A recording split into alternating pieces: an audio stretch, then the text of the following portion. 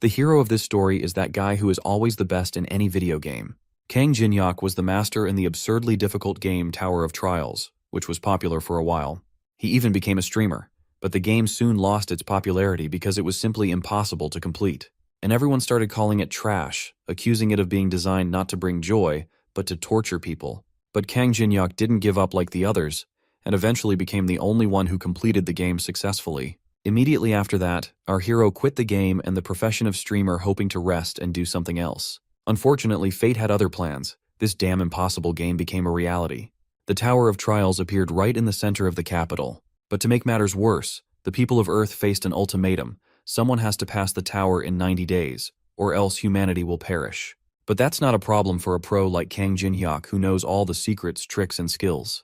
About 30 minutes after receiving the terrible news, the world plunges into chaos. As for Kang, he doesn't waste any time at all. So, he puts on his navy blue jacket and bursts out of his room to get to the nearest event area so he can get the first valuable item of the game. While there's chaos around him, Kang's heart races with excitement over finally getting to play one of the shittiest and hardest games he's ever played in real life. When he gets on the streets of the central city of Seoul, Korea, Kang dashes past several panicking citizens towards the nearest subway. As soon as he gets there, Kang recognizes the space to be one of the external regions from the Korean server.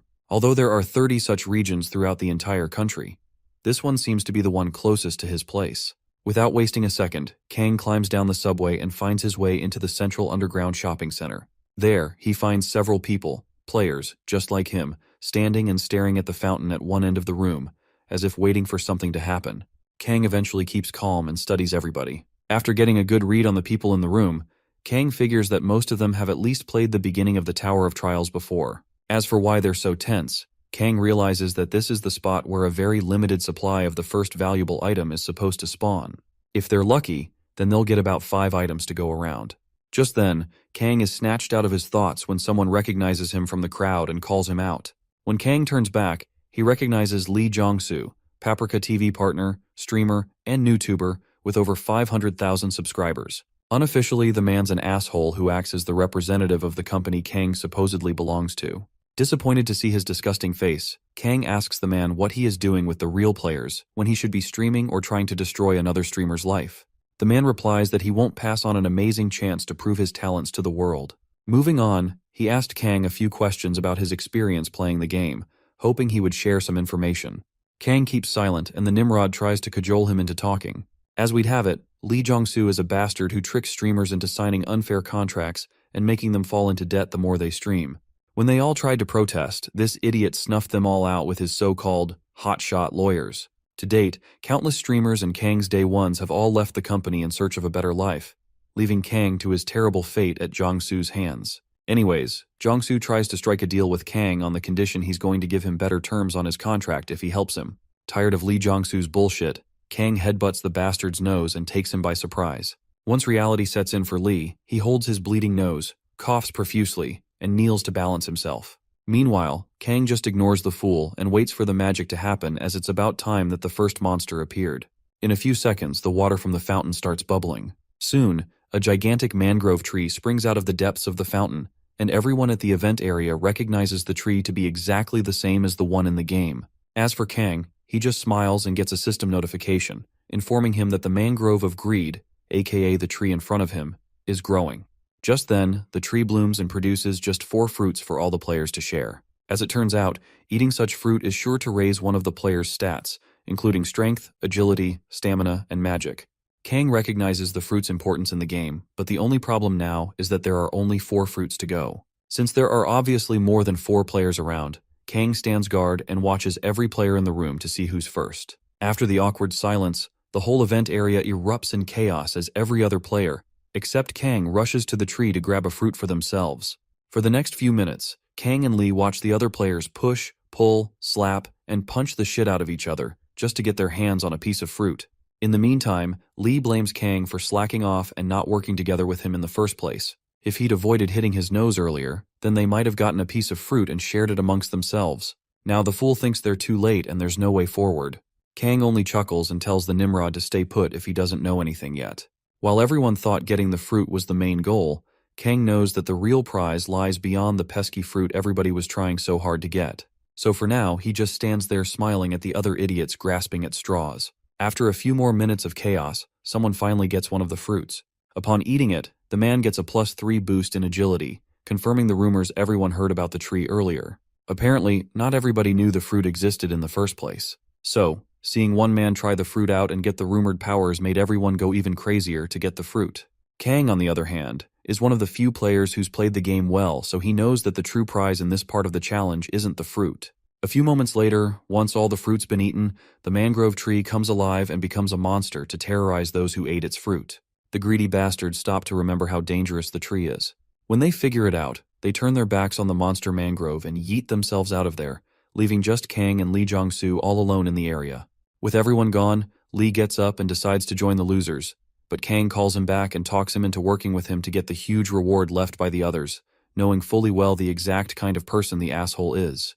This realization piques Lee's curiosity, so he asks Kang a few times to make sure this cool bastard isn't trying to set him up. Kang gives an expression that seals the deal for Lee, so he gives up on trying to leave Kang alone and starts thinking of a sneaky way to get what he wants. After cooking up his wicked plan, Lee asks Kang what he's suggesting they do about the mangrove monster problem. Kang tells him that they have to get close to the mangrove. However, to avoid being easy targets, they will have to attack the monster from opposite sides at the same time. Lee figures Kang is trying to distract the monster, so he asks him if that's the case. Kang tells him yes and urges him to get ready to ride the monster. As both of them take their stances, Kang warns Lee against hesitating so they don't end up dying. Lee assures Kang that he's up and ready to fight this monster. So, when the time is right, Kang gives the signal, and the duo dash towards the monster from opposite sides, just like they'd planned earlier. The monster tree creates spiky vines and attacks both Kang and Lee to protect its main tree. Kang dodges the vines and waits for Lee to do his part. Sadly, Lee's nowhere to be found as he's already betrayed Kang. Upon searching the room for a while, Kang finds the idiot smirking. Just then, Kang heaves a sigh of relief and thanks his guardian angel that Lee Jong-soo is still his normal self. You see, Kang had intentionally tricked Lee Jong-soo into thinking he trusted him, so he formulated his entire plan to make sure it succeeds with Lee betraying him. Now that the dumbass has betrayed him, Kang is happy that his plan is finally going to work. To enact his plan, Kang stands in between the monster and Lee, so when the monster extends its vines to attack Kang, he dodges it and redirects the vines to capture Lee, who is standing behind him. Before the fool could even realize it, Lee gets covered in the spiky vines and begs Kang for help as the tree monster squeezes him to death. Rather than feel any remorse for the dimwit, Kang bids him farewell, letting him know that the world will be better without assholes like him. Right after that, Kang moves on to face the next big problem standing right in front of him, the mangrove of greed. As the monster extends its vines to attack him, Kang recalls the exact movements he had to make to successfully dodge this specific attack. Over the next few seconds, he alternates these movements easily, dodging every single attack the vines had against him. Eventually, the monster tree gets confused and stabs itself with its vines, exposing the soft beating heart of the entire tree. Kang sees the beating heart of the mangrove and steps up his game to finish off this tree as quickly as possible. Just as the tree's about to launch another attack, Kang grabs a twig from the same tree lying on the ground and arms himself with it. Around that time, the mangrove uses its skill, blood-sucking vine, to amp up its vines with vampiric traits before sending it towards Kang. With the vines fast approaching, Kang thinks on his feet and deflects the vines with the twig he picked up earlier. After deflecting a few attacks, the tree gets super pissed off at Kang for dodging all its attacks, so it becomes much faster than before. Kang refuses to be afraid of some child's play, so he braces himself for round 2 and deflects every single one of the blood-sucking vines like a pro. Since he's been playing the game for the past 11 years, this should be a piece of cake for him. After the first wave, Kang senses something stronger coming for him.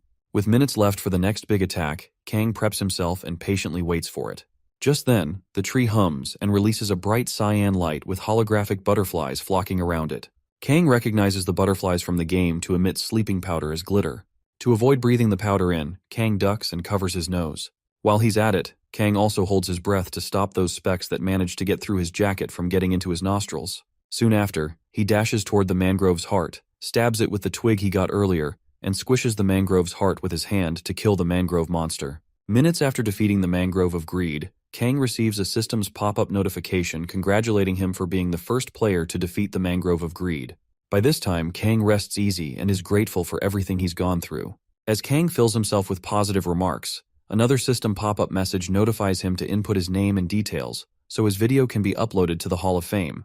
Kang, however, decides against this, and he wouldn't want to be distracted by unwanted attention once he gets word that he's a seasoned player. For now, he keeps his anonymity and lets the system blur out his face and distort his voice. Once he's done giving the system all his details, Kang dips his hand into the mangrove carcass and harvests the shiny green orb he called the tree's essence. For context, ingesting the tree essence is sure to give the said player no less than 12 bonus stats. This means that if a player considers getting 3 points per level, then he's leveling up 4 times. Kang stares at the little pearl ball and brings himself to understand the lengths he had to go to get the little green ball in his hands. Anyway, Kang swallows the ball and glows green as Kang feels a strange power welling inside of him. Once the glowing stops, Kang opens his system screen and navigates his way to the status menu. There, he finds the usual details he's supposed to find, but then scrolls downward to see that he has about 12 available stat points. Although he's still a level 1 player, Kang knows that he's still the strongest level 1 player there can be. About an hour later, Kang returns to his room and an article with the title, "First Defeat of Mangrove of Greed," gets posted online. At the time, a video recording of Kang fighting and defeating the Mangrove of Greed was yet to be uploaded. Comments soon start pouring in on the article with some talking and others praising the anonymous fighter. However, when the full video was uploaded to the internet, the doubtful responses instantly disappeared and everyone started thanking the unknown savior. After the first 5 minutes of the video being posted online, Kang soon starts getting offers from the big shots in the gaming and manufacturing industry, all begging him to be their brand ambassador so they can pay him huge amounts of money. Kang was shocked by the hype around completing just the easiest level in the game, as he didn't think defeating the Mangrove of Greed was that big of a deal. Anyways, he brings himself to understand how pathetic most players have been over the years. Earlier, someone had promised to pay him 1 billion won if he'd come out and let them use his name and newfound fame. Sadly, Kang just couldn't risk letting the world know what he'd spent 11 years of his life trying to figure out. With that said, Kang gets concerned about his next destination. The moment the game updated, mana leaked out from the tower and spread throughout Seoul. Although the mana leak had little to no significant effect, there was one notable difference. The artifacts outside the tower became relics. Just for clarity, these so-called relics are not real. However, these legendary items have powers inside the tower.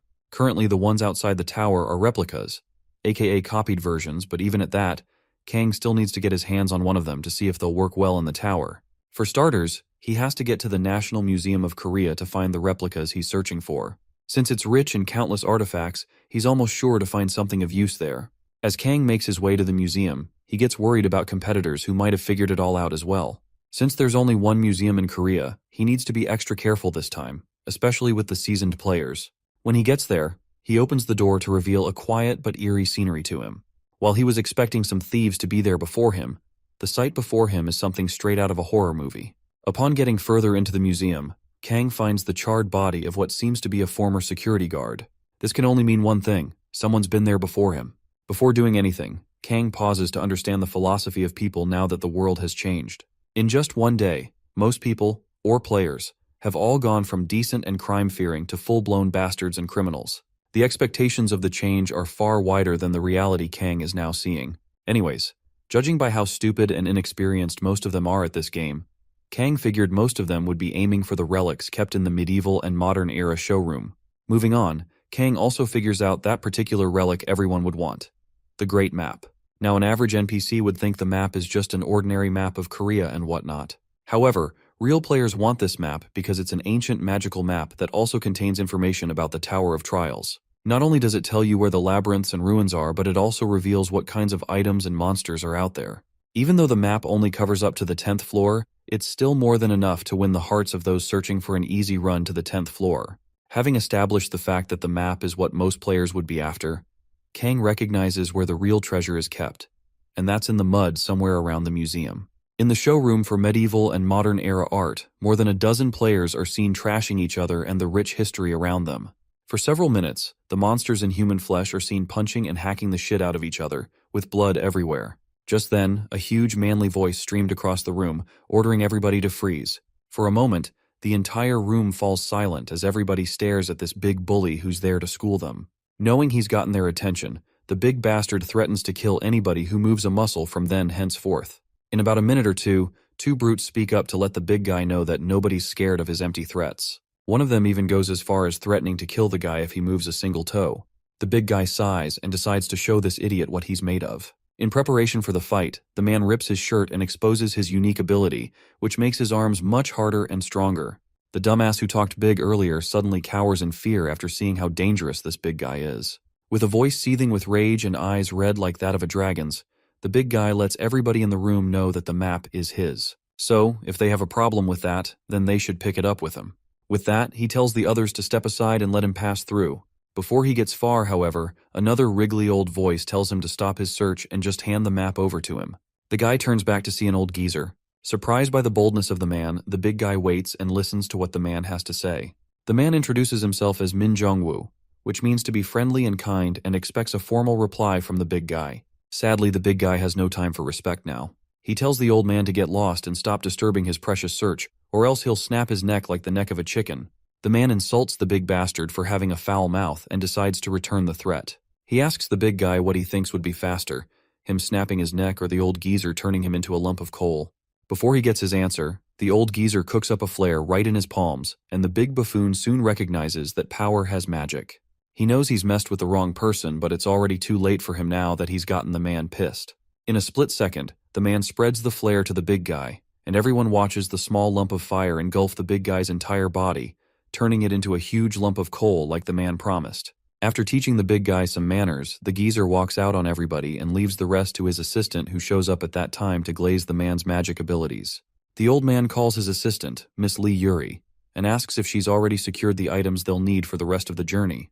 When she says yes, he leaves her to wrap things up there while he gets on his merry way. Lee Yuri assures him that nothing's gonna go wrong on her watch. So, once the man's gone, she steps out to face everybody and brings out a small statue of Anubis, the Egyptian god of death. She then places the statue on the floor and breathes life into it, and this makes the statue grow as large as hell. Soon, the small harmless statue turns into a big monster that threatens to eat the heads of anybody who moves an inch. On a final note, Lee Yuri smiles and tells the others to play nice and be good.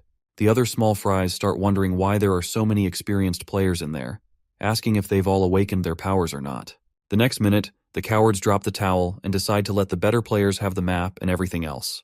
They're not prepared to die for something that might not be real. While Yuri erupts in happiness, her celebration stops abruptly when she hears someone nonchalantly walking in the shards of glass and ceramic on the floor. Soon everybody turns to see the chill dude walking through like nobody's business. Just then, Kang speaks up and reminds everyone just how stupid they are to make a mess of the museum. He then moves on to ask them if they have any iota of respect for historical artifacts and whatnot. He finds a piece of papyrus on the floor and picks it up, thanking his stars that these bastards didn't rip it apart. Around that time, Yuri gets pissed and calls Kang out for being so nonchalant about the situation in the room. When Kang glances back at her, she asks him if he thinks she's joking. Without getting any replies, Yuri goes offensive and urges her deadly servant to get Kang. Anubis throws his spear at Kang, fully expecting him to get torn to pieces by the sharp blade. To their surprise, Kang does not attempt to dodge the incoming spear. Rather, he deflects the spear from its trajectory with his bare hands and smacks it out of sight. Yuri couldn't believe what her eyes were seeing.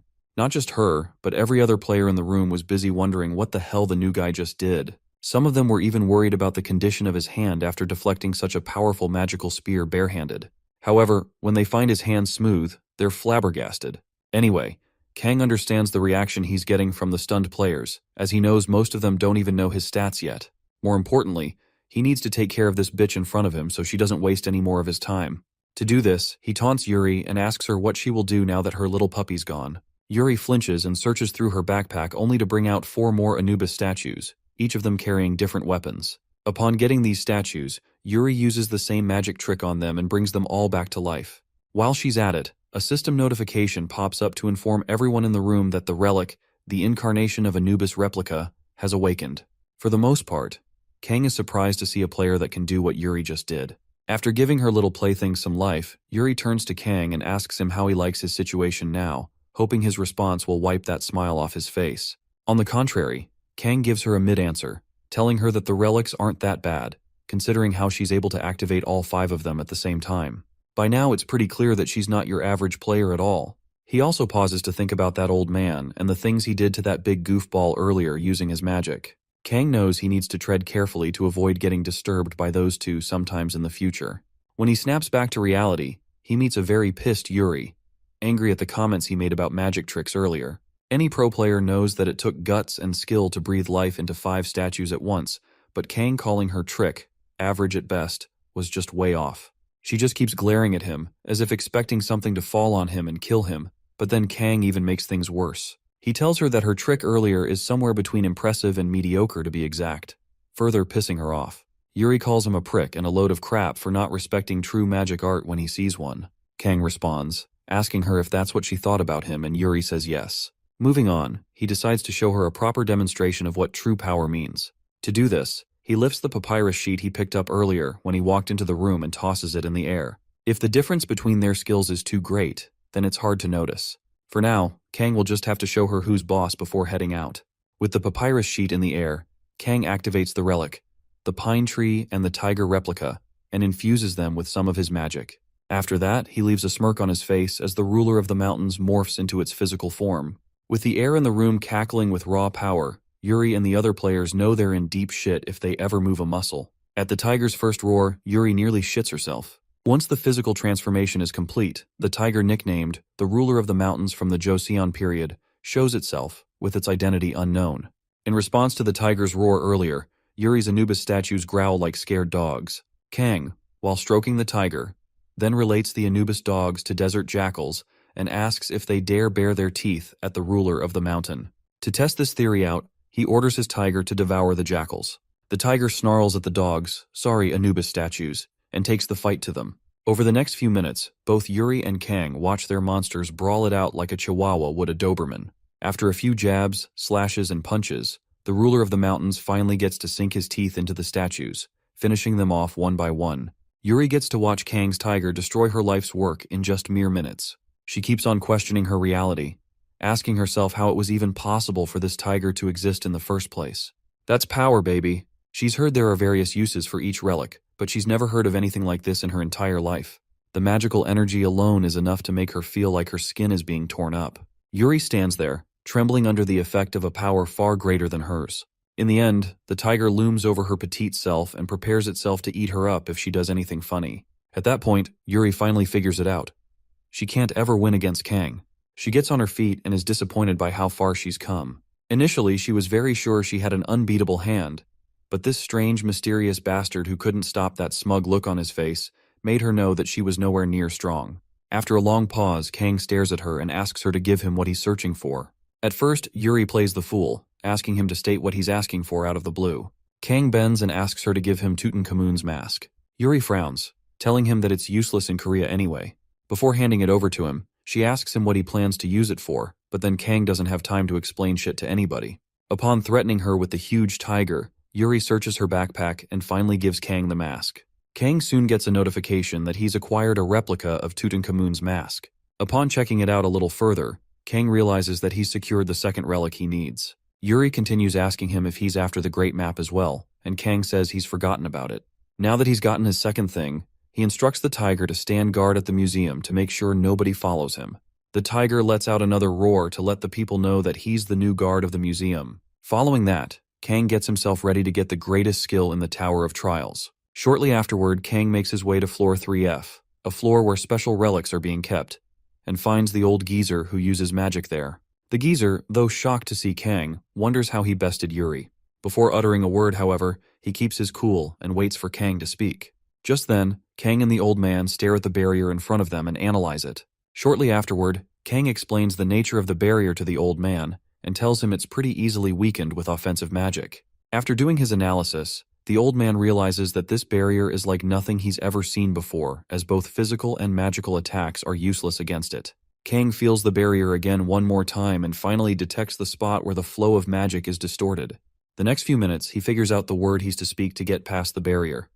Carpo. Following that, he memorizes the word and tells the geezer to constantly use his flame magic on the barrier so he can keep the space open while he goes to collect all the relics he needs. Initially, the geezer chuckles at how Kang thinks he'll just keep the barrier open while Kang gets all the good stuff and he gets nothing, like a good little slave. On hearing how pained the geezer sounds, Kang promises to let him have the ancient magic map as a reward for keeping the barrier open, since he's in there searching for something else. Having heard everything Kang had to say, the geezer lets Kang have his way right after making him promise to deliver the map to him. With the stage set, Kang places his trust in the geezer's powers to keep the barrier open while he's inside. Soon after, The man activates his fire magic powers and pours everything in him into weakening the barrier long enough for Kang to get inside. Thankfully, after a few seconds of trying, the barrier finally cracks open, and Kang notices. In a split second, he shouts the word, "Carpo," and leaps into the barrier. Once he's inside, Kang gets on to work on finding the relics while the old man hurries him to be quick about it. Before touching anything, Kang observes the state of the relics in that room, and soon realizes that someone's been there before him, and the person stole the engraved iron sword of Qianlong.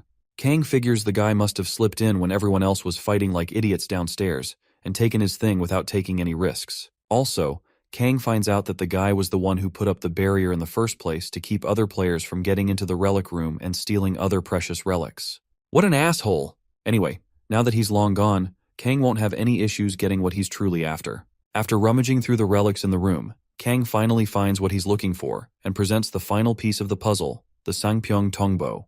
For some context, the Sangpyeong Tongbo is an ancient currency used in Korea during the Joseon period, so it makes sense for there to be some magical powers in it. Now that he's acquired everything he needs, Kang prepares himself to create the greatest skill ever recorded in the history of time and space. Next, he prepares the ingredients needed to make the skill, which are the Persian ritual mold and Tutankhamun's mask. By combining the relics, Kang gets a special pop-up message, recognizing how compatible these relics are during the fusion process. Before their fusion is complete, Kang decides to add a third ingredient into the mix.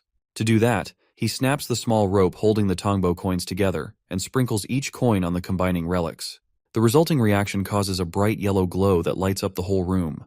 After several minutes of waiting, Kang finally gets his end product, the Eye of Trust. Kang takes a moment to admire the gleam on his precious new Eye of Trust, as he marvels at how something so small can hold such a significant value. He soon gets a system notification about the new ability. As it turns out, this rare new relic gives Kang the ability to view other players' information and tell apart their lies from their truths.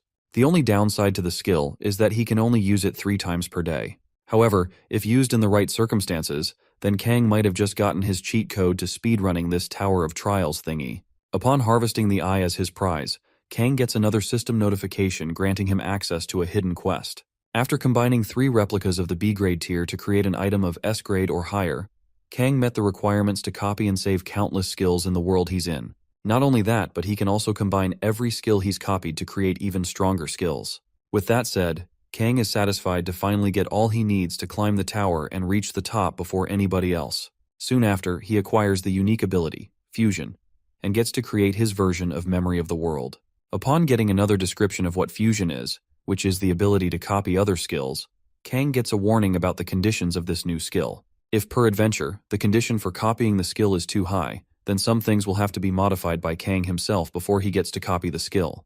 Around that time, the geezer, who's batshit tired, calls out to Kang and urges him to be quick with his stuff as he can't keep holding the barrier up much longer. Kang pauses again to think of his next move. Just then, he gets the crazy idea to copy the poor old man's fire skill. To do that, however, Kang realizes that he must get the old man, Min Jong-woo, to reveal his true self as he's always hiding his emotions behind a mask. In a nutshell, Kang needs to piss Min off. Shortly afterward, Kang intentionally takes much longer than needed to make Min annoyed at him. A few minutes later, his plan works as Min angrily tells him to get the fuck out of the room so he can stop using his powers to keep the barrier open. In response, Kang tells him to stop using that skill for now so he can rest easy. Shocked by Kang's response, Min looks at him, puzzled. Kang adds more salt to the wound by telling Min that he didn't need to use his powers in the first place. Min asks him to elaborate on his statement, asking Kang why he suggested he used it initially.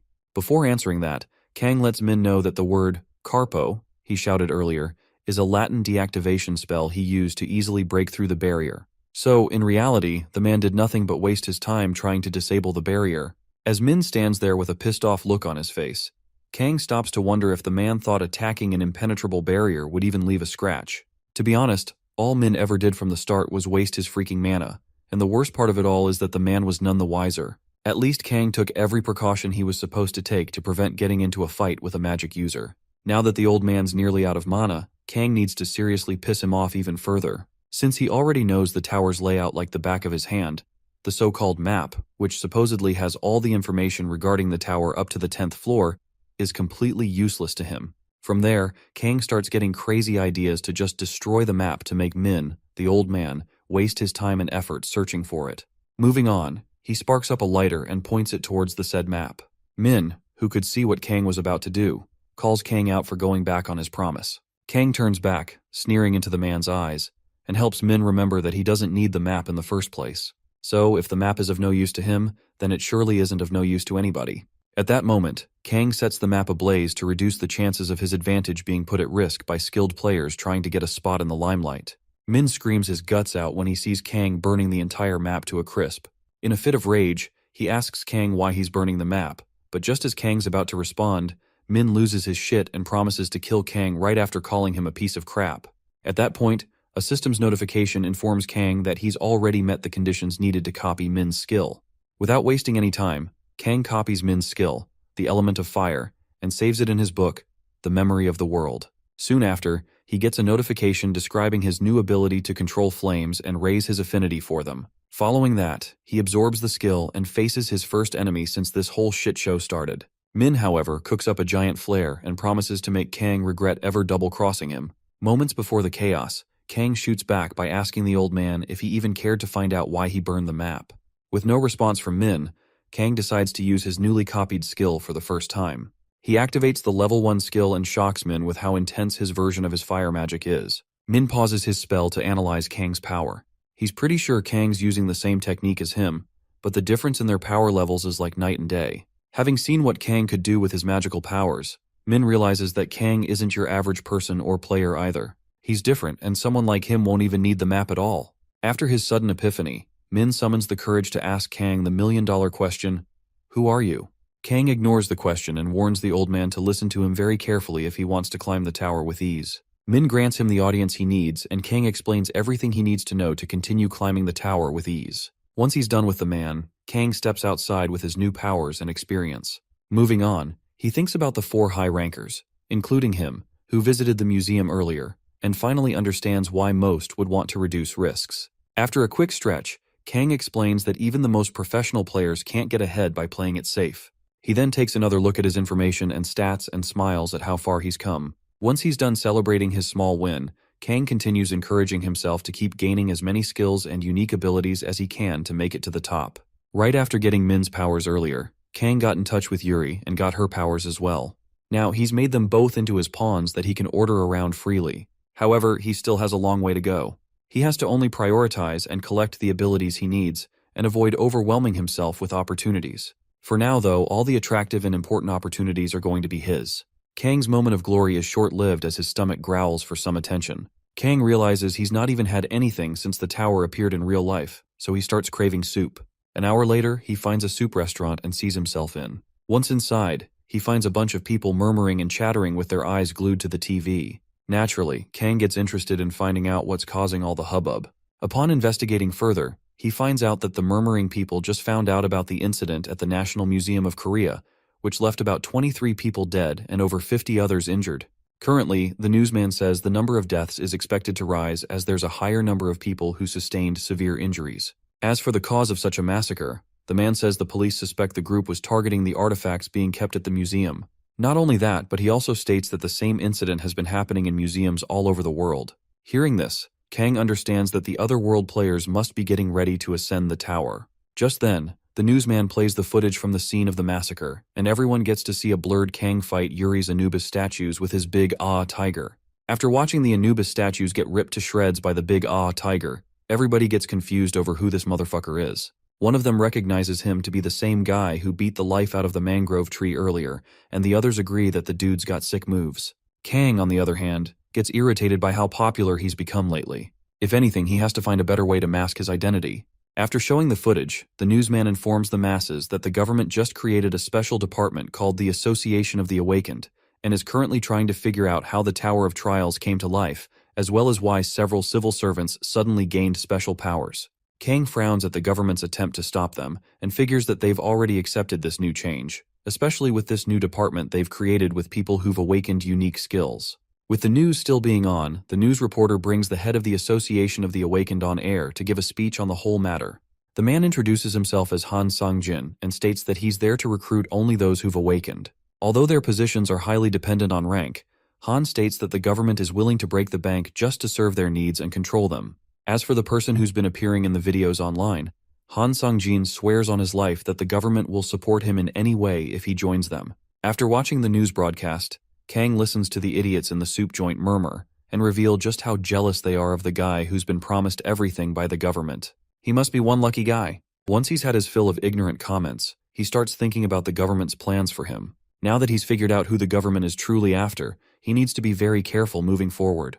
Firstly, he's not as gullible as the government thinks he is. Simply put, no matter what he's offered, Kang would be doing himself a huge favor by remaining solo and avoiding too much interaction with useless people. One highly skilled player is far more valuable than 100 average players. Kang knows that, Han knows that, and the entire government knows that.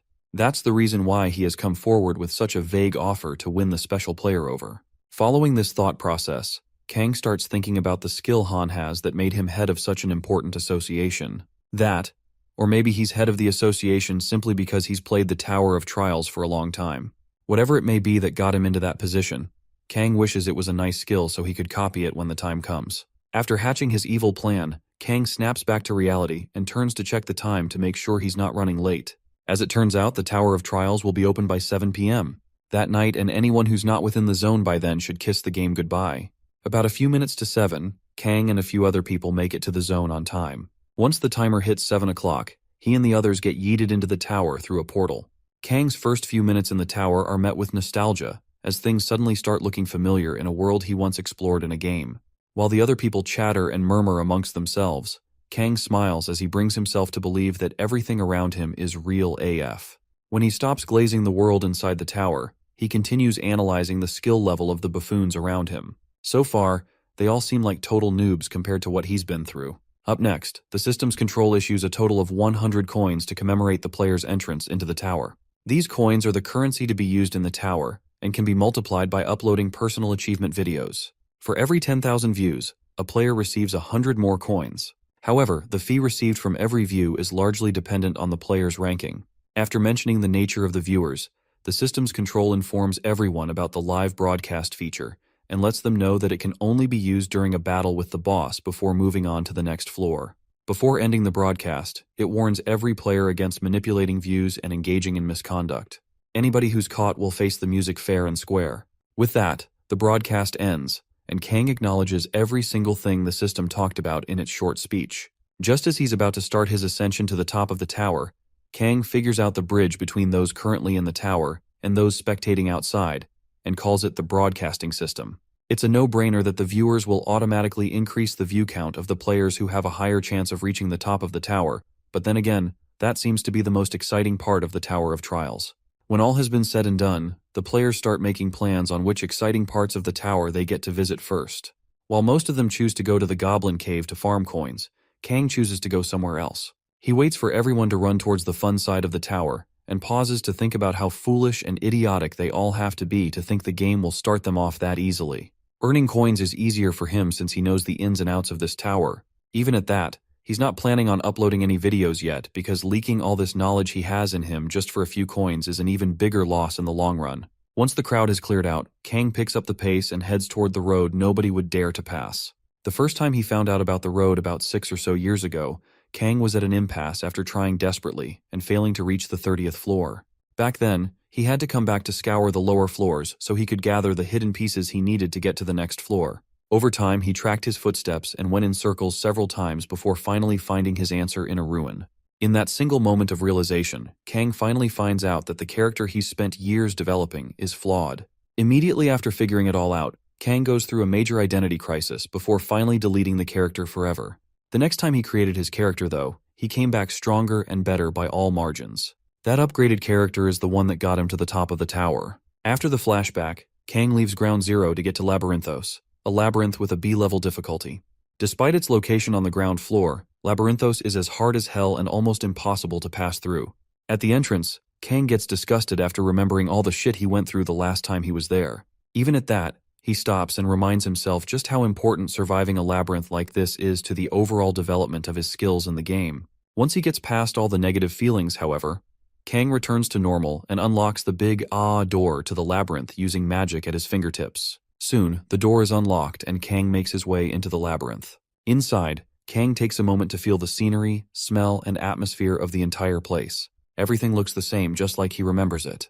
A few seconds later, the luminous moths rave the atmosphere around the place with their glowing, beautiful selves. Kang admires every single thing about this place as they almost make him forget how shitty this place was the last time he was there. Sadly, his moment of weakness is short-lived when a bunch of people show up in the same labyrinth he's in.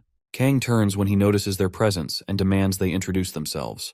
The girl, who appears to be the amateur leading the group, says hello in a friendly manner and introduces herself alongside the group as a few lost dumbasses who wander into the labyrinth while searching for a place to farm. Kang sees through her bullshit and suspects something fishy with her story. Apparently, they'd stalked Kang about 10 minutes earlier, back when he opened the door to the labyrinth with just his fingers. Having seen what the young man could do with just his raw power, the newbies were shocked at what they'd stumbled upon. They followed him just because he looked like he was onto something at their spawn point and were shocked at what they saw him do. After stating how surprised they were, the amateur leader girl, who happened to be a sassy fool, suggested they go after him before the door to the labyrinth closed up. Initially, her stupid suggestion was met with justifiable arguments as the others didn't know what they would get into. Sadly, the girl convinced everybody to follow Kang into the labyrinth so they could steal whatever relics he found there after fighting him. Firstly, he's a level 1 player who opened an entire labyrinth without a key, meaning the labyrinth shouldn't be that difficult to clear, so they have nothing to be afraid of, right? Well, that's how the lady got all her friends in trouble by following Kang into Labyrinthos. When they asked her how she planned on getting Kang to give up the relics, the lady said they would trap Kang and make the labyrinth his new forever home. After all, he's just one guy against all of them, so nothing can go wrong. So that's what happened, folks. Now, about 6 or so brain-dead McDonald's graduates set themselves up against their worst nightmare. A level 999 boss who can literally read their minds. Anyway, after her surreal introduction, the lady suggests they all move as a group so they can be safe in numbers. Kang, on the other hand, remains cautious and uses his hidden ability, the Eye of Truth, to find out her information and figure out what she's after. Once the Eye of Truth is activated, Kang gets her name and age to be Park Hana, a 22-year-old who's been to the second floor of the Tower of Trials before. At the same time, Hana introduces herself to fit the description Kang is getting from her info log. Moving on, Kang checks out her skill and realizes she's a commune user who can also speedwalk and heal herself sparingly. The commune skill, in particular, piques Kang's interest as he continues to investigate what it's all about. As it turns out, commune is a skill that allows its users to be friendly with almost anybody right from the first time they meet. After just a few minutes of talking with the person, the caster can also erase the person's sense of uncertainty. To copy her skill, however, Kang is conditioned to spend at least 240 hours with Hana. By the end of the stipulated period, no other person can be with her besides Kang. Kang thinks about the usefulness of such skill and decides it's worth the risk of having a sidekick for 10 days. As both sides make progress on their plans, the other people accompanying Hana Park introduce themselves as well. The first one, Jang, played the first floor before he gave up. The next one, Lee Hyemin, also played the first floor. The third, Jang Mina, has been to the third floor already, but as for the fourth and fifth, Cheon and Do, they're total noobs. After the introductions, Kang smiles and tells them his real name. Knowing fully well that they're going to stab him in the back later, Kang decides not to remember their names since they're pieces of shit anyways. With the small talk out of the way, Park Hana lugs herself with Kang, secretly activating her commune skill right before asking Kang to tell them how high he's gotten in the Tower of Trials. Thankfully, Kang got notified by his system that Park had secretly activated commune just to make him tell her more about himself. For the next few seconds, Kang fights the compulsion to be overly friendly with this shitty bitch. Fortunately for him, he wins the battle and shoves her aside after telling her nothing. If he hadn't known about her ability beforehand, then he might have gotten too friendly with her and spilled everything. Hana is surprised by this strange young man's reaction to her compulsive spell. She sweats profusely, wondering who the guy is to resist her commune skill so smoothly. Well, since he's obviously smart, Hana sheepishly asks her mystery man to tell them what monsters and features are in the labyrinth. Even that shouldn't be too hard for Kang to explain, and she was right. Kang sees no downside to explaining what they should expect. So, he prepares their minds and tells them that the labyrinth changes shape at certain times. Hearing this, Hana and the others ask him to come again, but before he does that, there's a little rumble underneath their feet which gets them startled. Before they know it, the entire labyrinth starts shapeshifting. Hana asks Kang to tell them why a labyrinth on the first floor would be shapeshifting like it's dangerous. Moments before getting her answer, the labyrinth shapeshifts and nearly crushes her. Fortunately for her, she's able to grab onto a ledge and hop on a safer spot in time, before turning into red mush. Elsewhere, another asshole nearly gets crushed by a boulder from the ceiling. Luckily for him, his friend called him back to Earth and helped him save himself before it was too late. Once the rumbling and shapeshifting stops, Hana and the others catch their breath before realizing that Mina's absent. Maybe she was crushed by a boulder with nobody there to save her. Nobody could tell at the moment. Anyway, Jang gets pissed and asks Kang why whoever's behind this gimmick would place such a tough labyrinth on the first floor. Contrary to what they know about games and trials, everything is usually easier at the beginning to help noobs like themselves get used to the game. Kang scoffs at such a lackluster attempt to silence them and asks the noobs if they've ever experienced a shape-shifting maze at least once in their pathetic lives. Hana replies, telling him that this labyrinth is too dangerous for a level 1 player, before telling them that they have to leave that instant. Moving on, she turns to Hyemin and asks if she can use her skill to find the exit. Just then, Hyemin tells Park that she lost control over her skill when the labyrinth changed earlier. Hearing this, Hana asks to confirm if Hyemin knows what she's talking about. When she gets her confirmation, the girls start arguing. From what he just witnessed, Kang understands that the noobs were relying on Hyemin's weak navigation skills to get through the labyrinth. Talk about stupid and senseless little shits trying to act all cool and big. Anyway, now's not the time to worry about those idiots as Kang knows what's coming next and has to prepare for its arrival. At that point, Hana's lost sense of accountability shoots up and she glares at Kang right before blaming him for everything that's happened to them ever since they followed him into the labyrinth. According to her negative IQ thinking, the labyrinth shifting earlier was Kang's fault, just because he didn't tell them about it before it all happened. She strides up close to him and gaslights him for nearly killing them for following him into the labyrinth. To make matters worse, the soy boys and sissies she brought along with her stroked her ego by also blaming Kang for their demise as well. Kang sighs after hearing their dumb comments about him and asks them why they followed him into the dungeon in the first place. If they all had working brains, they needed to remember that Kang never forced them into the labyrinth earlier. They just wandered in thinking Captain America was coming to save them from their idiotic selves. Hana is taken aback as that's the first time someone ever called her out on her bullshit. But then Kang doubles down by letting them know that he never forced them to follow him in the first place. Just then, Cheon, your average nincompoop, throws a tantrum like a 3-year-old, calls Kang a jerk, and conjures a baton from his empty head to fight Kang. After muttering a few more jargon from his rotten mouth, Bro gets ready to throw it down with Kang. However, before he gets his chance, a familiar axe swoops in from his side and slices the upper half of his body, killing him instantly. Hana couldn't believe what her eyes just saw. She screams at the top of her voice, asking Kang to explain what just happened. Around that time, the boss of the first level, aka the Minotaur, shows up, destroying every single boulder in his path with his stomp and roar. After establishing his presence and getting its axe back, the Minotaur stares down at the noobs who just stand there, frozen and scared shitless for their lives. Hana had already lost every feeling in her legs, but just as they were about to give up, Kang the Savior lunged at the Minotaur and dodged one of the Minotaur's swing attacks. Hana, who initially thought the man was on a suicide mission, soon changes her mind when she finds him matching skills with the Minotaur. Upon evading an attack from the Minotaur, Kang acquires the hidden stat, Gap.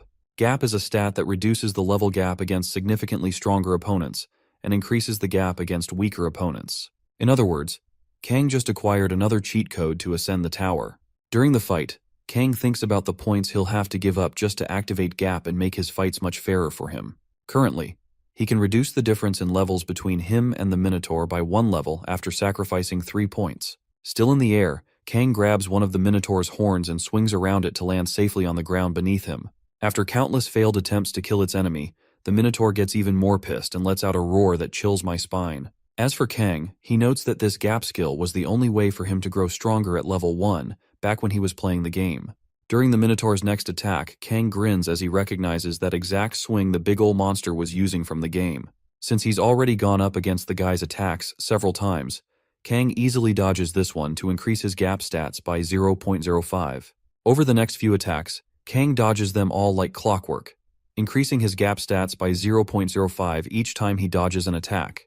As the Minotaur's attacks grow stronger by the minute, Kang gives us an idea of why he's dodging them so easily. Although the Minotaur's attack looks like something from the Texas Chainsaw Massacre, Kang was still able to dodge them all flawlessly, and that's because he's a hardcore gamer. So no matter how strong the Minotaur's attacks are, they're all useless if it can't land one. At the time of the fight, the foolish spectators, Park Hana, and whoever's left get to see how strong Kang actually is. They soon start regretting trying to mess with the guy, as he has already surpassed their wildest expectations, whilst using only 10% of his total power. The ringleader of their little Girl Scout parade, Park Hana, finally admits how stupid and delusional she was to think she could steal from the man himself, Kang Jin-hyuk. As they continue admiring their hero, Kang just keeps dodging every single one of the Minotaur's attacks.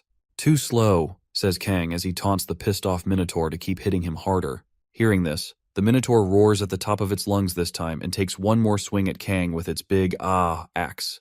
Right before dodging this swing, Kang places a risky bet on his life in a bid to get stronger much quicker. To him, the higher the risk, the bigger the reward. Upon dodging this attack, Kang gets nicked in the neck by the tip of the Minotaur's axe. For narrowly dodging this specific attack, he gets his gap stat increased by 1 level this time instead of 0.05. Sacrificing a little skin for a stat point is risky for sure, but then again, worth it. At least now he can activate gap and reduce the levels almost twice as fast. Upon gaining the stat point, Kang gets back up to continue dodging the Minotaur's attacks. After doing the same thing a few more times, Kang begins to feel like his luck's gonna run out soon. Before that happens, he needs to wrap things up quickly. Just then, he takes a quick glance at the supporting characters and figures they're trying to sneak out of the labyrinth without his permission. At that moment, the scaredy cats, Hana and Hyamen, are seen desperately trying to find an exit out of the crazy labyrinth. Hyamen begs Hana to figure out an exit path, but then Hana tells her to keep her hands on the wall till they eventually find an exit. Before she blinks, Kang appears behind her and asks her where she thinks she's going. Hana freezes and struggles to find words to tell the almighty Kang. Before she could say a thing, the Minotaur started coming towards them, and Hana became even more riddled with fear for her life. Before the Minotaur gets too close, Kang gives them an option to come join him if they want to get stat points. If they manage to avoid his attacks, then they get hidden stats. Moving on, Kang lets them know that evading the big guy's attacks is much easier than it looks, so they should give it a try. After all, sharing is caring, right? The next minute, the Minotaur gets to Hana and raises his axe for an attack on her life. Before the axe hits the frozen dead idiot, Kang yanks Hana out of the way and scares the shit out of the others. He then taunts them even further by encouraging them to dodge the attacks next time, letting them know that standing in one place is sure to get them killed. By this time, Hana was already crying like the little bitch that she is. Kang ignores the fool and faces the little calf he's fighting. Before the Minotaur's next attack, the labyrinth starts shifting again, but this time, the Minotaur seems to be the one in trouble. In a split second, the boulders start changing shape, screeching between spaces and crushing whatever's in their way. Once all the thumping, screeching, and sliding stops, Kang loses the Minotaur without even fighting it. In a fit of rage, the Minotaur lets out a roar and raises its axe, thumping it on the ground beneath it. Kang and the others could feel the quake from their side as the rumble resonated throughout the labyrinth. In the aftermath of the battle, Hana and Jang remain the sole survivors of the attacks, alongside Kang. Hana sincerely hopes they've lost the Minotaur and wishes it won't come after them again. Sadly, Kang explains to them that it probably will since he's already touched the powder from the luminous moths earlier. Shocked, Hana asks him why he would do something that insane to himself. Kang looks at her, puzzled, and says it's because he needs to raise his stats. Once the labyrinth shifts, he will finally rest and recover his stamina. Once he and the Minotaur cross paths again, then they will play with each other again. With that, he picks a small dagger, points it at the other two, and asks them if they find his strategy effective. Hana could literally taste the chills in her spine as she asked Kang how long he planned on doing things like this. "Well," Kang replies, telling them they have to do this till they make it out of the labyrinth in 1 month. The last remaining two weigh their odds and decide to separate from Kang. At least if they don't follow Kang for the next 30 days, then the Minotaur won't come after them. Kang reasons with them and lets them know they're telling the truth. However, if they're looking to go through the labyrinth alone, then it must mean they know which way to go. If anything, walking around the large labyrinth can be dangerous, especially if one doesn't know which way to go. Walking around blindly could be more dangerous than ever. Hana then asks him if he knows where the exit is, and Kang, while caressing his new dagger weapon, tells her yes, since he knows the labyrinth much better than anyone. By this time, Hana realizes that there's no way they can make it through the dungeon alone. As such, she acts bossy and tries to make it seem like she's settling for Kang. Kang takes note of this and lets her know that there'll be a fee for hitching a ride with him. While pointing his dagger at them, he orders both Jang and Hana to cough all their coins and give them to him if they plan on moving with him henceforth. In the meantime, other players continue to have fun killing goblins and posting videos of their battles online for their supporters outside the tower. One player, in particular, named Himosu, who is also a master of theatrics, becomes the new online fave as his battles get watched by over 1 million people in just a few hours and earn him about 1,000 coins. Not just that, but the comments and glazing by the NPCs fueled the player's ego. As Himosu watches his video and his popularity grows by the second, he becomes proud of himself and his team for buffing him up to that level.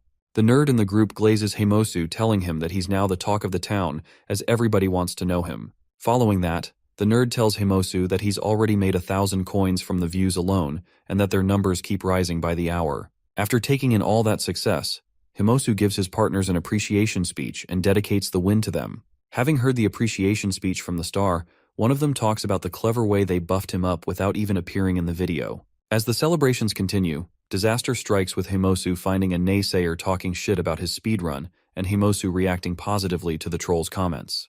As if that wasn't enough, the nerd sees something different on his screen.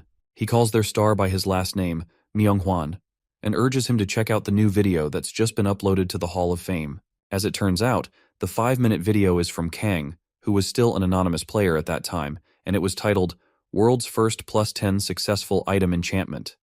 In just a few minutes since the video was released, it already had over 1.3 million views, and it tanked Himosu's video, which used to be the most popular, to be the second most popular video since the tower trials began. Seeing this, Himosu loses his mind and struggles to understand how a single person could enchant an item 10 times.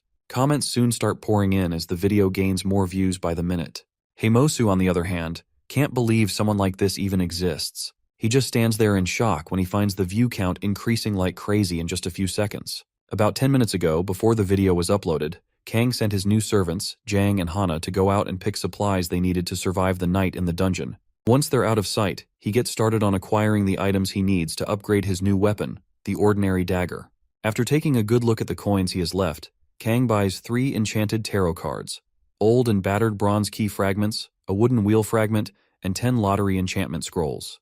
Though they may seem like trash, Kang knows exactly how to use them. After purchasing these items, he combines the bronze key fragments, the tarot cards, and the broken wooden wheel fragment, all together to create an imperfect replica of the goddess Fortuna's Wheel of Fortune, which allows the user to raise his luck stats to max capacity for just 10 minutes, with the only 2 downsides being that the scope is limited due to its imperfect state, and also that the user can only use its powers once. After getting the Wheel of Fortune, Kang takes out his dagger, grabs the wheel, and spins it for a few minutes, making sure he doesn't exceed the limits set by the wheel. As the wheel starts spinning, Kang finally gets to increase his luck to max capacity for 10 minutes. Around that time, he takes out the 10 lottery enchantment scrolls and increases his chances of getting a weapons upgrade in all the 10 scrolls by 100%. This means Kang can now use those scrolls to upgrade any ordinary weapon by 10 levels for the next 10 minutes. With that done, he uses all 10 scrolls to upgrade the dagger by 10 levels, turning it into a mythical weapon of some sort. Once the upgrade is complete, Kang acquires a new version of his old dagger with a +10 level upgrade. As a reward for being the first person to achieve this feat on the Korean server, Kang receives 5,000 coins and gets his achievement video uploaded to the Hall of Fame. Shortly afterward, he tests out his new weapon. On day 10 of being stuck in the labyrinth, Jang and Hana were already stoked at this point. As they sit calmly, Hana recounts all the terrible things they've had to do for Kang ever since he bested them about 10 days ago. If anything, Hana was getting fed up as this wasn't what she signed up for when she came to the tower at all. While awake with her buddy Jang, Hana stares at Kang, who is fast asleep, scared that she's going to die if she continues with him. When she expresses her feelings to her partner, Yang starts thinking of a way out. Just then, the guild members Hana's been secretly chatting with all this time start telling her to give up and chill with some of the others, warning her against double-crossing such a psycho. Curious, she asks them if they were able to dig up any information about him. Unfortunately for her, the answer's no, as all his personal information and achievements have been blocked from the internet. Hana gets disappointed by her supporters outside and wishes she had more competent people working for her. After listening to their chatter for a while, Hana asks them if they've informed her brother about the situation in the labyrinth. One of the anonymous users lets her know that the guild is currently investigating the labyrinth, although it's been hard for them since there's almost no information on this labyrinth. For now, they're going to need about 3 weeks before they can come up with tangible information they can use in clearing the labyrinth. Hana falls deeper into her depression when she finds out she still has to endure the suffering for 3 more weeks. After she meets with the anonymous members, Jang asks her for an update from the guild. Hana tells him everything she was told and realizes that they're in deeper shit than they imagined. Seconds later, she suggests killing the freak while he's sleeping and hiding inside the crypt they found earlier to wait for her brother to show up so they can make it out alive. The only issue is how they're going to kill him. Just then, Jang picks up a rock and starts creeping closer to Kang to bash his skull in and kill him. Hana watches him carry out the act for a few seconds. However, just as Jang is about to do the act, she stops him and urges him to think things through. From what they know, Kang's reaction speed is inhumane, so whether they ambush or fight him, they have no chance of winning. Bro probably will spring up the second he's attacked and off them faster than they can blink. Jang understands her plight but then asks her what her plan is, seeing as they can't just sit back and let him keep using them. At that point, Hana rummages through her backpack for something her brother, who's in the Black Crow Guild, gave her to use anytime she's in danger. When she finds what she's searching for, she brings it out and calls it the giant zucchini bee stinger. Just one drop of its venom is enough to kill 100 trolls, so there's no reason why it shouldn't kill this bastard. If they're going to kill Kang, then they need to make sure the man can't come back to haunt them. For now, they wait for the right opportunity to poison him somehow. After waiting a few more hours, the two twerps finally get their chance at poisoning Kang. They have stir-fried mushrooms for dinner and secretly poison Kang's food before feeding it to him. Before taking a bite of the food, however, Kang senses something very wrong with the food he's being served. Since he can't trust those two with his life, he figures out a way to switch the food without them knowing.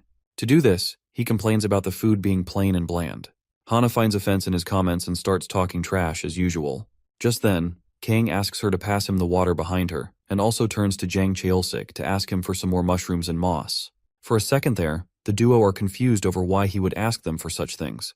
Eventually, they decide nothing could go wrong with their plan at that moment. So Jang gives Kang more of his food and Hana gives him the water. Shortly afterward, Kang urges them all to eat their food. Hana sits there and watches both boys munch on their food like hungry bats. As Hana and her partner watch Kang eat the food on his plate, they watch in anticipation, as if expecting something to happen to him. Even the anonymous idiots Hana was secretly chatting with were all waiting for Kang to just fall and die. Immediately Kang swallows his first bite of food, Jang starts feeling funky. Confused, Hana wonders what could be wrong, but before she gets her answer, Jang's plate falls off his hands and he starts convulsing.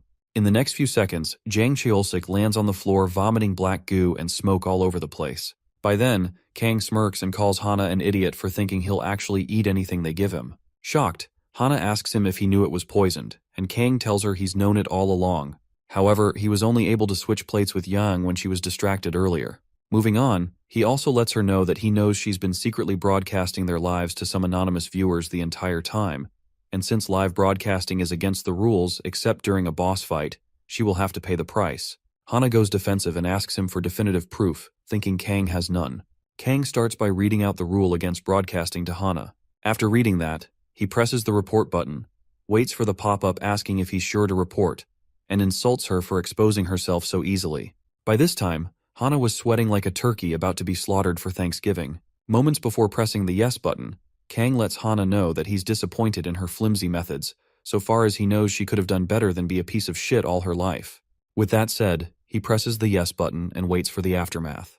If Kang was lying and the report wasn't valid, then Kang would have received a penalty. However, since he's obviously right, Hana receives the penalty instead. Once the system confirms Kang's accusations, it revokes the anonymity of every single viewer Hana was secretly broadcasting to.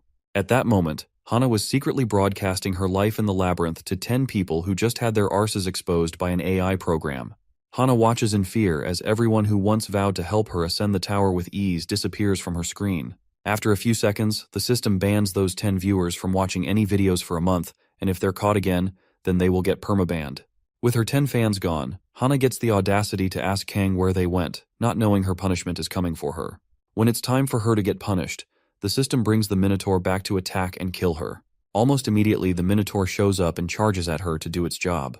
Moments before the Minotaur gets to her, Hana turns to Kang and shamelessly asks if he's going to help her fight the Thing again. She even goes as far as asking Kang to tell him where to go while trying to cling to his back.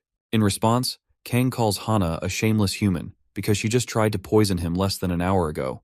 But now that she needs his help, she's desperately acting like she's not a total bitch. He asks her to give reasons why he should help her, and Hana says it's because he's been the one helping her all this time. As Kang's about to give her a piece of his mind, his condition for copying her skill, commune, is finally met. Since he's already spent about 10 days with her and now has her all to himself, Kang can flawlessly copy her skill and dispose of her however he wishes. As the Minotaur keeps charging at them, Kang copies commune from Hana and saves it to his memory of the world book before letting her know that she's become useless to him. Hana gets super pissed off at Kang for the disrespect and starts blabbing all about her brother being part of one of the most dangerous guilds in Korea, the Black Crow Guild. By that time, the Minotaur gets to them and slams his axe on the ground where they stand. Thankfully, Kang leaped into the air to dodge the attack, and Hana avoided getting nicked by the blade just in time. While in the air, Kang lets Hana watch him do awesome things from the ground there. Maybe if he shows her how to deal with monsters like this one, she'll come to fear him and not that stupid guild of weaklings her brother belongs to. With that said, Kang clenches his powerful dagger, inhales some life-giving oxygen, and spirals down toward the Minotaur's neck to land a devastating attack. Unfortunately, that single attack was too shallow to unalive the big monster. Even at that, the Minotaur still took enough damage to weaken it a little bit. Following his recent attack, Kang soon realizes that he can't kill the Minotaur just yet. As such, he dodges a few more of its attacks and roasts it a little with some of Min's fire spell. Once the Minotaur recovers from the fire attack, Kang moves to its heels and damages some of the tendons there. This causes the Minotaur to go on its knees, shortening the height difference between it and Kang for a moment. At this point, Kang takes a breather and advises the monster to stop moving too much so it won't build up too much muscle. With that said, he grips the enchanted dagger and waits for the Minotaur to play his trump card before fighting it. Just then, the Labyrinth Guardian, the Minotaur, activates its trump card, a level 10 Berserk.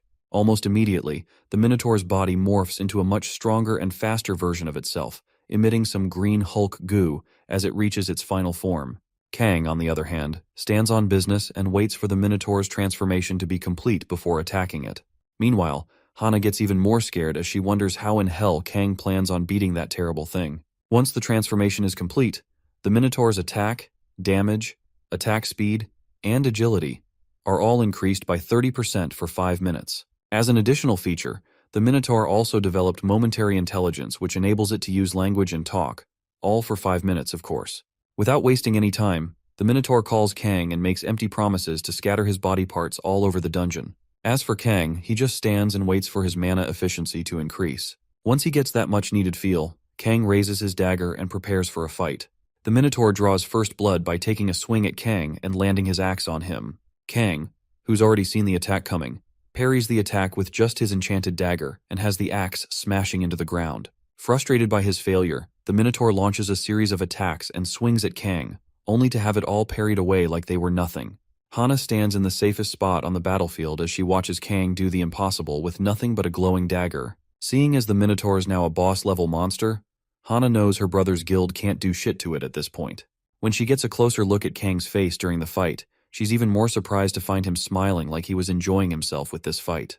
What she didn't know was that life was never easy for Kang either. For him to get to that level, he's had to fail both in the game and in real life. As he keeps parrying every single one of the Berserk Minotaur's attacks, Kang's gap stat points get up to 57, and he keeps acquiring even more stat points with each parry. A few minutes after another series of wordless battles, Kang finally lunges at the Minotaur to unleash consecutive attacks on it. Soon after, the Minotaur recovers from those attacks and prepares itself for a counter. Before unleashing his counter, the Minotaur lets Kang know that he's seen through his cheap tricks, so he shouldn't expect them to work again.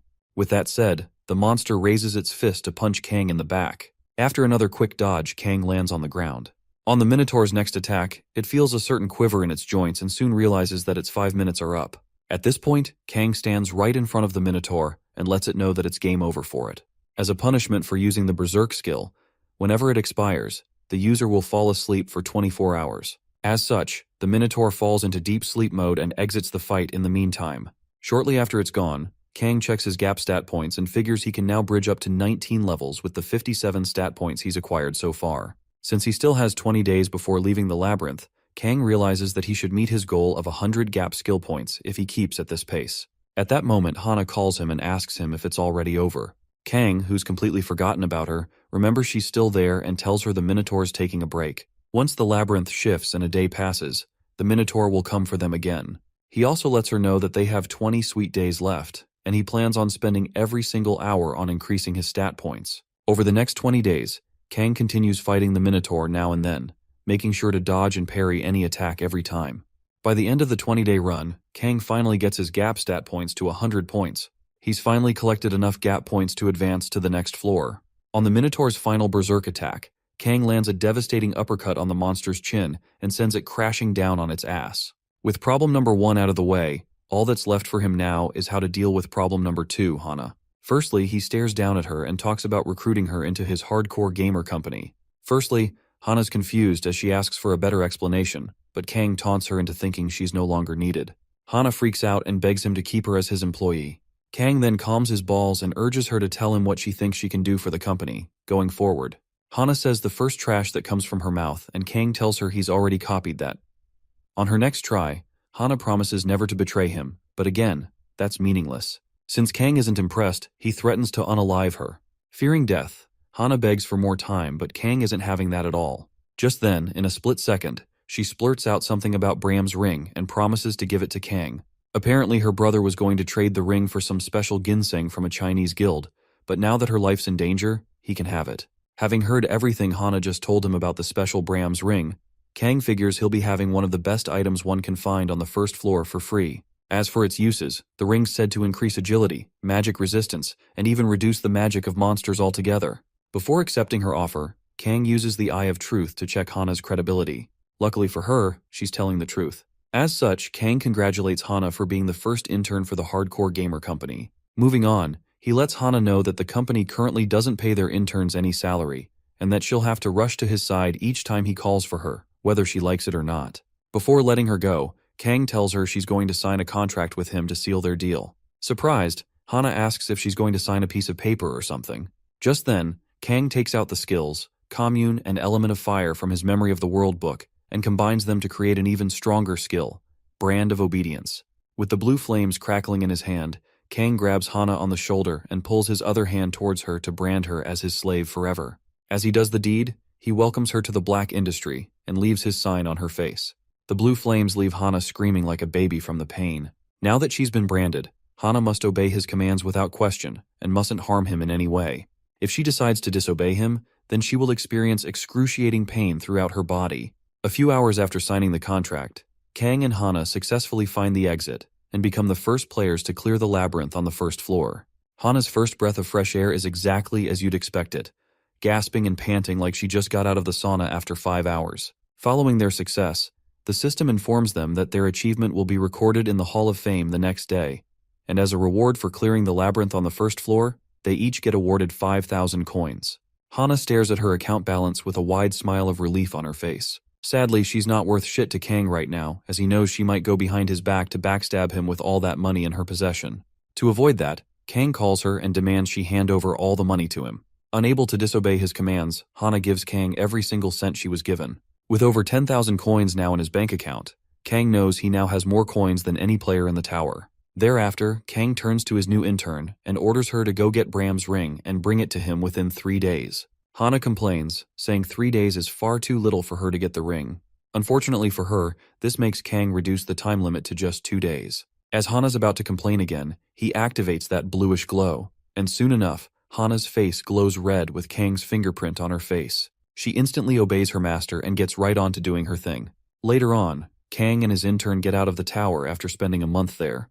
While walking the streets, Kang stops to hear the news on the big off-screen on a building. In a week, the Korea's representative guild, Dangun, will attempt to take on the third-floor boss. Dangun's the #1 guild in Korea right now, and since the guilds from other countries aren't doing so well, everyone's got their sights set on Dangun not to mess things up.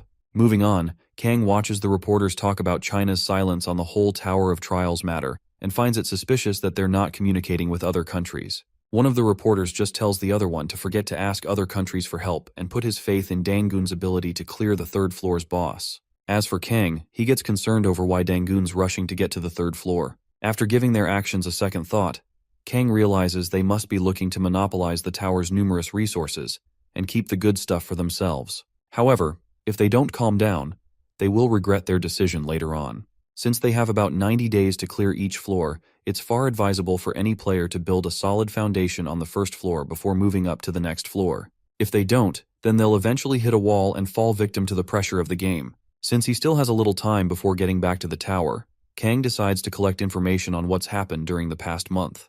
To do that, however, he needs to consult with people he can trust to avoid getting fed with fake news and bullshit. Knowing this, Kang recalls 2 people he's played the game with in the past and picks up his phone to contact them. 2 hours after chatting and discussing with them, the trio finally agreed to meet at a public place. The first person, Human Baldy from earlier, shows up and introduces his real name as Lee Tamey. The second, whose in-game name was Bull Guangdong Nuclear Fist, introduced herself as Yu Yeonhwa. Kang's taken aback by how chill these two are in real life. He used to think most gamers were assholes, but after seeing these two look so calm and composed, he's happy he played the game with them. Before releasing any of his personal information, Kang uses the Eye of Truth to check their details. As for Lee Taemin, he's a 23-year-old on level 11 and has a total of 2,500 coins. His unique ability, Mechanical King, is next to none, and some of his skills are pretty decent. Kang's not surprised about Lee's unique ability, as he was pretty good with it in the game too. On the other hand, Yeonhwa is pretty much on the explosive side. As a 25-year-old level 12 female with amazing stamina and agility, alongside over 4,000 coins, it's no surprise that her unique ability is Earthquake Taekwondo, which is specially designed for proximity tanking and damage dealing. As for her skills, they're above average and good for surviving as well. Seeing as their levels are so similar, Kang figures they must have been hunting together, meaning they make a good team. To copy their abilities, Kang finds out he has to reach the 20th floor with them in one piece. Just then, Lee calls Kang and urges him to introduce himself. Kang snaps out of his soliloquy and tells them his name in IGN, Poopy Fart, only realizing now how idiotic he was 11 years ago. Moving on, Kang calls himself a former streamer who used to stream on Paprika TV, and this takes Lee by surprise, who's also been a fan of Paprika TV for a while now. Kang lets him know he's quit streaming, but then Lee tells him to relax and feel comfy with them since they've played before. Kang nods in agreement and compares these peaceful people to the shitheads who've tried to use him before. Now that he's finally found gamers like himself, he can rest easy. Over the next few minutes, the duo tells him all he needs to know about what's happened so far. Guild movements worldwide, streamer trends, and a weird group who call themselves the Demonic Ones, and go around kidnapping people to operate coin factories. Shortly after that, Lee asks Kang if he's taken the test yet, and Kang says no since he was somewhere else the past month. Once they fill him in on the details, the trio gets in a taxi to get to the test venue. On their way there, Lee explains the reason why the Association of the Awakened put forward the test. Since the casualties from the towers have skyrocketed, only those who pass the test can go up the tower. If Kang passes, he'll be given a barcode and added to the database. Kang sees through Han's elaborate scheme to reduce the number of lives sacrificed, all while recruiting skilled players. Since he has no choice but to do the test, he'll take advantage of the pathetic system the Association has created. Ever since its establishment, the Association has always favored those players with higher rankings. Those who rank higher than F rank are given offers from the government and high-ranking guilds. As such, 3 types of people gather at the testing site. Those who desperately hope for a chance to ascend the Tower of Trials, those who are there to judge whether or not someone is qualified to ascend the tower, and those who just want to show off how good they are to the world. Around that time, Park Hana and her brother, Park Hajin, the rising star of the guild Black Crow, make their way through the paparazzi-filled entrance of the Association's test venue. Behind them is Kim Gitai from the Guild Warriors, and he's instantly recognized by everyone. As they stride into the building, Kim gets irritated over why there are so many people there. Hajin says it's because a lot of people are hoping to strike gold, but then Kim doesn't have time to wait for anyone. So, he urges his bodyguards to clear those people standing in line so they can get their stuff done. He then reminds Hajin that he's there stressing only because of himself and his sister. So if they mess things up, they'll have to face the consequences. Hajin and Park Hana, his sister, nod in fear and promise not to mess up. By then, their bodyguards were already pushing everyone around. When they get to Kang, they demand he give up his spot on the line and make way for Kim and the Parks to pass through. Kang, however, lets them know that he's not moving a single inch since he got that spot legally. At this point, Hajin gets super pissed at Kang and gets to the scene to take care of him. He jabs his finger at Kang's shoulder, giving him one last chance to move before it's too late. By this time, people were already noticing the scene Hajin was causing. As the murmurs increase, Kang activates the Eye of Truth and figures out Hajin's information. Hajin notices him glaring and asks him why he's staring like that. Just then, Kang gets the copy conditions for his ability and figures he has to get Hajin to hate him to death before he can copy one of his skills. Seeing this, Kang smiles at how easy this is going to be. In the meantime, Hana notices her brother jabbing at someone's shoulder. However, when she finds out who the person is, she exclaims in shock as she never expected him to be there with her. She calls her brother, asking him to explain why he's causing trouble, but before Hajin can answer, Kang breaks his pointer finger. While Hajin screams out in pain over his broken finger, Kang sips some water to stay hydrated. Seconds later, Hajin regains his consciousness and rains all sorts of insults on poor Kang, who's just minding his business. Shortly afterward, he raises his fist and activates one of his special powers to give Kang a piece of his mind. With the tension in the air growing each second, people around begin to move back when they find Hajin taking his infamous stance. Kang, on the other hand, keeps cool and prepares himself for Hajin's attack. When it comes, he not only counters it, but also kicks the shit out of Hajin's leg, all in one movement. In the end, Hajin is the one lying in pain on the floor. Since Kang was too fast with the kick, people standing just a few feet away from the two were confused as they didn't see Kang kick Hajin's leg. While the hubbub increases, Hana keeps wondering what the hell Kang is doing in the Association's test building. Moments before things go out of hand, Kim Gi-tae shows up and orders everyone to stop talking. Up next, Kang checks him out with the Eye of Truth and soon finds out the hard way that Gi-tae's level is way too high for his eyes to see after getting warning notifications and red alerts. Kang figures Kim must be at least over level 20 for this to happen. Moving on, he speaks up and calls Kim Haejin's babysitter.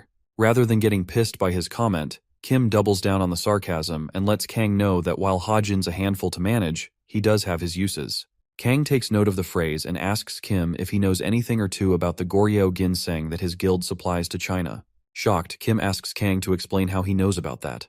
In response, Kang tells Kim that the how doesn't matter. What matters now is how they deal with the side effects of Goryeo ginseng. Before Kang continues spilling all the guild's secrets, Kim activates a level 3 blackout barrier to engulf himself and Kang so nothing they discuss henceforth is heard by those around them. As the barrier encloses Kang and Kim, Lee Taemin and Manhwa rush towards Kang to get him out, but unfortunately for them, they don't get there in time. Now inside the barrier, Kang states his conditions for the deal.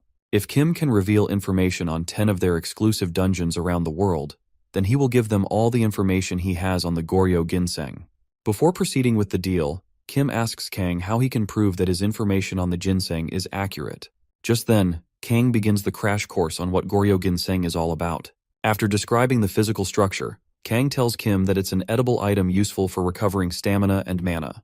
The only side effect of this useful item is that it can cause mana poisoning if taken raw. By now, he's probably sure that the side effects are giving them hell currently. Thankfully, there's a cure, and Kang names 3 ingredients Kim needs to make the cure: Carassian juice, moonstone, and mandrake root. Moving on, he tells Kim that he knows his team is having trouble finding mandrake roots. Luckily for them, he knows where they can find some to use, but before he can do that, Kang needs to hear Kim's take on what he just said. Based on everything Kang said, Kim fact-checks the information and soon realizes that it matches everything the guild's researchers found. Surprised by the new guy's knowledge, Kim accepts his condition and makes a deal with Kang. Moving forward, he warns Kang against doing any funny business behind his back so he doesn't end up facing dire consequences. Soon after, Kim thinks about Kang's condition and realizes giving up 10 dungeons just for that little piece of information is too high a price to pay. As such, he draws the line and tries to state his conditions, while pointing his yellow glow. Just then, Kang fires back and lets Kim know that he's the one making offers and giving chances, not Kim. In the meantime, Manhwa and Lee Taemin continue kicking the shits out of anybody trying to disturb Kang and his moment with Kim. Upon kicking one of the guards, Manhwa stares at the rest and commands them all to step back if they still want to keep their balls intact. Minutes later, Kim's barrier is deactivated and Kang steps out unscathed. The concerned duo asks Kang if he's okay so they know what to do with Kim and his people next. Kang waves them off after assuring them that he's fine, even lying to them by saying Kim was more reasonable than he thought. As Kim walks out of the building, Haejin calls him back and asks if he's just going to let Kang go with the disrespect. He then asks for one more chance to deal with Kang and show him who's boss, but then Kim grabs his neck and lets Haejin know that he's no match for someone like Kang. Before putting him down, Kim threatens to shit on Haejin if he ever acts out on his own again. Once Haejin gets the warning loud and clear, Kim drops him and moves out. Thereafter, Haejin wonders what could have happened in the barrier to make Kim respect Kang like this. Now it doesn't matter as he's going to do everything in his power to kill Kang, no matter what. Around that time, Kang meets the conditions to copy Haejin's skill, so he picks the D-level skill, Shallow Breathing, which allows the user to control a target's breathing and heart rate and copies it. Shortly after copying it, Kang heads into the testing area, feeling like a boss, to take the test. At the entrance, he finds Park Hana's score ranking first so far and is impressed by how far she's come to get such a high score count. Once he's inside the evaluation room, the instructor tells him to hit the magic crystal in front of him, using any technique he wants, as they're just measuring his potential and whatnot. Kang takes out his dagger and prepares it for a swing. The instructor, upon noticing this, asks Kang if he's okay using a dagger, and Kang tells him yes. With that said, the instructor gives him the go-ahead to get shit done, but then Kang ignores the smaller crystal and gets close to the bigger one. Seeing this, the instructor advises Kang to avoid hitting the intermediate crystal as that's too hard for most people to hit. Just then, Kang activates his stat, Gap, to the max, takes his stance, and swings his dagger at the crystal, cutting it into 2 perfect halves. The instructor, seeing this, asks Kang how he could slice an intermediate crystal clean in half, as this is the first time he's seen something of this nature. Moments later, Kang's results come out and the instructor gives him an S rank. The instructor gets ready to send a report to his superiors, but then again, Kang tells him to hold on and only send the report after a week. The instructor asks him to come again, but this time, Kang threatens to do something bad to his life if he doesn't hold off on the reports. Eventually, the instructor obeys Kang and holds the report for a week. Upon finishing his business in the evaluation office, Kang heads out of the room and finds Park Hana standing right there. After the small talk, Hana hands over the item she promised him, Braham's ring, and waits for him to make his comments. Kang collects the ring and makes sure to check its information to make sure it's the authentic one. Soon after, he congratulates Hana for completing her first job and activates the mark of obedience on her face. Hana then begs him to remove the mark now that she's kept her promise, but then again, Kang can't trust her yet, so he leaves it there and heads out of the building. Before leaving, he lies to Taemin and Yeonhwa, telling them his results came out as an F-rank warrior and telling them he will try again next week as that's a temporary rank. That eases Taemin and Yeonhwa's minds, so they stop talking about that. Moving on, they ask him about the second test, clearing a dungeon, and wondering what he will do about it. At that point, Kang leaves them with a vague answer and enters a taxi. On his way, he starts recounting the details about the first and second tests, claiming that while the first test is to classify one's ranking by measuring magic, only those who pass it can move on to the second test. Not that it's tough though, as clearing the dungeons in the tower is one of the easiest things to do. Since the level doesn't matter, most people will choose ones with goblins and orcs. As for him, he'll be going to the ruins only on the first floor as it's been untouched for a while now. The Corridor of the Corrupt, as he calls it, is the next place Kang prepares to visit for his next second test. For now, he disguises himself as a guild porter and finds his way into the Tower of Trials for his next run. After a few days, Kang manages to sneak into the mountain's ruins on the first floor of the Tower of Trials, disguised as a porter for a guild since he can't be allowed to get into the ruins alone as an F-rank player. As he walks with the other loser bunch, someone takes an interest in him and asks him how he ended up there with the other porters. Surprised by the question, Kang says he's there because he needs money to support his lifestyle. This lie works as the old man smiles at Kang and lets him know he's not alone. Moving on, the man explains he's there to make enough cash to feed his family. Kang knows the man's nonchalant because saying shit like that to just anybody will get you killed in this world.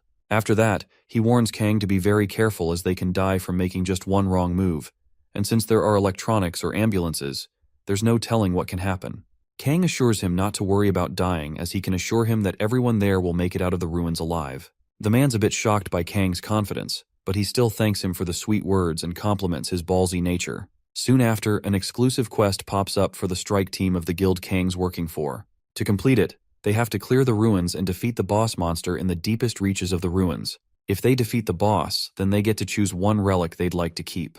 Otherwise, they're in deep shit. Moments later, Kang and the other porters finally arrive at the rendezvous point for the guild's strike team. While they all get some rest, Kang receives a special reward for being the first person to conquer the tower. This piques his interest as it opens it and finds plus 10 upgrades for his luck and adaptability stats. Also, he acquires a unique ability, Cold Heart, which allows him to maintain composure during intense situations at the cost of his human emotions. Even after getting such a cool, unique skill, Kang still unlocks yet another passive skill, Monopoly, which lets him receive the best reward available if he can claim the final reward without sharing it with others. Having received all these skills and rewards in just one go, Kang admires his rewards, and a bright light illuminates the space in front of him. In seconds, the strike team is teleported to that exact location they're in. Upon the completion of the teleportation spell, the strike team leader, Cheonhwa, complains about the dizziness he gets from the teleportation and does a head count. Once he's sure all 50 men arrived safely, they step off the platform.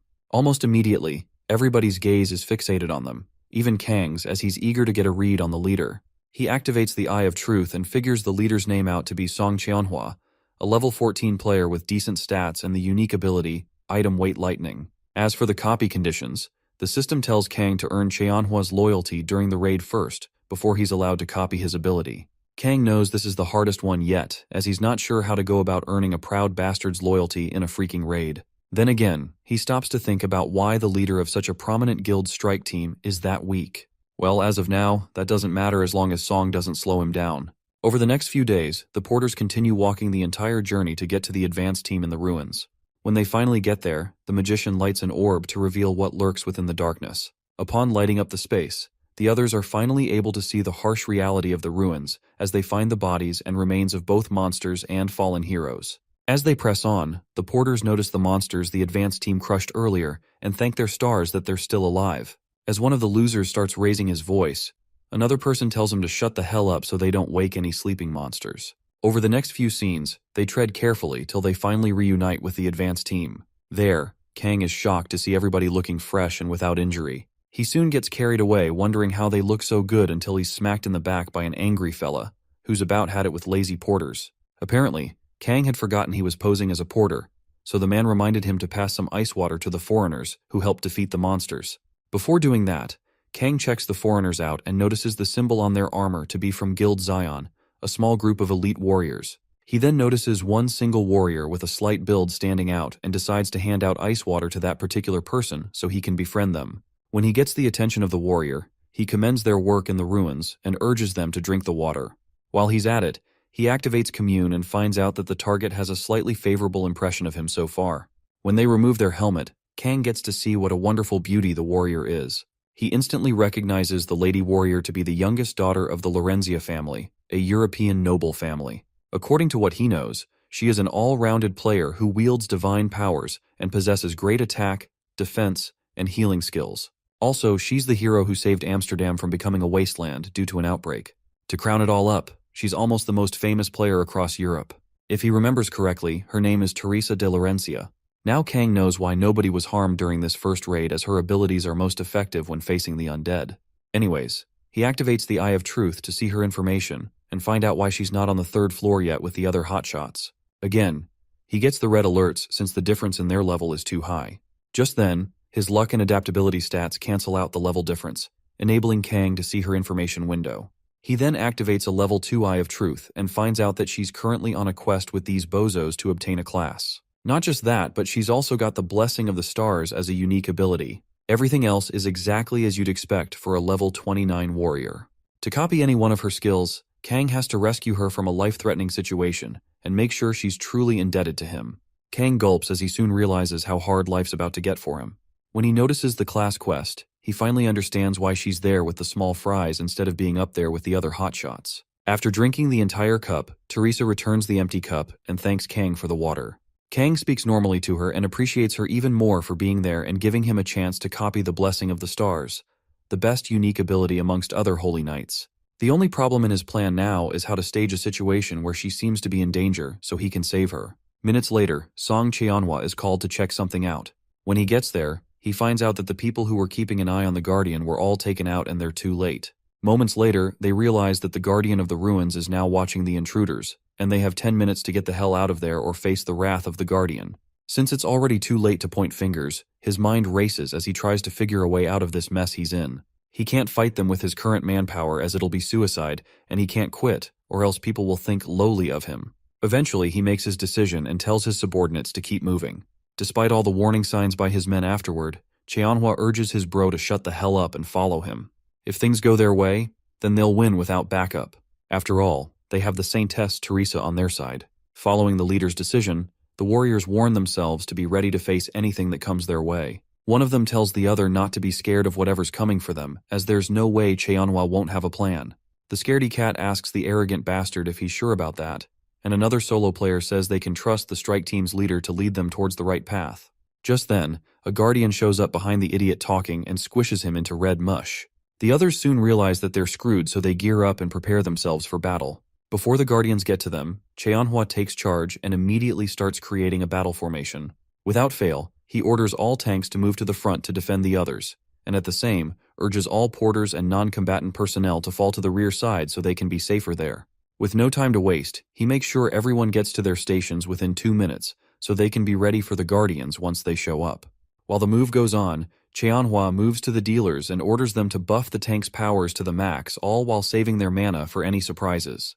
In a few seconds, the tanks get amped up and ready for anything that comes their way. Also, Cheonhwa activates a level 3 Iron Shield skill, as well as a level 2 wedge formation for himself and the rest of his men, all in preparation for the Guardians. Moments before the chaos begins, Lee Yunmi, a magician amongst them, activates a level 2 warrior's song skill, which further increases the attack power of the warriors on the battlefield. Seconds after that, the whole room begins to shake as the Guardians all approach the intruders. Cheonhwa gives his men one last command for them to maintain formation.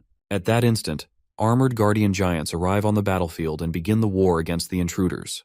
The first person to get hit is Cheonhwa, but fortunately for him, his shield and formation were enough to completely defend against the Guardians' attack.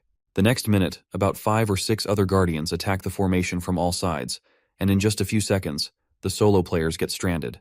Scared shitless, the solo players, who are not part of the formation, scream out for help from the captain so he can send in tanks and healers to protect and heal them.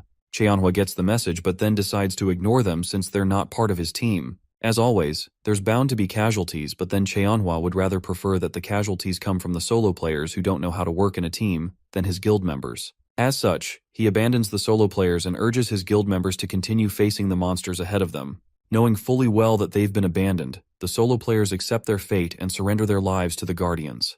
Just as things are about to go sour for them, Teresa, the Saintess, shows up after activating the level 4 skill, Sign of the Cross, and destroys all 3 Guardians, threatening to off the solo players. Shortly afterward, Teresa takes a peek at the rear side of the battlefront and soon notices that about 2 other Guardians slipped past the main strike team. This means that the non-combatants are in danger, and if she doesn't do something about it quickly, then they will die as well. So, she dashed straight for the rear side, not knowing that she was already too late. Moments before Teresa's arrival, the rear supply team faces a fate far worse than the warriors fighting up front. Just seconds after the Guardians' invasion, almost every porter who came along was already dead, with more of them getting severely injured by the minute. A few meters away from the massacre site, the man who befriended Kang back when they just got into the tower sits his arse down, injured, and smiles at a Guardian that's about to chop his head off. Luckily for him, Kang gets to the scene as quickly as possible and knocks down the Guardian before it can finish off the man. The man stares at Kang in disbelief, as he never for once thought Kang was hiding his power all this while. Kang gets his 2 seconds of recognition as a background character and spends it all gloating about the promise he made to the man earlier. Soon after, the Guardian gets back up and readies itself for another swing at Kang. Kang sees the attack and dodges it just in time before activating the Element of Fire spell to use on it. When he gets his chance, Kang blasts the Guardian to smithereens, making sure to avoid killing it completely. Currently, he has to stay at level 1, so he needs to avoid finishing any low-level monsters to avoid collecting too much XP. While thinking about the fool who woke the Guardian up, Kang turns to the man to check up on him and make sure he's okay. Moving further, he realizes that the bastard who activated the Guardian doesn't have anything to gain at all, so why would they just do it? As he thinks his way to the answer, Teresa stomps into the scene and carries the wounded man away from Kang. After getting the man to safety, she opens her dirty holy mouth and starts accusing Kang of threatening a non-combatant with a dagger. As if that wasn't enough, she moves on to blame him for waking the Guardians and promises to restrain him with all her power. Shocked by her stupidity, Kang tries to explain himself, but Teresa attacks him out of question and urges him not to resist her attacks as she doesn't want to hurt him. Kang still tries talking to her amidst the fight, but then Teresa tells him to defend himself at the association when she's done with him. After several more attempts, Kang soon realizes there's no reason with an angry bitch, so he shoves her to the ground and points his dagger at her face. Now that he's got her attention, he lets her know he didn't awaken the Guardian as if he was the culprit, then he'll have killed her moments ago. Around that time, the man Teresa took from Kang screams out her name and lets her know that Kang was the one who saved him earlier, not the other way around.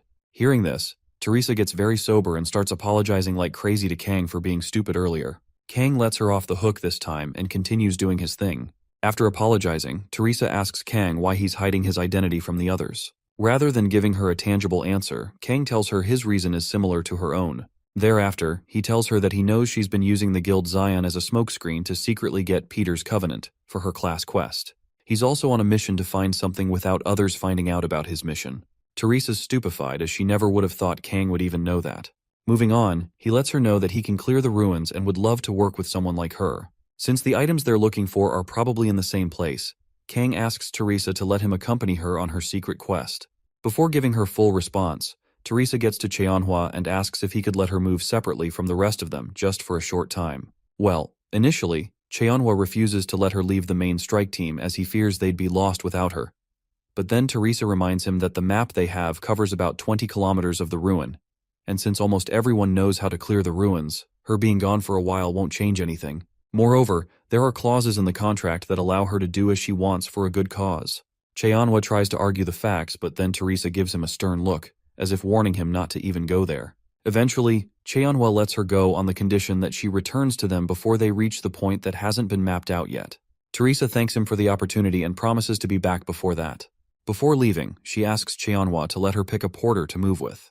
Cheonhwa gives her the go-ahead to do so, and Teresa searches amongst the porters for Kang.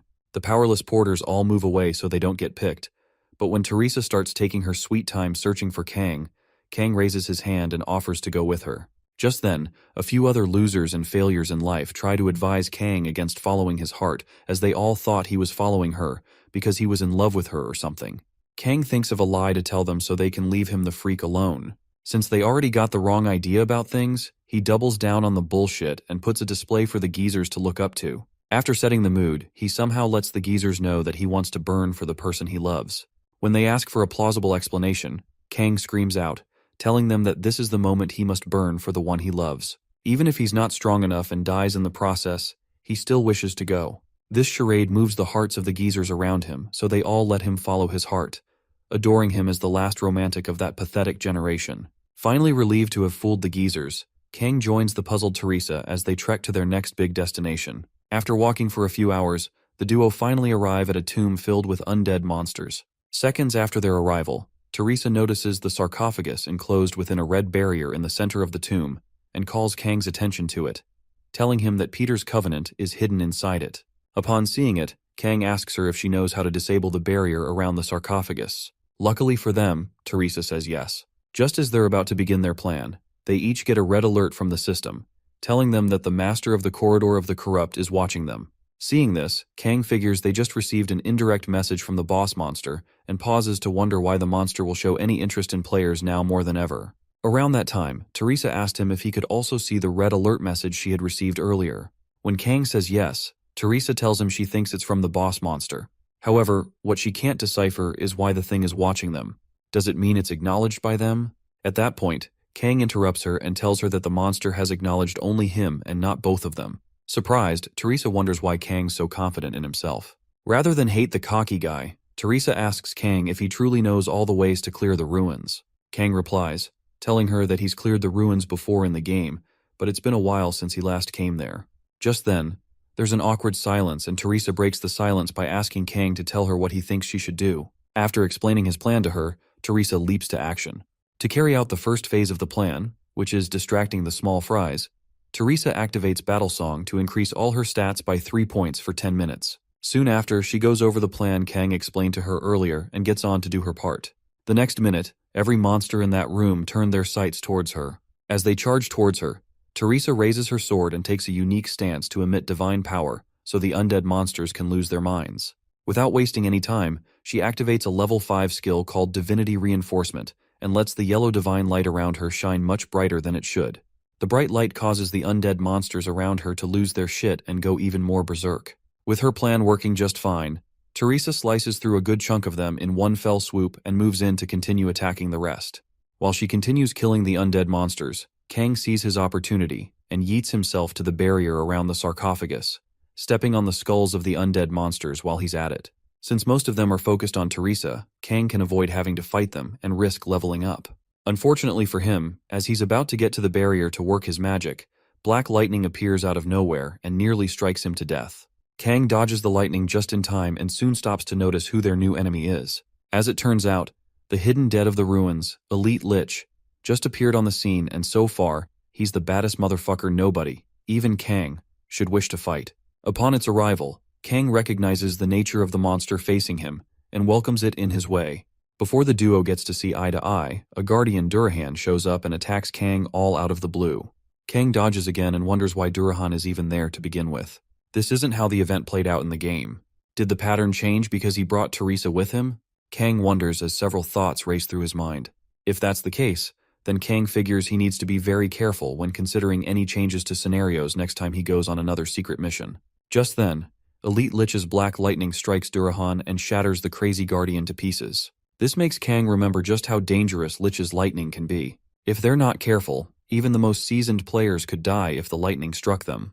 With that said, Kang keeps his wits about him and prepares himself for Lich's next attack. Before it comes, he stations himself in between Lich and the red barrier protecting the sarcophagus. So, when the lightning attack comes in again, this time, Kang dodges it and allows the same attack to hit and destroy the red barrier. With the level 5 magic barrier destroyed, Lich gets frozen in place, and Kang rushes towards the Guardians to take the rest of them down with his enchanted dagger. When he's done with them, he realizes that he might have killed a little more than necessary. Before doing anything, he checks up on Teresa and realizes that she's almost done with destroying the undead. Now, he has to face the large skeleton in front of him and finish it off. Just as he's about to proceed with his plan, someone shows up from behind and slices the skeleton's body cleanly into equal halves. Shocked, Kang keeps his cool as he tries to figure out who could have stolen his kill from him. Just then, someone's voice emanates from the shadows, stating that he's finally found his arch-nemesis, Kang. After crushing what's left of Lich's skull, our John Doe starts yapping and telling Kang that he knows he's the only person who can predict the behavior of monsters. Moving on, John Doe says he knew that he'd be there. As the man's face comes to the light, he lets Kang know that he's been searching for him for so long. Kang keeps a stern face and tries to remember the man's face. After trying and failing for so long, Kang finally asks the million-dollar question, "Who are you?" This reply takes the other man by surprise, and he asks Kang again to know if he's telling the truth and he truly doesn't recognize him. Before responding to the guy, Kang activates the level 2 Eye of Truth with the luck boost to discover that he's a level 29 male named Cheon Yushong, also a seasoned swordsman with the unique ability, Song of the Sword. Upon checking his other normal skills, Kang checks the copy condition and finds out that he has to challenge the bozo to a sword fight and defeat him fair and square. Furthermore, Cheon seems to have the engraved iron sword of Qianlong, which was missing from the museum. If he has that, then that means he's the shithead who used to challenge him repeatedly back when the Tower of Trials was a virtual reality game. Around that time, Cheon starts yapping at Kang as he feels bad that Kang doesn't remember him. Kang lets him know how pathetic his life as a gamer was for always coming back to challenge him despite losing every single time and urges him to just give it up already. As we know it, the bastard challenges Kang to another sword fight, promising that things will be different this time. Just then, Teresa runs towards Cheon to take him, but he just scoffs, activates his level 5 battlefield selection skill, and creates a wormhole that teleports himself and Kang to a quieter, much safer battlefield. Seconds before Kang gets sucked into Cheon's world, he dips his finger into a crack in the sarcophagus and picks up a small black orb emitting some purple aura, all while telling Teresa not to worry about him. Just then, both Nimrods get zapped to the next location, and Teresa's left all alone to chill out and relax. When they get to the new battlefield, Cheon arms himself with the legendary engraved sword and continues challenging Kang to another fight. While he's at it, he activates another level 5 skill, one-on-one, a skill that increases all of his stats by 10%, and at the same time reduces the stats of his enemy, Kang, by 10% as well. Kang notes the effects of the one-on-one skill dawning on his body, and soon figures they're skills the fool Cheon has used against him before. Notwithstanding, the situation is still unfavorable for him, so he needs to do something quickly before Cheon draws first blood. A few seconds later after the nerf attempt, Kang gets a systems notification recognizing the overwhelmingly disadvantageous situation he's in. In light of this, his system awakens a special condition of skill, Fusion, which enables Kang to copy any of Cheon's skills before fulfilling the copy conditions. Without wasting any time, Kang copies Cheon's unique ability, Song of the Sword, and gets his understanding of swords increased by 200%. Not just that, but his body will also naturally find the most effective sword movements, and his senses will become extremely sharp. Upon saving this new skill to his memory of the world book, Kang smirks, knowing fully well that this guy in front of him is toast. By then, the guy charges at Kang blindly. Moments before getting to him, Cheon tells Kang to take him seriously as this attack might kill him. As Cheon approaches him, Kang takes out his dagger and counters all of Cheon's first 3 attacks or so. Surprised, Cheon gets surprised at Kang for fighting him with a dagger instead of his signature mid-range fighting style, like he used to do in the game. Kang replies, telling the bozo that he prefers using the dagger now as it's pretty fun and easy to use. Cheon interprets this as Kang trying to patronize him, so he gets even more pissed and decides to use one of the engraved swords. A special technique, a level 6 soul-chasing sword aura. Upon activating this dangerous skill, Cheon shoots more long-range attacks using the wind's energy and flow. Kang teases him by asking for mercy, but then Cheon notices the way he dodged the first strike and concludes he needs none. With that, Kang starts to think about the long-term effects of deflecting Cheon's sword aura with his dagger. If he keeps at it, then he's pretty sure the blade will chip. To prevent that, Kang takes out the small black orb he took from the coffin earlier, the Demon Spirit Marble, and fuses it with the sword song skill embedded in his dagger to create a skill that counters Cheon's sword aura. The combination technique, once done, gives Kang the ability, Grave of Swords, which is an S-rank skill that lets his understanding of swords increase to 500% while also enhancing his body movements to swords and maximizing all his senses. Furthermore, the system informs Kang that the skill is one of the talents he needs to receive the title of Sword Demon, so Kang just needs to keep at it. Moments after acquiring the new ability, Kang activates it, and another skill, a level 1 skill called Night of the Black Moon. Just by using only a tenth of the skill's original power, Kang starts feeling its effect on his nerves and tendons, as his magic isn't enough to handle such immense power. After deciding to work on his magic, Kang emits an unbelievable magical aura that scares even Cheon. Before making his next move, Cheon wonders why things are working against him this time. So far, he's brought them to the battlefield he specifically chose just to suit his needs and use skills that even nerfed Kang himself. Why is he still unable to beat the bastard even after sacrificing that much? The thought of powerlessness alone pisses Cheon off so much that he starts recalling how many times he's died to Kang after challenging him to random sword fights in the game. Unable to accept another loss, Cheon loses his shit and releases several sword aura attacks all aimed at taking Kang down. Kang, on the other hand, destroys all the aura attacks with just a few swings from his dagger before Cheon could even notice it. Kang then appears behind him and lets him know that he's fought several people who are faster and stronger than his lazy ass. After that, he swings his dagger and launches another strike on Cheon, which he blocks effortlessly. With both of them within range, Kang works on disrupting Cheon's balance and yeeting his so-called legendary sword away from him. His plan works and Cheon eventually loses his sword and the match. After the whole charade, Kang wins and asks Cheon for the battle count. As you'd expect, the loser tells him that he's fought and lost against Kang 138 times. Soon after, Cheon asks Kang to kill him and end his suffering, but Kang decides to prey on Cheon's vulnerable state. He does this by sweet-talking Cheon into believing he's much stronger than he gives himself credit for, and asking for his loyalty so they can ascend and clear the dungeons and ruins together. As Cheon considers Kang's offer, Kang thinks about the benefits of having someone with such a large number of skills close by. Since he can only copy a skill from the same player once in 60 days, why search for other players when he can just keep Cheon close by?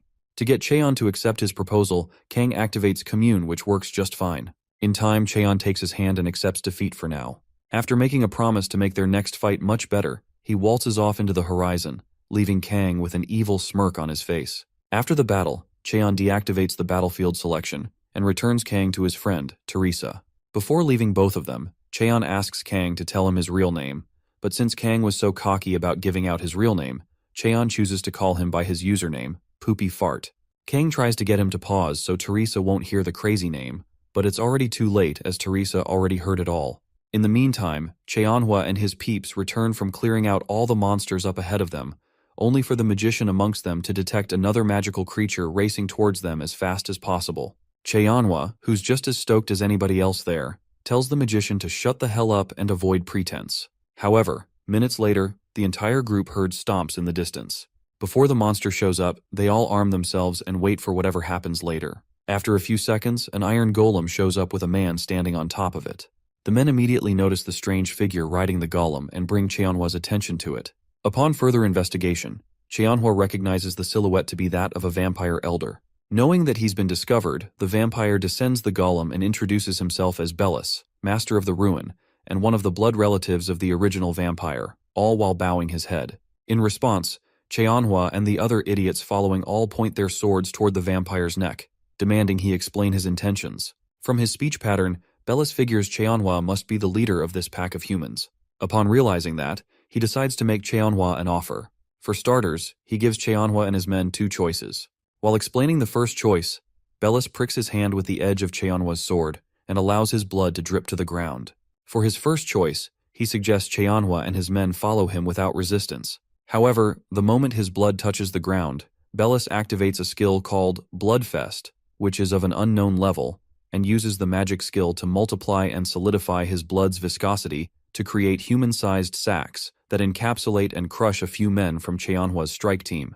As he watches the horror unfold, Cheonhua knows this vampire's the real deal and he shouldn't be fucked with. After showing him what he can do if pissed off, Bellis gives Cheonhua the second choice to resist him and piss him off so he can drag them all off after devouring a few more of his men. From the look Cheonhua gives him afterward, it's pretty clear which choice he picked, but before we get to know his actual response, the scene goes blank. In the next scene, Teresa is seen using her level 5 divine decryption technique to refine the stat-inducing powers on a particular artifact Kang just collected from the sarcophagus, the frozen tear. Just as she's about to complete her ritual, Kang gets to see some information about the SSS-ranked item with a possible magic absorption of 100 points. From the information given, it seems that the frozen tear is an item that can be used to increase magic stats periodically. Sadly, before a user can absorb it, it must be properly refined. Otherwise, it could cause fatal harm to the user. Once Teresa's done refining part of the frozen tear, Kang absorbs the refined part and gets his magic stats increased by 12 points. Because he's already obtained the demon marble spirit and the frozen tear, all in one trip, Kang knows he has Teresa to thank for using her divine powers to refine the tear and save him some time. Having finished her part of the deal, Teresa asks Kang if she's done enough to refine the frozen teardrop. Kang thanks her for the help and tells her he's had enough for now. Just then, Teresa receives an invitation from the Master of the Corridor with a follow-up message noting that the Master had already taken members of the strike team hostage. So, if she wants to save them all, then she must come to the innermost room and meet the real Master of the Corridor of the Corrupt. Furthermore, if she accepts the quest, then all monsters and traps on the path to the final room will cease to move. In the meantime, she's free to contemplate her decision and recruit whoever she wants to follow her. Upon seeing the details of the next quest, Teresa's head spirals down into depression as she knows the entire main strike team's been kidnapped. Before even telling Kang shit, she starts rethinking her life decisions, wondering if she's made the wrong decision by abandoning them in the first place. When Kang gets concerned, she tells him everything and decides she has to try to save them. Even if all she can save is just one strike team member, there's no reason to hesitate. The only issue now is defeating an original vampire, as those MFs are strong as hell. As she ponders a viable way out for her, Teresa continues going even further into depression, thinking about what could have happened if she'd done things differently. After watching the poor Saintess Teresa rant for a few more minutes, Cheon, the loser of the bunch, realizes he's had enough. Although the strike team has nothing to do with him, Cheon still gives Teresa some advice before heading out. He urges her to consider asking Kang for help, as he's the only person on this earth who can defeat an original vampire. Notwithstanding, he lets her know that he's a selfish bastard with no speck of honor, so she should be careful with him. With that said, Cheon heads out of the tomb, leaving Teresa with new information to act on. Having heard everything Cheon had to say, Teresa thanks him for the advice and rushes towards Kang to request a party contract. Before agreeing to her terms, Kang warns her, telling her his contract fee won't be cheap, so she won't come crying to him when she's out of money and all. Teresa tells him not to worry about money or coins, as she has plenty. What really matters now is if he's in to help her defeat the original vampire or not. Moved by her tenaciousness, Kang agrees to help her defeat the original vampire and seals the deal with a fist bump. Moving on, Teresa accepts the quest and causes the monsters and traps along the way to fall asleep. With that, the duo journey through the tunnels and caves till they finally arrive at the entrance to the innermost room of the corridor. There, Teresa gets chills just from the immense amount of magic oozing out from the room alone, and starts wondering whether she's making a mistake or not. Kang notices her shaking and urges her to just calm down, since they already know that their opponent is strong. Confused, Teresa asks Kang how knowing that changes anything, and he says not every battle is won by the strongest. Upon hearing this, Teresa senses the guy must have a plan. So, she asks that he let her in on his so-called plan. Kang lets her know he has just one plan, but before he can explain it all to her, the big door in front of them starts creaking open. On a final note, Kang lets her know that whatever happens in there, she has to trust him to the end. Teresa nods in agreement and walks into the room with Kang once the door is fully opened. Inside, Kang and Teresa are made to stand at the center of the well-decorated room with all eyes staring at them. Moments before anyone speaks a thing, Bellis is seen standing near the real master of the Corridor of the Corrupt, smiling at the guinea pigs who just surrendered themselves to his master. Seconds later, the master of the Corridor of Corrupt herself, Alice von Ataraxia, speaks up and welcomes her two visitors in her way. In response, Kang asks her if the others are safe, and, to show Kang that they are, Alice snaps her finger and releases the dimension severance she's been using to mask the captives all along. Kang does a head count on all of them, and soon finds Park Hajin, Hana's idiot brother, amongst the bunch. Was he the one who woke the Guardians up? Kang wondered. After showing Kang what he wanted to see, Alice tells him why she invited him there. Apparently, she was drawn to the delicious scent of Kang's blood, and was eager to see him in person. That's why she invited him there. Initially, Kang had trouble digesting that, so he asked her again to know he wasn't hearing things. Eventually, Alice doubles down and calls his blood the sweetest scent she's ever smelled from a human. As she soliloquizes on how delicious Kang smells, Kang gets a mini freakout and wonders why she's suddenly talking about the scent of blood. Even when he was playing the game, this never happened. Alice notices the disturbed look on Kang's face and asks him why he looks so stressed. Kang fires back, telling her that any normal human would be disturbed if a vampire were after their blood. Alice tells him not to worry too much about stuff, as she likes to savor delicious things. This means she plans to keep Kang around for at least 60 years before killing him. Kang sees through her disguise and realizes that she intends to suck his blood and keep him alive as a living blood bag for the next 60 years, so she can dispose of him when she's done with him. As an active man, Kang rejects her offer as he has no intention of living his entire life as a luxury juice box. Almost immediately, Alice attacks him to let him know his place. Kang gets nicked by the attack, but he keeps cool and watches the bitch rant about opinions and the fact that he doesn't have a choice in the matter. After she's done ranting, Teresa asks Kang if he's okay after hearing all that stupid woman had said to him. While preparing himself to reply to Alice, Kang lets her know that he's fine. Thereafter, he turns to the master of the corridor, kneels before her, and lets her know that he has an interesting offer for her, one that is much sweeter than his blood. Teresa tries to get Kang back on his feet, but then Alice becomes a little interested in Kang's offer. Before telling Kang to go on, she bashes him for trying to sweet-talk his way into their good graces and lets him know that no offer is more precious to them vampires than delicious blood. So, no matter what Kang has to offer her, she won't change her mind. Knowing fully well that she's capping, Kang speaks up nonetheless and asks her if delicious blood is more important than her freedom. Hearing this, Alice's eyes open even wider as she's never heard a human talk to her about her only insecurity before. Almost immediately, the other useless vamps around Alice start getting violent with Kang. Alice eventually calms them down and tells Kang to be ready to take responsibility for what he just said. Kang assures her that he won't chicken away from his words, and Alice urges him to continue explaining his proposal. Once he's granted the audience he needs, Kang introduces his full name and calls himself a representative of the demonic ones in that tower, all while putting on an oddly shaped mask with a dim purple glow to it. Having worn the mask, Kang promises to free Alice from the bondage she's been in for over 1,000 years. For some context, the demonic ones are those beings who've turned their backs on humanity, whether it be for money, revenge, or even personal beliefs. In the Tower of Trials, these disgruntled bunch interfere with players ascending the tower, sometimes even joining forces with monsters in labyrinths and ruins just to keep players away. After the crash course on the subject matter, Alice remembers the group name and asks Kang if he's truly one of them. Kang replies, telling her that he's already gotten in touch with the temple on the 27th floor. There, he met with the demonic ones and they told him to find the master of the corridor, aka Alice, in that exact room. Not only that, but they also told him how to fool the barrier encasing the ruins so they can temporarily disable it for Alice to sneak out of her bondage. While Kang yaps on, Teresa starts to wonder what his endgame is. If there's one thing she knows, it's that Kang is actually pretending to be one of the demonic ones, but she still can't figure out why. Besides, this temple thing he just muttered out has got the other small fries murmuring amongst themselves. Is the temple some kind of big deal to them?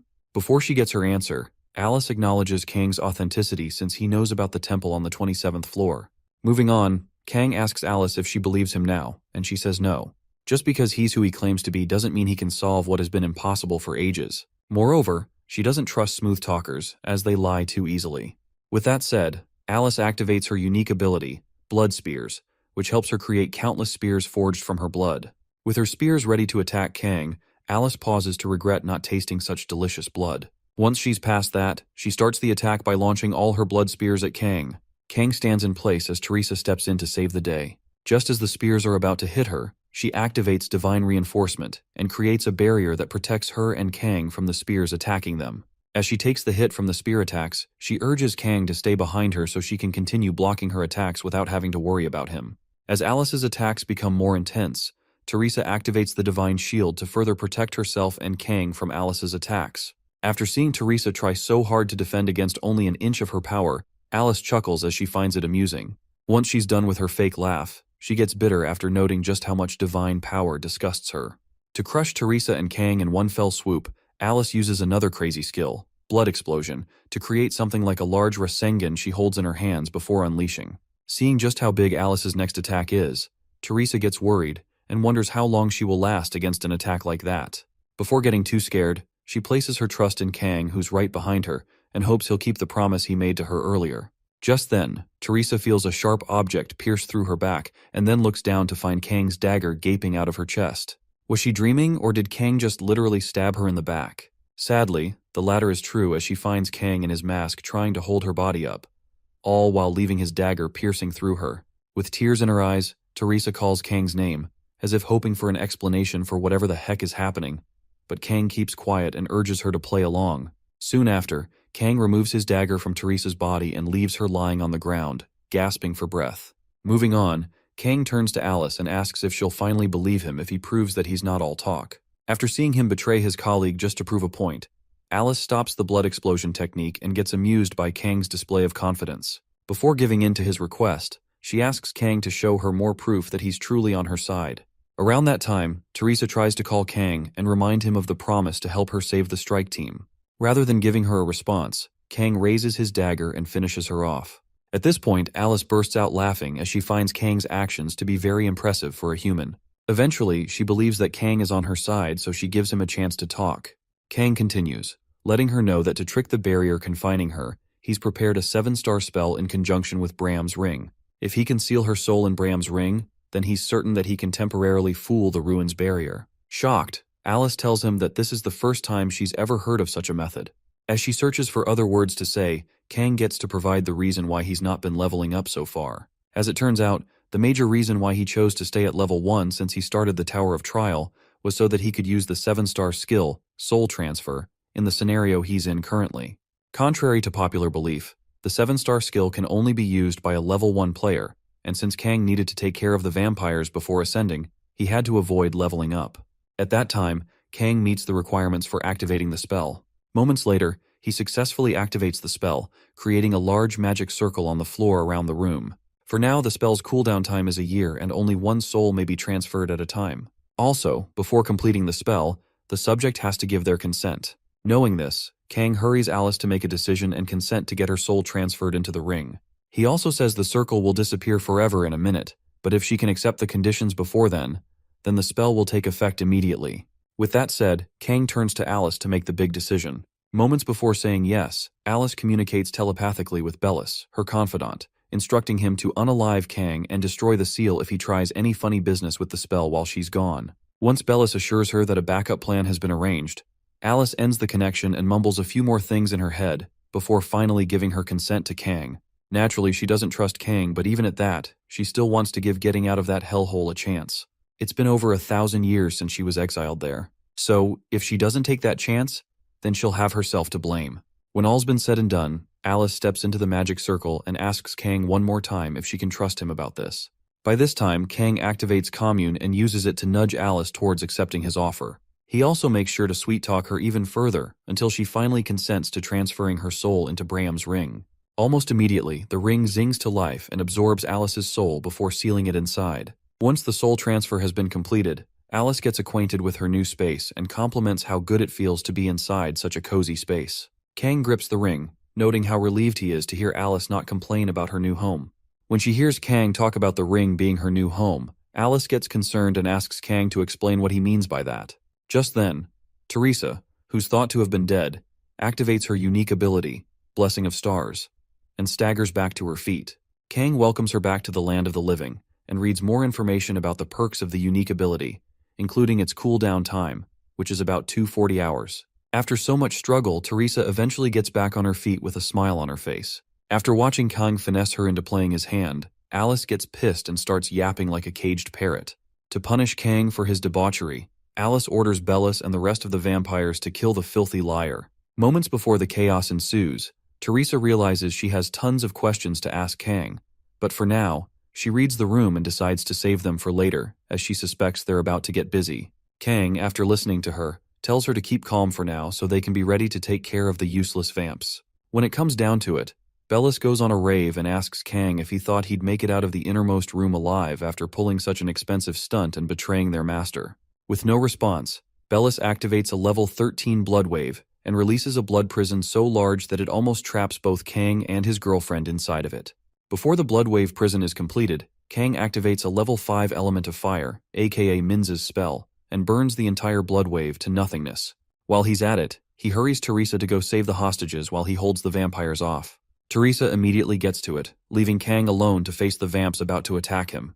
When she gets to the Domain Dimension Severance barrier situated in a corner of the room, Teresa uses her level 4 Sign of the Cross skill to release them all from their bounds. After getting his ass saved by a woman again, Manhwa smiles and thanks Teresa for coming to save them. When he asks about the vampires, Teresa points to Kang and lets Manhwa know that the man in the mask is taking them all alone. Meanwhile, Bellis is seen carefully analyzing the type of powers Kang might possess because he's never seen a mere human block his magic just like that. Kang, who could see the surprise on Bellis's face, tells him he blocked his blood wave because his magic and Kang's fire are total opposites, so they cancel out. Also, he tells Bellis not to get things wrong as the vamps already lost the moment their master was sealed in that ring. With her gone, they've lost the fight already. With that said, Kang arms himself with his dagger and activates the unique ability he copied from Cheon, the fool from earlier, Grave of Swords. At the same time, Bellis activates the level 9 Dark Battle unique ability to amp up his sword skills. Since his magic doesn't work with Kang, Bellis seeks to unalive him with his sword. With that said, he orders the other vamps to destroy the ring in Kang's hand and free their master. The next minute, every vampire in that room turns their sights on Kang to attack him. Just mere minutes later, Cheonhua and Teresa watch Kang take down every single vampire in the room. After seeing what the masked man could do, Cheonhua asks Teresa to tell him who the man in the mask is. Before replying to him, Teresa figures that Kang wearing a mask must mean he wishes to mask his identity from other people. So, with that in mind, she lies to Cheonhua and tells him he's just some random dude she met on her way there. Thankfully, Cheonhua believes the lie and moves on to check on his men. Moments later, Teresa gets some time alone with Kang to talk. She tells him that she never expected her first time dying to be in the hands of an ally. Kang fires back with a smile, telling her that the end justifies the means. Since they won in the end, her death wasn't in vain. Teresa acts maturely and, with tears on her face, acknowledges herself and Kang as an incredible two-people party. Moving on, she thanks Kang for helping her save everybody, including her, and finally gives her loyalty to the man in the mask. Having saved Teresa's life in the recent battle with the vamps, Kang satisfies the conditions needed to copy any one of her skills. Without wasting any time, he copies her unique ability, Blessing of Stars, and saves it in his memory of the World Book. Following that, he checks out the details of the new skill and finds it to be the same as Teresa. Once that's settled, he notices Teresa crying and asks her why she's tearing up so much. Teresa tells him she doesn't know why, but then asks him if he knew she'd come back to life after killing her earlier. Kang leaves her with a vague answer which pisses her off in the end. After their conversation, Kang takes Teresa to the archive and asks if she would help him take some of the relics they need so they can get the freak out of that creepy place. Just then, the failure, Cheonhua dashes in and introduces himself as the strike team's leader. Moving on, he explains to Kang by telling him that all items collected in that raid are all for Guild Balhae, so he can't allow Kang to get a single relic for himself. Kang fires back, asking him if he's claiming ownership of the rewards even after saving his pathetic life minutes ago. Cheonhua, knowing fully well that this bastard isn't to be pissed off, calms him down and promises to give him something else instead. Upon thinking about his next words, Cheonhua blurts out, promising to pay Kang handsomely in cash or coin. Kang pauses, wondering how such a failure of a team leader can be so confident when he chooses to. Eventually, Kang caves into his request and allows Cheonhua to get his hands on the relics. Cheonhua asks to make sure he isn't tripping, and Kang encourages him to have it. However, he warns Cheonhua not to regret what happens afterward. Cheonhua is a little confused by this, but his greed didn't allow him to think things through. After rummaging around, he finds a fragment of Merlin's staff just sitting pretty inside the relic room and grabs it without a care in the world. Even though the strike team was taken hostage, if he can bring back some relics from the ruins, Cheonhua believes he'll be able to redeem himself. As soon as he touches the fragment, Cheonhua feels a sharp pain in his fingers and yanks it out immediately. When he checks his palm, he finds some sort of curse symbol etched into his palm. Confused, he asks Kang if he knows what that symbol is, but Kang doesn't speak, as he knows that the symbol is a curse symbol. Turns out the fragment is a great ingredient with an annoying curse on it that can only be broken if Alice is dead. Since she's still alive, then the curse is still there. By then, Cheonhua freaks out and starts losing his shit. Kang quickly grabs Teresa and ushers her out of the room before Cheonhua starts blaming either of them for his demise. At the entrance of the Tower of Trials in Seoul, Korea, a large crowd of paparazzi stands outside, waiting for the Guild Balhae to return after clearing the raid. Amidst the crowd, agents from the Association of the Awakened are seen waiting for a particular person who's piqued their interest. The assistant manager of the association, Jung Jae-hyun, asks her on-site superior if their source is legit and that the guy is really with the guild. The department manager of the association, Kim Tae-chun, lets her know that they're waiting there, whether they like it or not. As he picks out his cigarette, he urges his peeps to wait and see if their tip pans out. Jung reminds him that experts say it would take at least 3 weeks to clear the ruins, but then Tae-chun says the ruins will be cleared soon. Moving on, he thinks about their POI and gets optimistic about what's to come. As he sparks his lighter, the notification comes in, and everyone there realizes that the ruins have been cleared. Seconds later, the heroes waltz out of the portal to be greeted by the paparazzi. Everyone there congratulates the Guild Balhae for clearing the first-floor ruins, with several reporters asking them to explain how they cleared the ruin and who the MVP was in the fight. Just then, the leader of the strike team, Song Cheonhua, exits the portal with no hair on his head, eyebrows, or even lashes. While some people feel sorry for him, Others wonder what could have happened in there to cause such a devastating effect. While people wonder, the Saintess of Amsterdam, Teresa, calls their attention and lets them know that Cheonhua wasn't the one who cleared the dungeon. When they ask her to reveal the man who did, Kang steps out of the portal wearing his mask and allows Teresa to give him credit for clearing the dungeon alone. At that moment, Jung asks for permission to call the association, and Taechun gives her the go-ahead. Somewhere in the crowd, Park Ha-jin, with a bandage headband, scoffs at Kang almost as if he was pissed at him for saving them all. His colleagues soon urge him to stop ranting and just let them get home safely. The next morning, Kang wakes up to find blogs, forums, and nicknames all created online in his honor, with most of them demanding the identity of the man behind the mask. While having his cup noodle breakfast, Kang takes note of the weird nicknames people have given him so far and pauses to wonder why people are going crazy over a single player who could do the impossible. If anything, he knew the reaction would be intense, but this is just taking things too far. Notwithstanding, wearing a mask to cover his identity was a stroke of genius. And even though Teresa knows his identity, he's still confident in her ability to keep secrets, so there's nothing to worry about. After his heartfelt breakfast, Kang stops worrying about some asshole revealing his identity, and instead decides to have a nice little chat with the grumpy original vampire that's been in his pocket since he came back. With that, he dips his hands into his left pocket and takes out Bram's ring, which was tied to a chain at the time. After taking a breath of fresh air again, Alice speaks out and condemns her new master for daring to keep her in his dark, smelly pocket for an entire day. For the next few seconds, Kang listens to the foolish girl yap and rant about him being a mere human and whatnot.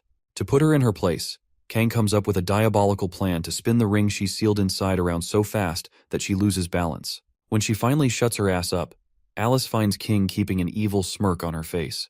She tries asking Kang to know what's up, but it is already too late as Kang spins her around till her head nearly pops out. Once he's gotten to his satisfaction, Kang pulls the ring up close and asks Alice if she's finally come to her senses. Still, she continues speaking shit about vampires never letting go of their grudges and all that.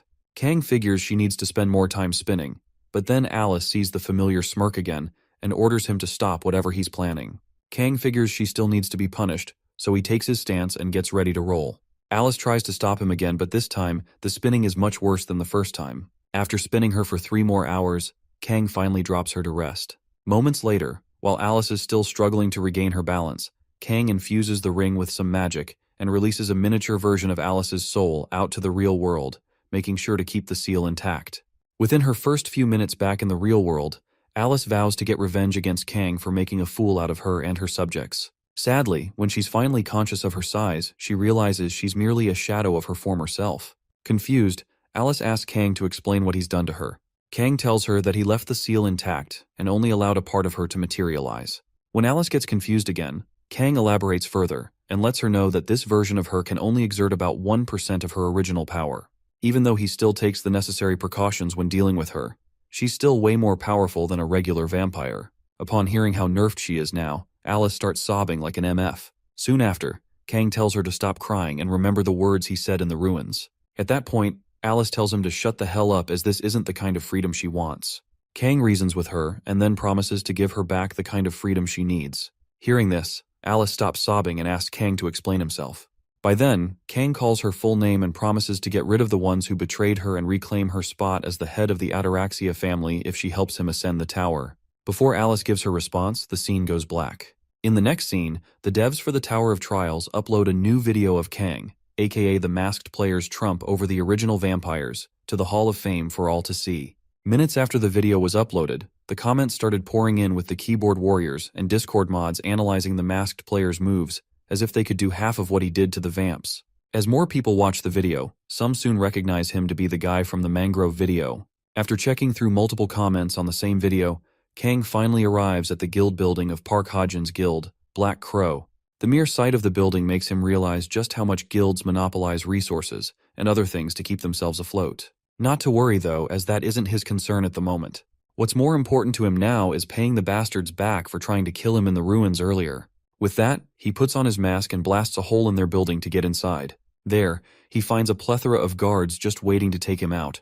Kang takes the fight to them by activating the element of the fire spell and roasting them all with the spell. Meanwhile, the guildmaster of Black Crow, Shin Gyeonsu, is seen in his office on the top floor punishing the son of a gun, Park Ha-jin, for failing to take the bastard who humiliated them out quietly in the ruins. All he did back then was ruin everything by waking up the guardians of the ruins and giving Kang his moment of glory. Now that he's messed up again, their guild's reputation is about to bite the dust. Shin takes another look at Hajin's disgusting face and kicks the shit out of it. Just then, the guards at the door hear a knock behind the door, but before they can open it, Kang blasts it open with fire and magic. Following that, he moves in and asks Shin if he's the guild master. Surprised by Kang's confidence, Shin commands his men to grab Kang, who's still masked at the time, and deal with him. To get back in Shin's good graces, Hajin leaps to action and charges at the masked man to restrain him. Just as he's about to get to him, Kang removes the mask and helps Hajin remember who he's fighting. A second later, while Hajin's distracted, Kang kicks the shit out of his head and sends him crashing into a bookshelf nearby. Having seen Kang's face also, Shin remembers him as the bastard who humiliated the guild in front of the association and starts making empty threats to the unfazed Kang. Upon hearing enough bullshit, Kang settles down on Shin's chair and urges him not to worry about the videos. Shin gets super pissed off and decides to teach Kang a lesson. To do this, he picks up his katana and activates a level 5 fleeting sword technique. Before fighting him, Shin boasts about his fleeting sword skill being faster than the speed of sound, but then gets worried when Kang doesn't look fazed by its presence. In time, he charges at Kang to stab him. However, before the sword gets to scratch Kang, he picks up a go piece from the sack beneath him and throws it at the blade to break the sword in half. Shin takes a minute to digest what just happened. Did this fool just break his prized katana in half with a go piece? Well, it turns out that was the case as Kang starts bragging about searching for what to throw. With the annoying sword out of the way, Kang gets serious and decides to try asking Shin a few more questions. Before he gets his chance, Shin interrupts and asks him if he came to the building for revenge, just because he ordered for him to be killed. Considering how much of a mess Kang's made just to get to his office, Shin, the selfish bastard, had the nerve to call our bright young MC petty for simply trying to show him that he's not a person to be toyed with. Just as he's about to finish his useless speech, Kang flicks another go piece at supersonic speed straight toward the useless Nimrod's forehead. Shin's forehead bleeds from the effect of the dangerous aerial weapon, and in no time, the man finds himself sitting on all fours with his ass handed to him. By then, Kang begins his response. Firstly, he lets Shin know that he's been spouting nothing but inconspicuous bullshit ever since he opened his dirty mouth to talk. Petty? Kang asks as he holds another go piece to fire at Shin.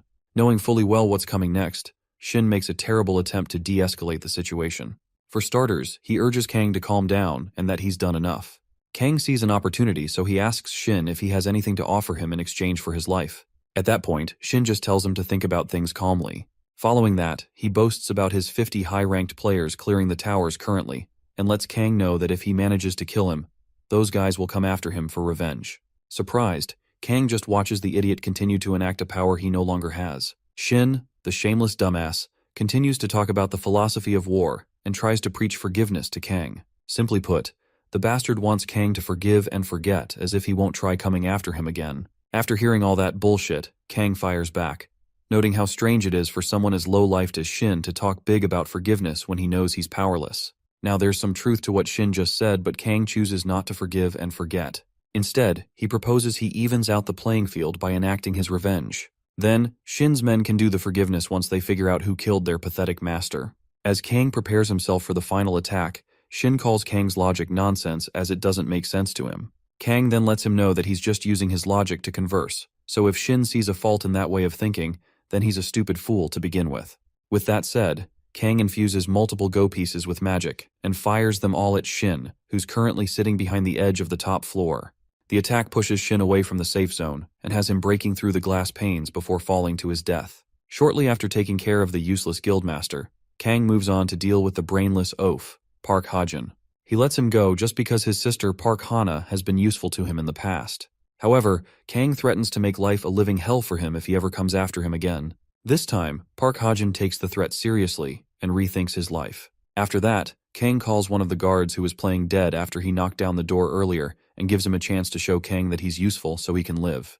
Without fail, the man introduces himself as Kim Hui-ung, a 26-year-old in charge of overseeing the general affairs of the guild Black Crow. Moving on, Hui tells Kang he's majored in computer science and accounting at a prestigious university, so if there's anything Kang needs, he's his man.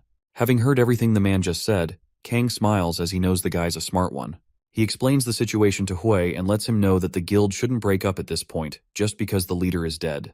As such, Kang names Kim Hui to be the new leader of the guild, effective immediately. Kim Hui, upon hearing this news, freaks the hell out as he never expected such an important post to be handed to him on a silver platter, just like that. Kang urges him to calm down, but then Kim explains that nobody will follow him if he becomes the guildmaster. Kang sees the truth in his words and thinks about what will happen if a non-combatant, especially a secretary, is made leader of the guild. Almost nobody will follow such a person, and there'll be lots of opposition to the guy. Knowing this, Kang still tells the guy not to worry about the people opposing him.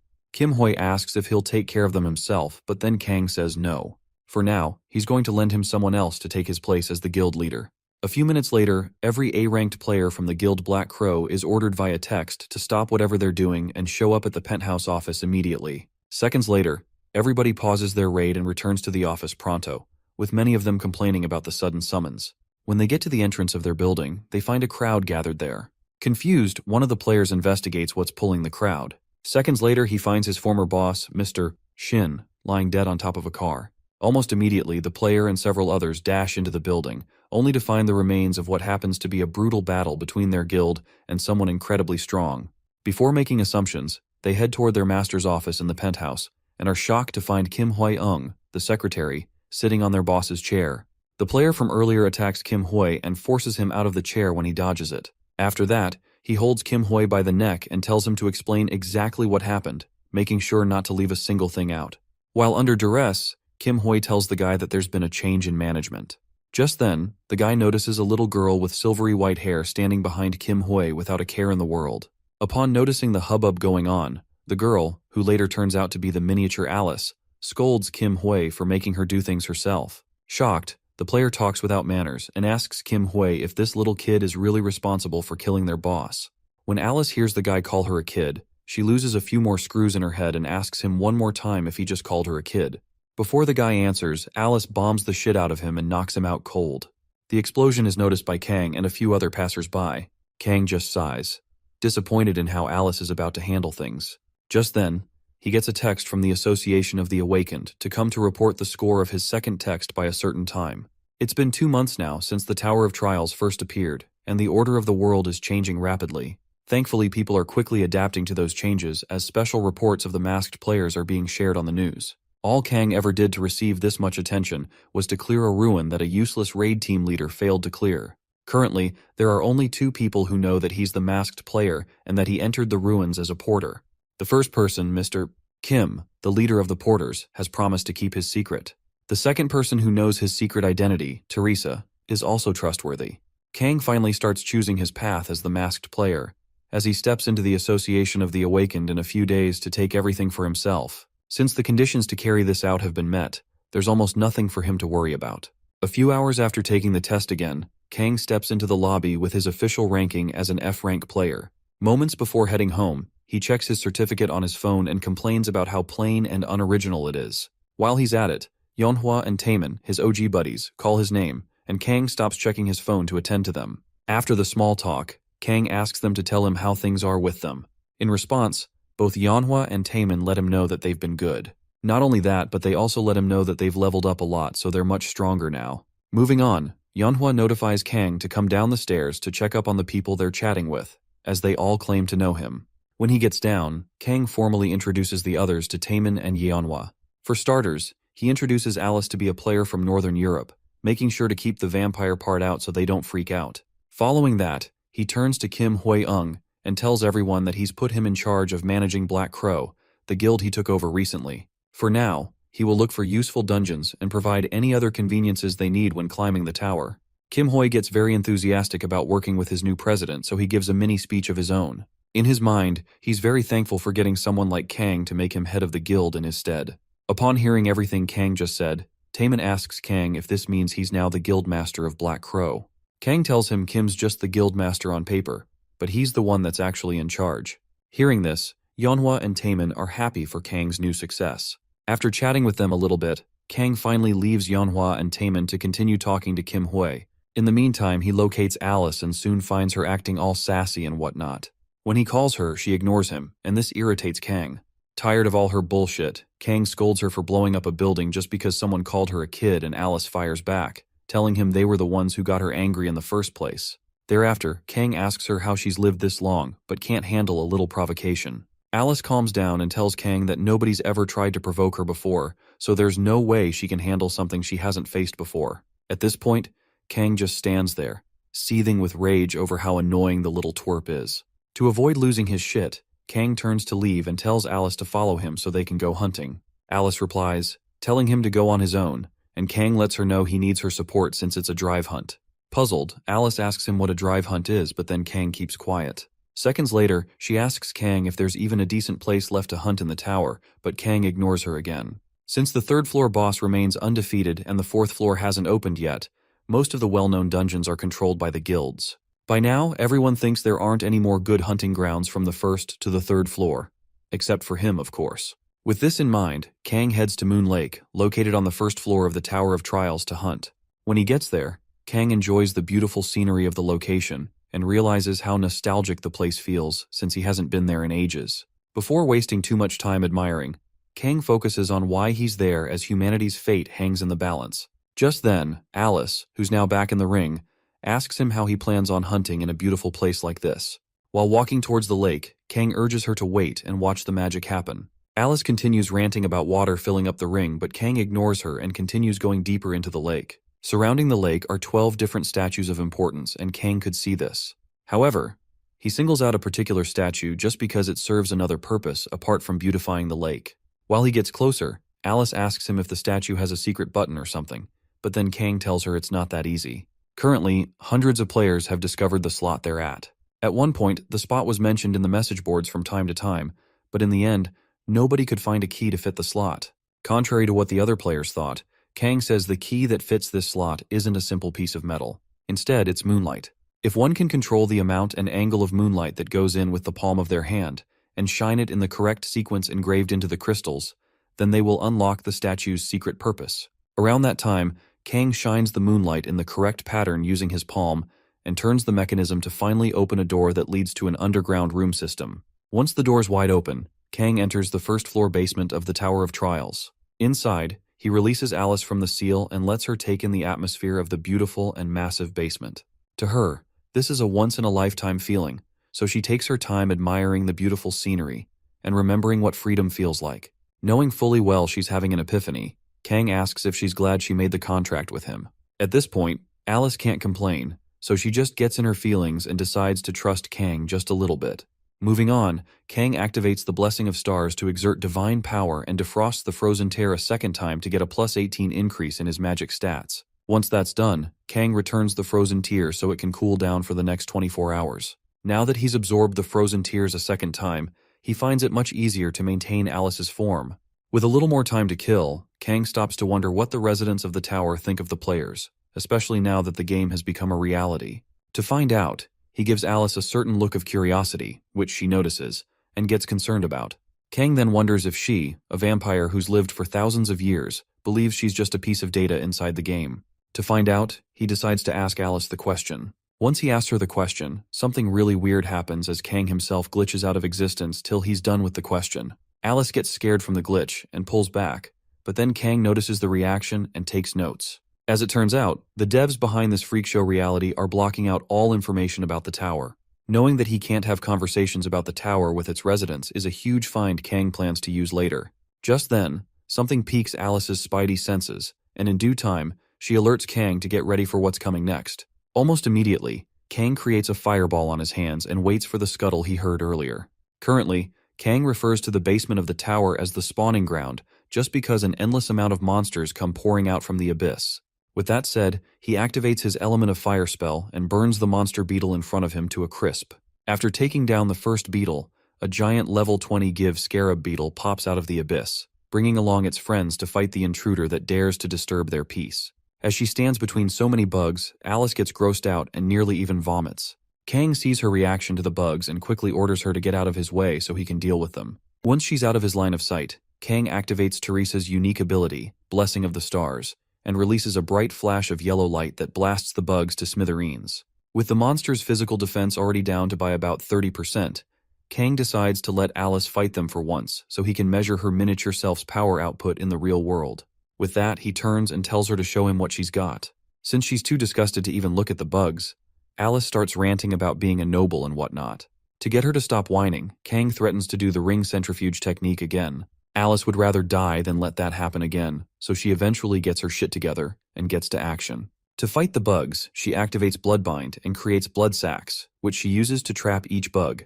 With the pesky bugs trapped in the blood sacs, Kang arms himself with his dagger and applies Gap to reduce the level difference gap by 33 levels. After that, he slices through every one of Alice's blood sacs and kills all the bugs in that room. In the aftermath of the attack, Kang levels up like crazy and is finally happy to release all that pent-up energy he's been holding back all this time. To continue farming XP from the bugs, Kang activates the unique ability, Grave of Swords, and slices through every single bug coming for him to level up as quickly as possible. Several miles away, guild masters from all over South Korea gather in the meeting room of the Guild Olympus to discuss the current situation with their raids. Once everyone is seated, Guild Titan's representative, Patrick, starts the meeting by laying out the current problem they all have with clearing the third floor. After launching 8 raids consecutively against the third floor's boss, they still failed. Out of the 100 players from 15 strike teams, only 9 came back alive. Notwithstanding, Patrick says the third floor's boss is relatively ordinary in terms of prowess and special abilities. However, the issue they have is finding a way to defeat the hundreds of thousands of statues the boss commands. Hearing this, Guild China's representative, Tenwei, bangs his hand on the table in frustration and asks Patrick to tell them how they're supposed to defeat that swarm of monsters, despite having tried using an anti-army relic and failing. Just then, Guild Olympus's representative, Maria, cuts in and blames the guild masters for letting their players clear the second and third floors a bit too quickly. As a consequence, there wasn't enough time for them to grow and gather experience. If they had enough players over level 15, then maybe things might have been different. To further buttress her point, Guild Dengun's third strike team leader, Baek Jinho, interjects the conversation and moves on to blame Guild China, Tenwei's guild, for taking control of dungeons to monopolize magic crystals and preventing other guild players from growing.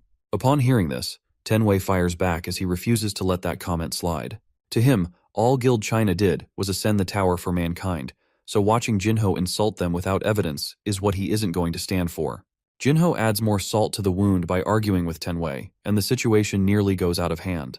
Thankfully, before it does, Patrick urges them to stop pointing fingers, and instead, focus on figuring a way out of this mess. With the decorum restored, Maria asks Patrick if he has something in mind. Patrick begins his grand plan by telling them a little story. Apparently, last night, Patrick's guild was contacted by the demonic ones, who then offered them a way out of their situation on a condition. Seconds after hearing demonic ones and help coming out of Patrick's mouth in the same sentence, Maria, Tenwei, and Jinho all ask Patrick if he's even considering joining forces with the scumbags on the international wanted list.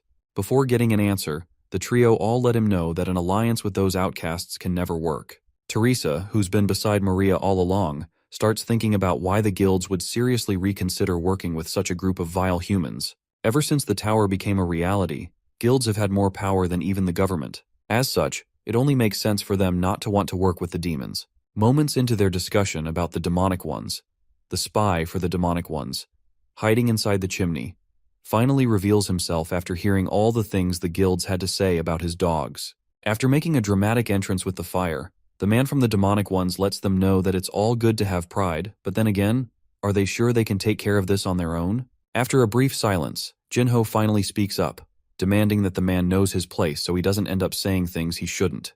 Before the man responds, Jinho sinks his fingers into the long table, hauls it up, and then flings it in his direction right after threatening to kill the poor old man. Tenwei quickly gets in between the man and the table coming at him and slices it in half, saving the man in the process. Moving on, he accepts the fact that he's finally agreed on something with Jinho and waits for the next big thing to happen. Just then, the old man calls everybody in the room hot-blooded and urges them to at least hear their condition first before judging them all. With that, he tells them to cooperate with them as they're sure they have the power to defeat the third-floor boss. At that point, Jinho angrily fires back at the cunning old man, calling bullshit on his words and asking him to explain how the demonic ones plan on taking down that huge army of statues.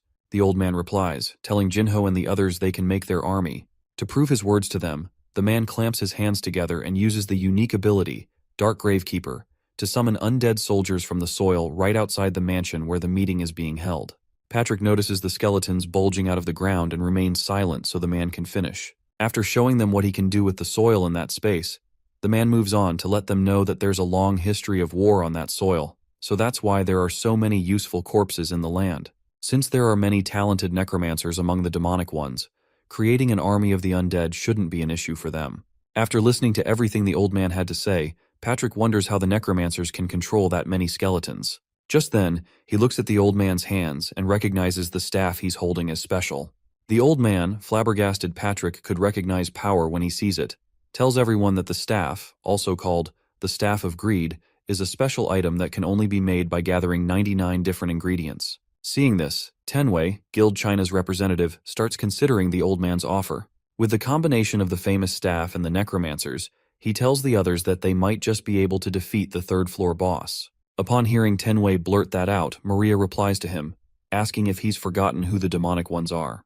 Around that time, Jinho interrupts her, telling her she's probably right to be wary of making a deal with the demonic ones. However, if they can ensure this deal doesn't get to the public, their plan may be worth trying. At this point, Teresa figures Jinho must have been pushed to the extreme.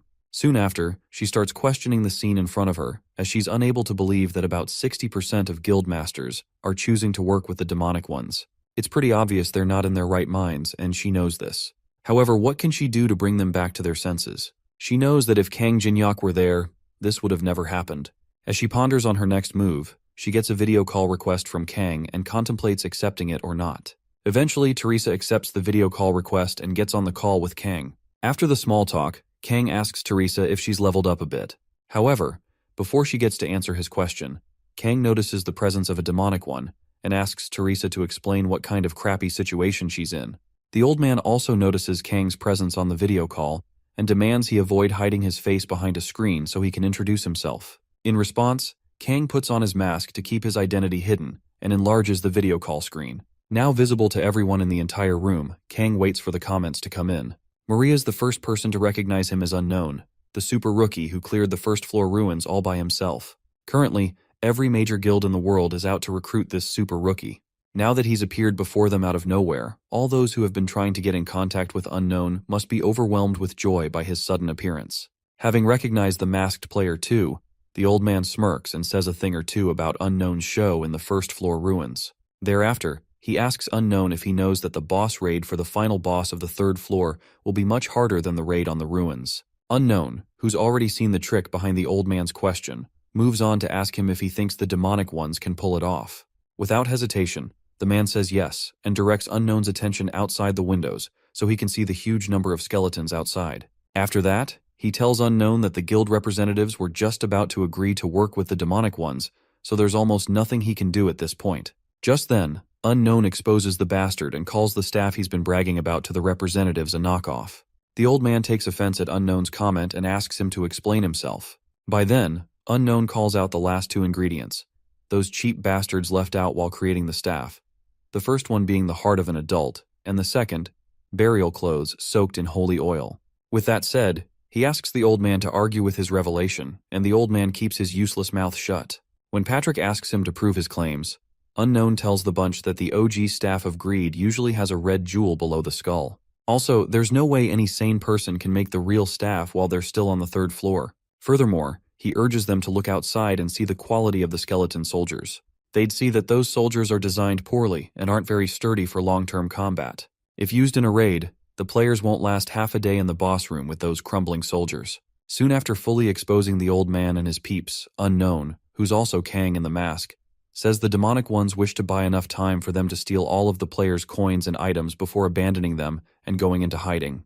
Since their grand plan has been exposed, the old man makes empty threats at Unknown before disappearing into a purple mist. Less than a second after his disappearance, the skeletons also vanish from the front yard. Now that the guild representatives are back to where they started, Patrick asks everyone in the room what they feel they should do. Just then, Unknown speaks up and urges them to leave things to him so he can give them a good reason not to cooperate with those fools. Concerned, Patrick asks if Unknown is suggesting he can do things on his own, and Unknown says yes. At that point, every single guild representative in the room starts thinking of how beneficial it would be for them to recruit Unknown into their guild. After the long pause, they all start pitching their offers and ideas to Unknown, hoping to win him to their side so they can control him. While some propose more money than he could ever need in life, others propose support, and then there's Jinho, who proposes something else. Before he can say what it is, Unknown interrupts them and tells them he doesn't need any material things from them. However, if they can block off the area so other players can't get in, then he'll be grateful and won't ask for any other compensation. Hearing this, Maria gets concerned and asks him why he would go that far for the guild. Tenwei supports her statement and starts calling Unknown suspicious before asking for his reason. As he's put on the spot, Kang searches for a lie that will fool them. When he finds one he can use, he says he's only trying to help out his precious friend. At that moment, Teresa's face turns red as she blushes in surprise. The whole room falls silent and Kang starts cringing hard behind the mask, as he'd never expected himself to say something of that nature. Teresa asks him again to make sure Kang is sure he said what he said. Just then, Jinho gets super excited and admires Unknown's camaraderie. Unknown continues yapping with Jinho just to sell his lie to the others. Once he gets everyone to be in a good mood, Kang checks the screen record button to make sure it's on. Turns out any regular player would have gladly accepted the signing bonus like it was nothing. However, he's not as short-sighted as a regular player, as him giving up on receiving compensation just for his comrade is something he can use to get overwhelming benefits next time he needs their help. Upon ending the video call, Kang cuts out the parts with the demonic ones from the video before uploading it to the Hall of Fame. Following that, he checks his stats and information to find out he's already at level 12 after spending less than a day in the spawning grounds. If anything, things are working out much better than he expected. While he's at it, Alice returns from her fight with the bugs and chastises Kang for making her fight all those bugs on her own. Kang figures if she has enough energy to complain, then she's not dying anytime soon. Pissed, Alice guilt trips Kang into making him feel like he's using her as his slave, not his partner, and Kang lets her know she's hurting his feelings. Moving on, he opens the tower's online store and tells Alice he's about to buy her a mana supplement, but then she lets him know that those things don't work against vampires. Kang asks her to explain herself, and Alice says she won't be able to support him if she doesn't have enough mana. With that said, Alice takes out her fangs, dripping, and lets Kang know that she'll be taking all the mana she's used. Confused, Kang staggers and asks her to calm the freak down. Sadly, Alice was already too far gone to even listen to anyone. So she sinks her fangs in Kang's neck and sucks out a few pints of blood to feed herself. After lunch, Alice feels very refreshed and cleans herself up. Kang, who's feeling a little dizzy, asks Alice to tell him how much she sucked. Alice ignores the question and lets him know that she's all refreshed and ready to rumble, so what now? Well, Kang continues shopping and buys a bunch of seemingly useless things for his inventory. Alice asks why he's bought so many useless things, and Kang tells her that they all have their uses. Moving on, he calls Alice's name and lets her know that they're about to start getting busy. Since they have to finish up the basement floor by the end of the day, they have to get serious. With that, he tells Alice to hold on tight and leaps further into the hole in the abyss. After falling for a few minutes, Alice gets concerned and asks her partner if he's ever fallen through that hole before. Kang mumbles a few more cocky words right before telling Alice to activate her reverse gravity spell. When she does, Kang uses the spell to land safely at the bottom of the hole. Now out of danger, Alice calls Kang reckless and lucky for being so carefree. Minutes later, she senses something coming for them, and Kang lights up a torch with his element of fire right after telling her that he knows they're not alone. Just then, countless bugs and monstrous anomalies show their faces to intimidate Kang. Kang, who's not threatened by them, calls bullshit and urges the real master of the abyss to show himself. Around that time, the master speaks up and asks Kang if he knows about him. To show the monster that he knows exactly who he is, Kang calls him the hound who prowls the desert, Anubis. Upon hearing how Kang just described him, Anubis gets super pissed and tells Kang that he was initially going to have some fun with him, but now that he's decided to be stupid and disrespectful, he's going to just do away with him. Kang fires back by letting the big dumbass know that he isn't there to chat either. Rather, he provokes the dog, Anubis, and tells him to hurry and come at him. At this point, Anubis laughs at how absurd Kang sounds, challenging a god as if he's stronger than he looks. Alice, on the other hand, could see how dangerous Anubis is. To save her partner from sudden death, she gets in between them and tells Kang to find his way back up while she holds him off for as long as she can. Kang smirks when he finds out just how much Alice cares about him. Following that, he pushes her behind him and tells her to just watch him do the impossible. Alice warns him not to get cocky, but then Kang tells her to just relax and watch him show her the kind of person she made a contract with. Amused by Kang's confidence, Anubis raises his staff and activates his unique ability, Anubis Judgment. Kang recognizes this skill as the special skill Anubis always activates each time someone faces him. This absolute judgment skill activates once the victim answers 3 of his questions. For the first question, Anubis asks Kang to tell him if Alice told Kang about him. Kang, who's already sensed the scales of obedience behind him, checks for the copy conditions of this skill and realizes that he has to make Anubis lose his patience and destroy the vessel that contains his consciousness. If he can meet those conditions, Kang will be able to ask the strongest question in the world. So for now, he just needs to answer those questions. regardless of whether or not he tells the truth. To answer the first question, Kang confirms Anubis's suspicion and tells him yes. Moving on to the second question, Anubis asks Kang if he's come for the hive, and Kang says yes as he plans on selling the item on the black market for a quick buck. With the second question answered, Anubis continues to the final one and asks Kang if he thinks he can make it out alive after trespassing on his domain. Kang replies, saying that if he can't evade Anubis, then he might as well donate his stuff and fall dead. Once all three questions are answered, the conditions are met and Anubis activates his special skill. Moments later, purple spikes start growing out from the ground, and Kang gets all his stats reduced by 50%. Not only that, but he also gets his unique abilities and skills sealed for 1 minute, leaving him powerless and unable to fight Anubis's monsters for a little while. To continue carrying out his judgment, Anubis brings forth his champion, the giant armored mantis, and gives it the responsibility of handing down his judgment at Kang. Moments before the fight, Anubis asks Kang to tell him what he thinks of his champion. As Kang tells Anubis that the monster is huge, he summons a mini gramophone from his inventory. Now this item can be used to play a selected song once and cannot be destroyed while the music is playing. After watching Kang pick and play a song on the gramophone, Anubis gets confused and asks him why he's playing the music of the humans. Could Kang have lost his mind at the sight of his champion? Kang tells him he hasn't lost his mind yet and that he's only getting lost in the music. As the attacks from the champion begin, Kang tells us how many experiments he's done in the game just to discover the perfect song. Currently, this beat is in perfect sync with the giant mantis's attack pattern, so if he can follow the beat and conduct all of the mantis's attacks, then Kang can successfully evade the armored mantis's attacks. As the fight begins, Anubis starts to notice Kang evading all of his champion's attacks in time with the beat. If there's anything about this guy, it's that this isn't a coincidence. Anubis then begins to wonder if using the gramophone was all part of his plan. Soon after, the 1-minute ban placed on his unique skills and abilities elapses and Kang can use his abilities again. Without fail, he activates the Grave of Swords and slashes the mantis's limbs with his dagger. Anubis just chuckles and asks Kang if he thinks he can kill his champion just like that. He continues by telling Kang that his champions can heal their wounds in the blink of an eye, so if he continues like that, he'll run out of stamina and be cooked. Kang takes notes and tells Anubis that he's right as he can't kill the mantis at his current level. However, he can make sure the mantis wishes he were dead, and to show Anubis just how that's possible, he continues slashing every single limb on the mantis's body in succession. Alice, who sees what Kang is doing to the poor mantis, wonders what Kang's endgame is. She knew he was strong, but she had no idea he was this powerful. After seeing what Kang can truly do, Alice gets a feeling that Kang is the man who can help get her revenge against her family members. After getting his arm slashed so many times, the mantis gives up and just lays there on the ground. Confused, Anubis screams at the mantis and urges it to continue fighting Kang. Sadly, the mantis is just too tired of Kang. As it quivers in fear, Kang inches closer to it to unleash his finishing move that can break any warrior's belief that they'd never lose. When he gets close enough, Kang teabags the mantis and insults it. Yes, folks, you heard it right. Our evil MC teabagged the innocent giant mantis. Eventually, after enough insults, the mantis gets up in frustration and kills itself just like that.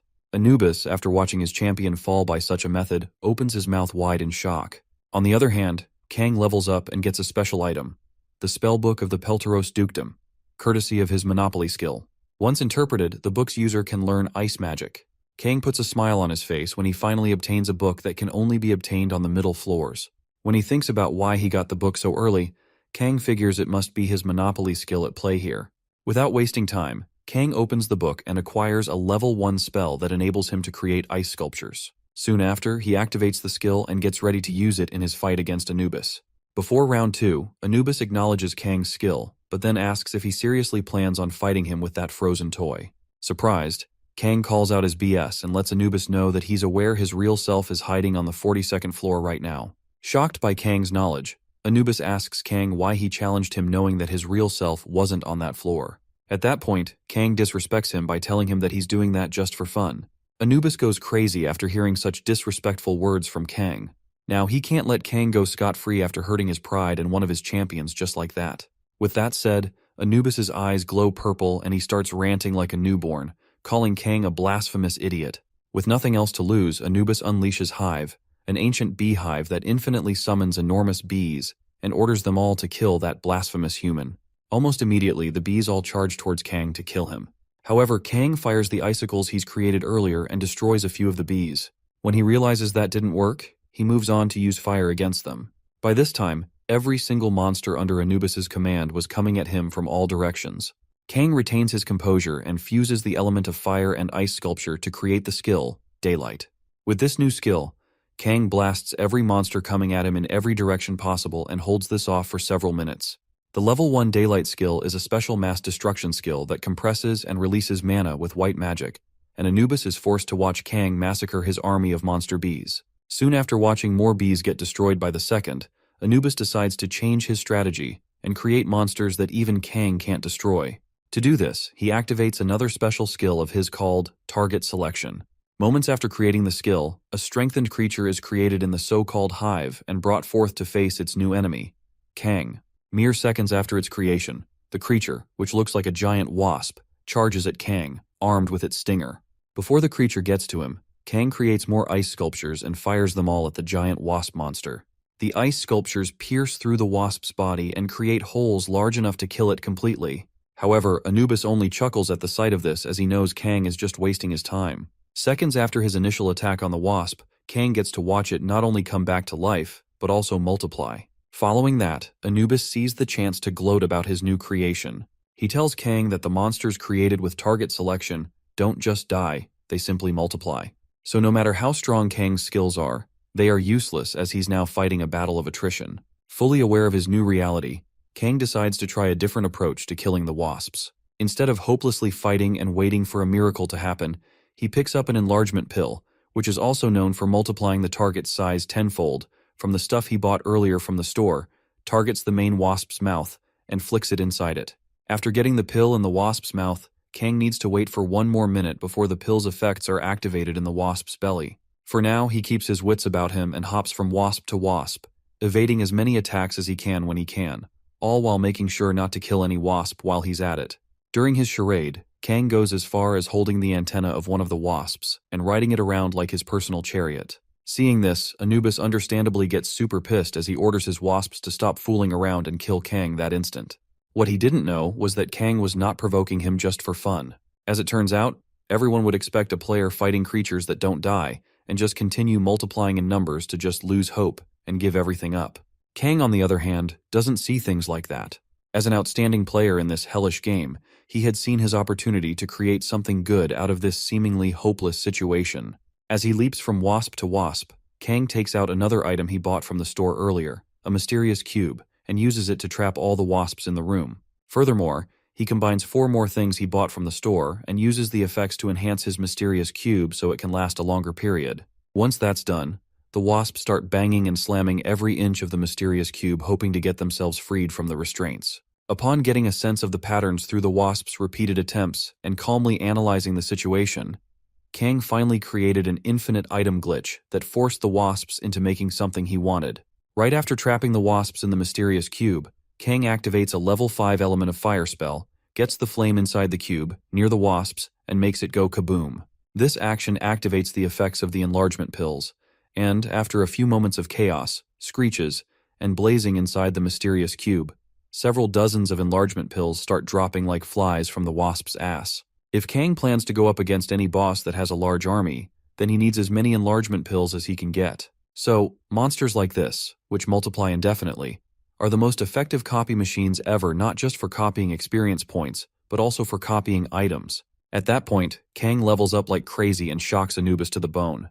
Upon seeing what Kang just did to his wasps, Anubis questions his reality and starts wondering if he's seeing things or not. Shortly afterward, he starts asking rhetorical questions about Kang preparing the items in advance, just to combine them.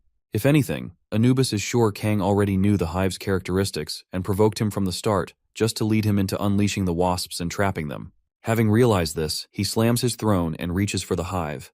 When he gets a hold of it, he crushes the hive and destroys Kang's chance of infinitely multiplying the enlargement pills. Kang gets disappointed by the party pooper but still takes what he gets in the long run. Now seething with rage, Anubis scoffs at Kang's humiliation attempt and stomps his feet on the ground, screaming out the word blasphemy, so every monster in the depths of that room can hear him out. Once he's done letting off some steam, he points at Kang and tells him to make sure he survives and moves up the tower so they can meet again on the 42nd floor.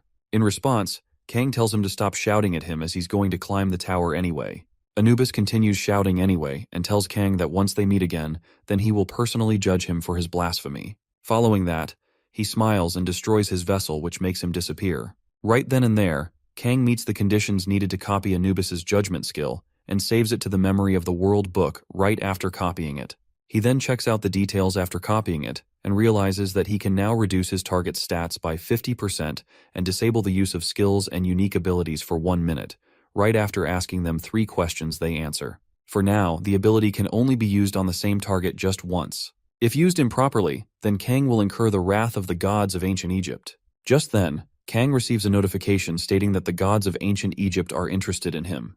When he looks further into it, he soon realizes that they're pissed at him for shitting on Anubis like that. Turns out the gods in the tower are that petty, but who cares? As for Alice, who's been watching the whole thing from the start, speaks up when it's all over and asks Kang to explain what the hell just happened. Kang tells her Anubis just rage quitted on him, but then urges her to stop acting surprised since he already won the fight. Kang opens up his information log again and figures he's now at level 19 with average stats. Impressed by his progress so far, Kang says this is the first time he leveled up this much at this stage, so it's something he needs to be happy about. Since he doesn't know what's going to happen from then, Kang uses his available stat points to raise all his stats evenly. Seconds later, he receives a video call request from an unknown player and tells Alice to stay out of the camera frame to keep her identity hidden. Alice gets a little frustrated by this, but she obeys her master and lets him have his fun. When Kang picks up the call, he finds Cheon Yusong, the loser who's been losing to him since the game time, on the other end. This time, Cheon gives him a stern look and asks Kang to explain where he is at the time as well as if it's someplace he knows. Kang just tells him to mind his business and explain what he's calling him for. At that point, Cheon explains his proposal for Kang. In 24 hours, the Association of the Awakened is hosting a tournament that requires all players ranked AA or above to attend. Kang wonders why the association is holding a gathering now of all times, especially after failing to defeat the third-floor boss so many times. When it comes down to the reason for his call, Cheon stares at Kang and tells him to come to the tournament and fight with him one more time. Kang asks him why he would waste his time fighting him again, and Cheon says he won't be able to refuse the invitation from him this time. When asked why, Cheon says it's because he has an invitation card to the black market. 24 hours later, Kang finally attends the tournament hosted by the association. According to Cheon's description, the black market, unlike the normal coin market the other players use, is a secret auction where only invited members can purchase items with cash. While thinking about the ideal black market auction, Kang, who's seen sitting comfortably in the audience space, starts figuring out the type of items he needs to beat the third-floor boss. Now that the Tower of Trials has become a reality, it's only normal for auctions like this to appear too. If it's as secret as Cheon claims it to be, then he might be able to find some decent items. Around that time, Kang gets a notification concerning the screen-recorded video conference call he uploaded earlier. After editing out the unnecessary parts, most of which included the part about the demonic ones, Kang previously uploaded the video to Unknown's newly opened channel. Rankers of major guilds, including Teresa, could be seen in the video with the masked Unknown. Since he's edited the parts with the demons, nobody can criticize the guilds. For now, nothing good can come from going against the major guilds yet. After his soliloquy session, Kang checked the comments to see what people thought about the video. Thankfully, the video passed the right message across, as everyone either thought he was a good person with a nice personality or remained hopeful and confident in his skills to beat the third floor's boss. Either or, Kang got the response he was expecting. The veiled player everyone was curious about confidently declared all that in front of the major guilds, so it was only natural for the video to cause a stir. Now moving on to the view count conditions, Kang does a quick calculation to figure out the revenue he's earning with the current view count. At 50 million views, Kang calculates his total revenue to be about 500,000 coins. Upon deducting the 90% fee, Kang is left with just 50,000 coins at the end of the day. Although the fee is pretty stupid, Kang is still confident as it's more than enough to get good items from the black market auction. After a quick yawn, Kang snaps out of it and starts wondering when the competition will be over. As it turns out, the small fries were still clanging swords like kids on stage. Worried that their consecutive failures at clearing the third-floor boss would lose them public confidence, the association and the major guilds decided to live stream the tournament, which consists of 24 AA or above-ranked players, to show the citizens how strong and reliable their players are. Kang sees through the bullshit but then realizes that not everybody watches YouTube. As such, there aren't many chances to see a player's true abilities. All in all, it's not a bad plan to lighten the pressure. Earlier on, Cheon had promised Kang to give him the black market invitation card if he agreed to a battle. During their video call 24 hours ago, Kang tried to let him know that he's not an AA rank or above, so he can't participate in the tournament anyways. Thinking Cheon will just hand over the black market invitation card, Kang gets the shock of his life when Cheon says the winner of the tournament is given two choices. The first one being choosing a replica from the National Museum of Korea, and the other one being the right to battle with any player who didn't participate in the competition. Kang gets a bad feeling about things right after Cheon mentions all that, and listens to the overjoyed Nimrod promise to take him down this time in front of everyone. Knowing fully well that the fool is only going to embarrass himself, Kang takes him up on his offer. Now that he's at the tournament, Kang needs Cheon to win this shit as quickly as possible so they can get their banter over with in time. Around that time, Kang gets to watch two fools clang swords and mouth rubbish at each other just to add some fun to the tournament. Soon after, a familiar Anubis structure shows up on stage, swings its hand at them, and knocks both of them out like they were nothing, erupting flames from its hands. Moments after taking down the small fry, Min Jong-woo and Lee Yuri show their cocky faces and smirk at the audience. Just then, about 4 suits from the front seat make their comments about the duo. From their play, most of them acknowledge their skills and confidence, hoping the public remains at ease after seeing them fight. As the audience cheers the fighters on, one of the suits asks his guildmaster if he's already seen any player they can recruit to their guild. By then, the guildmaster of the guild, Black Cloud, Hong Deokpyo, speaks up and tells his men that there's only one fighter who's caught his eye, and that fighter is none other than Cheon Yuseong. As Cheon steps into the arena to fight the other players, Hong analyzes his fighting stance, restraint, control, and visibility. So far, they're all exceptional. On top of that, Cheon executes his opponents cleanly and with an acute technique. Before that time, Hong had asked Cheon to join their guild, but Cheon blatantly refused his offer to carry out his plan. Being the first person to ever reject an offer to join his guild, Hong remains hopeful that Cheon will change his mind after the tournament.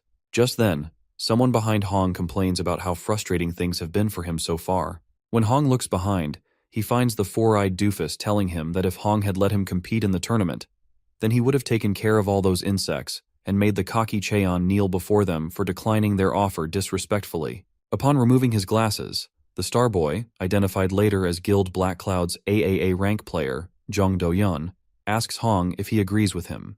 Hong scoffs and tells him to focus on the interview he spent so much money to get him and stop grumbling about the game. Do-yeon smirks and tells his boss not to worry about him too much as the camera loves him and won't fail him anytime soon. As of now, Do-yeon has the talent to become an S-rank shortly, but the only problem with him is that he likes to show off way too much. Anyways, if word comes out that Hong recruited such a promising player, then Black Cloud's status will naturally increase. For now, he just needs to tolerate Do-yeon's cockiness. With the tournament nearing the final stages, every fighter in the arena unleashes the greatest moves in their arsenal for a chance to get to the top and become the new face of Korea. Just when they all thought things were sealed for them, a mysterious person swoops in and knocks every single one of them down, including Min Jong-woo and Lee Yuri. Once he's done taking care of them, the mysterious player reveals himself to be Cheon Yuseong and is named the winner of the tournament. At that moment, every Korean citizen gets to see what a hottie the fool is. Soon after clutching the win, Cheon appears on national TV with a reporter who congratulates him and then asks to know which choice he's yet to make. Is he going for the replica relics or will he go for the battle request? Without fail, Cheon says he's going for the battle request and shocks everybody watching him. While some thought the guy was just yearning for a fight, others thought he was going to fight a big shot like a guildmaster. After choosing the second option, Cheon Yuseong is given the choice to choose his next opponent. As the whole of Korea waits for him to pick a worthy opponent, Cheon stares at Kang's direction and points at him to come down to the stage. Since Do-yeon is sitting right in front of Kang, he flares up as he thinks Cheon is calling for him. Just before he gets up, Hong sits him back down and urges him to trace Cheon's eye movements well. When they do, they realize that Cheon wasn't even pointing at Do-yeon. Instead, he was pointing at someone sitting behind him. Just then, Cheon hurries Kang to get up and stops acting like he doesn't see him. Do-yeon starts wondering who Cheon is pointing to, as he doesn't think there could be another match for Cheon besides him and Hong. By then, Kang gets up and exchanges a few snide remarks with Cheon before getting to the stage. Once Cheon lowers his sword, the 4 suits from earlier rush to check out who the person Cheon is challenging is on the database.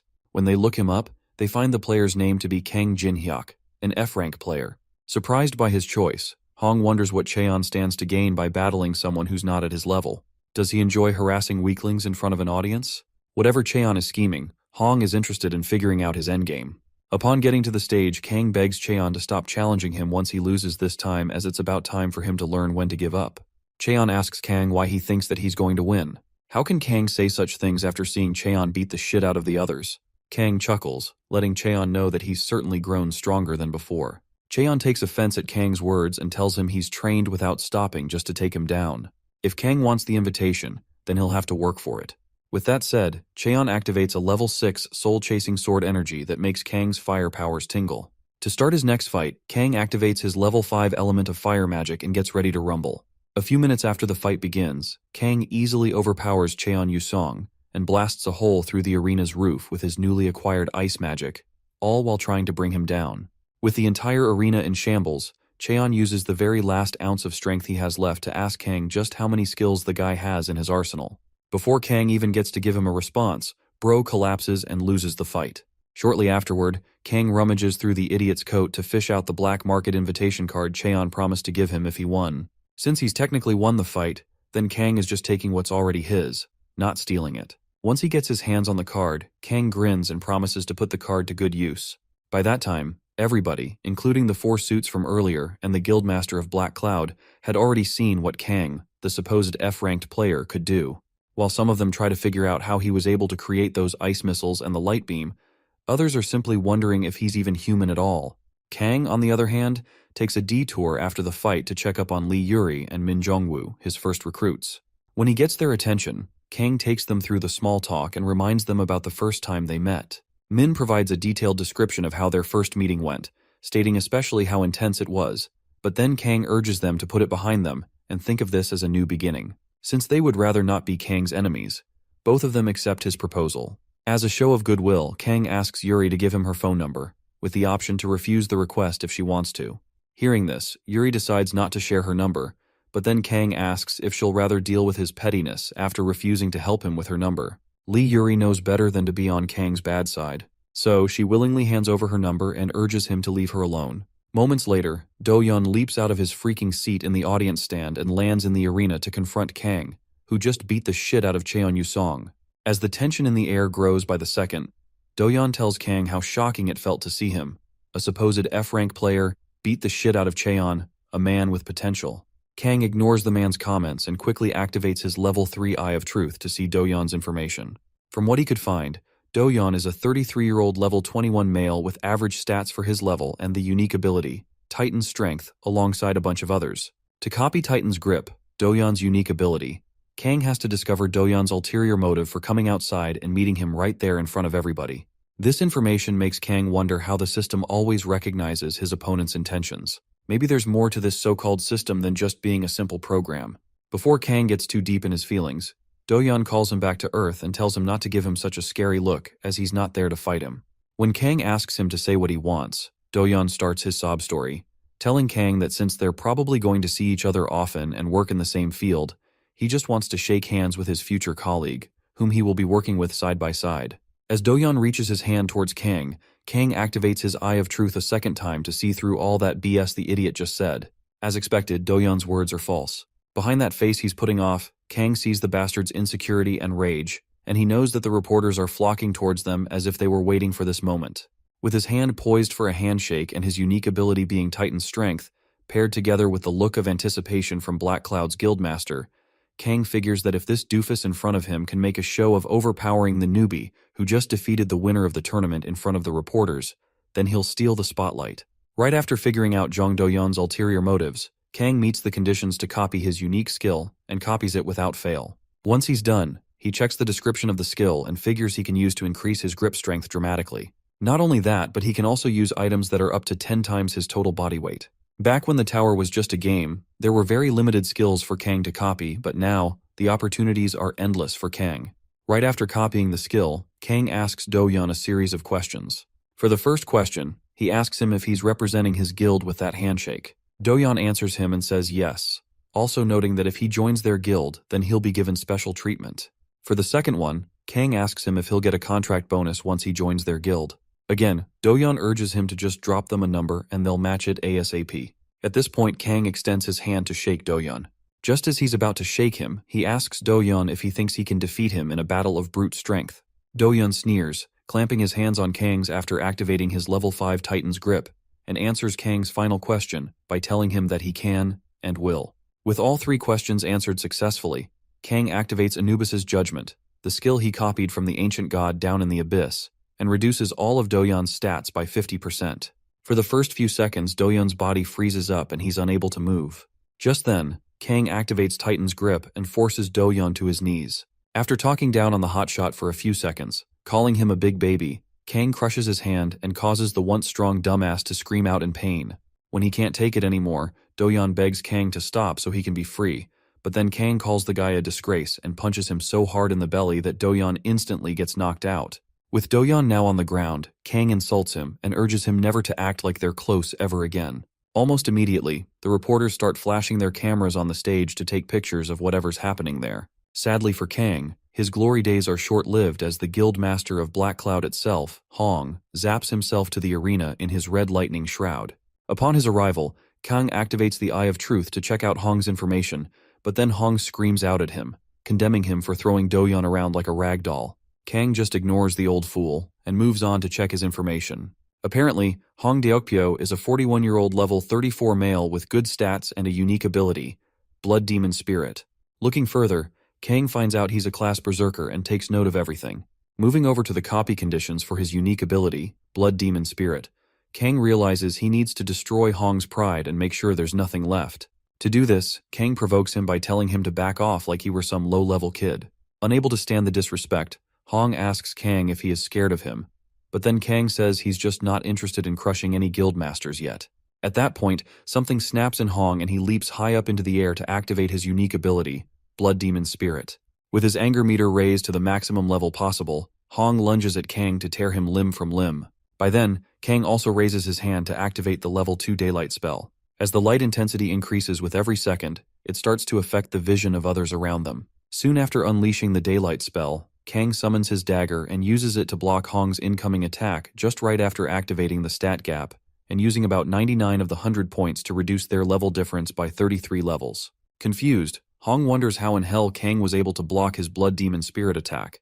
Back when he led the strike team in the raid against the second floor boss, the Giant God Warrior, Hong was the one who brought it down with his unique abilities. Could Kang be on the same level as him? Hong wonders. The next minute, he stops doubting himself and instead rushes to continue the fight. Moments before round 2 begins, someone intervenes and stops them from fighting using his level 4 mediation spell. Turns out the entire country is watching them, so those two should be trying to show how trustworthy they are. With that said, the mediator steps into the light and reveals himself to be Han Sang-jin, the head of the Association of the Awakened. Kang takes note of Han Sang-jin's presence and keeps his mouth shut in anticipation of how Han will handle this situation with the bullies. Soon after his arrival, Hong reports Kang to Han, blaming him for Do-yeon's sudden collapse and demanding punishment. Han tells Hong to stop crying as injuries are expected in a tournament. Hearing this, Hong tries to get bossy, but then Han ignores him and walks towards Kang. Once he gets past the introductory phase, Han goes straight to the point and lets Kang know that he was only aware of his existence 20 minutes ago, when the organizer called him down to the arena. Now that he's there, Han tells Kang that he checked Kang's rank on the database and fiddled through the test, only to figure out Kang has been wronged. With that said, Han Sang-jin calls Kang's name one more time and bows his head to congratulate him on becoming the 16th S-rank player in Korea. Moving on, Han apologizes on behalf of the association for mistakenly giving Kang the wrong rank and hopes they can all move forward from whatever happened. Soon, reporters start flocking around Kang just minutes after he's named the 16th S-ranked player, with poor Hong and his dog, still knocked out, and left behind as everybody stops noticing him. After a while, Hong pauses to wonder why they're being overshadowed by Kang. To get his shine back, Hong calls a reporter and tells him to get the others as his guild will reveal a special plan to take down the third-floor boss. Unfortunately for him, the reporter yanks himself off his coat and gets to Kang's position.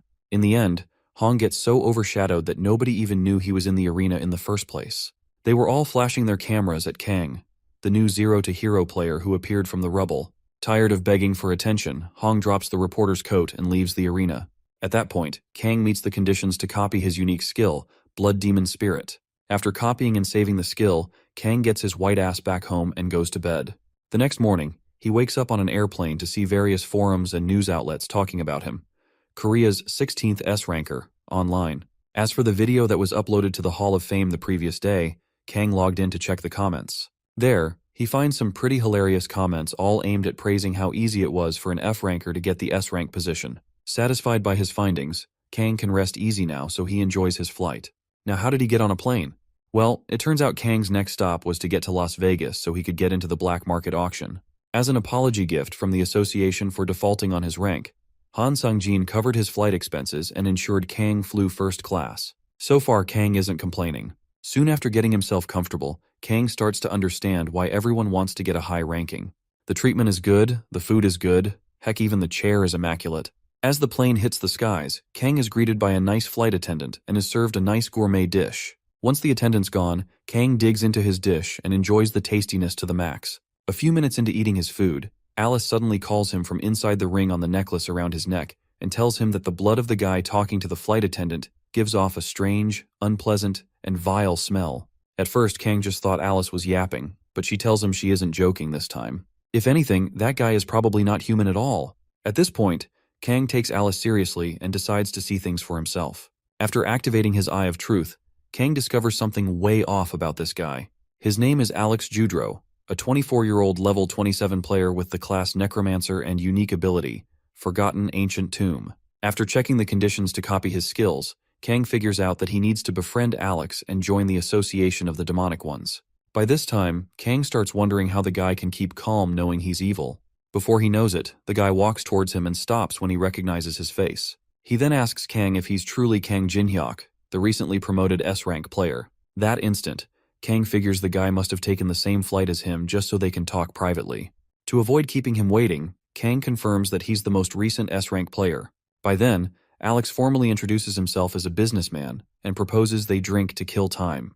Kang accepts the proposal and has Alex take out a top-shelf cognac drink for them to enjoy while they chat their sorrows away. After listening to so many of Alex's sob stories, Kang stays on alert as he realizes that Alex might change the subject soon. When it's finally time to reveal the real reason why he's in Korea, Alex tells Kang that he isn't really there because of his cosmetic business. Rather, he's there to expand his other business related to the Awakened.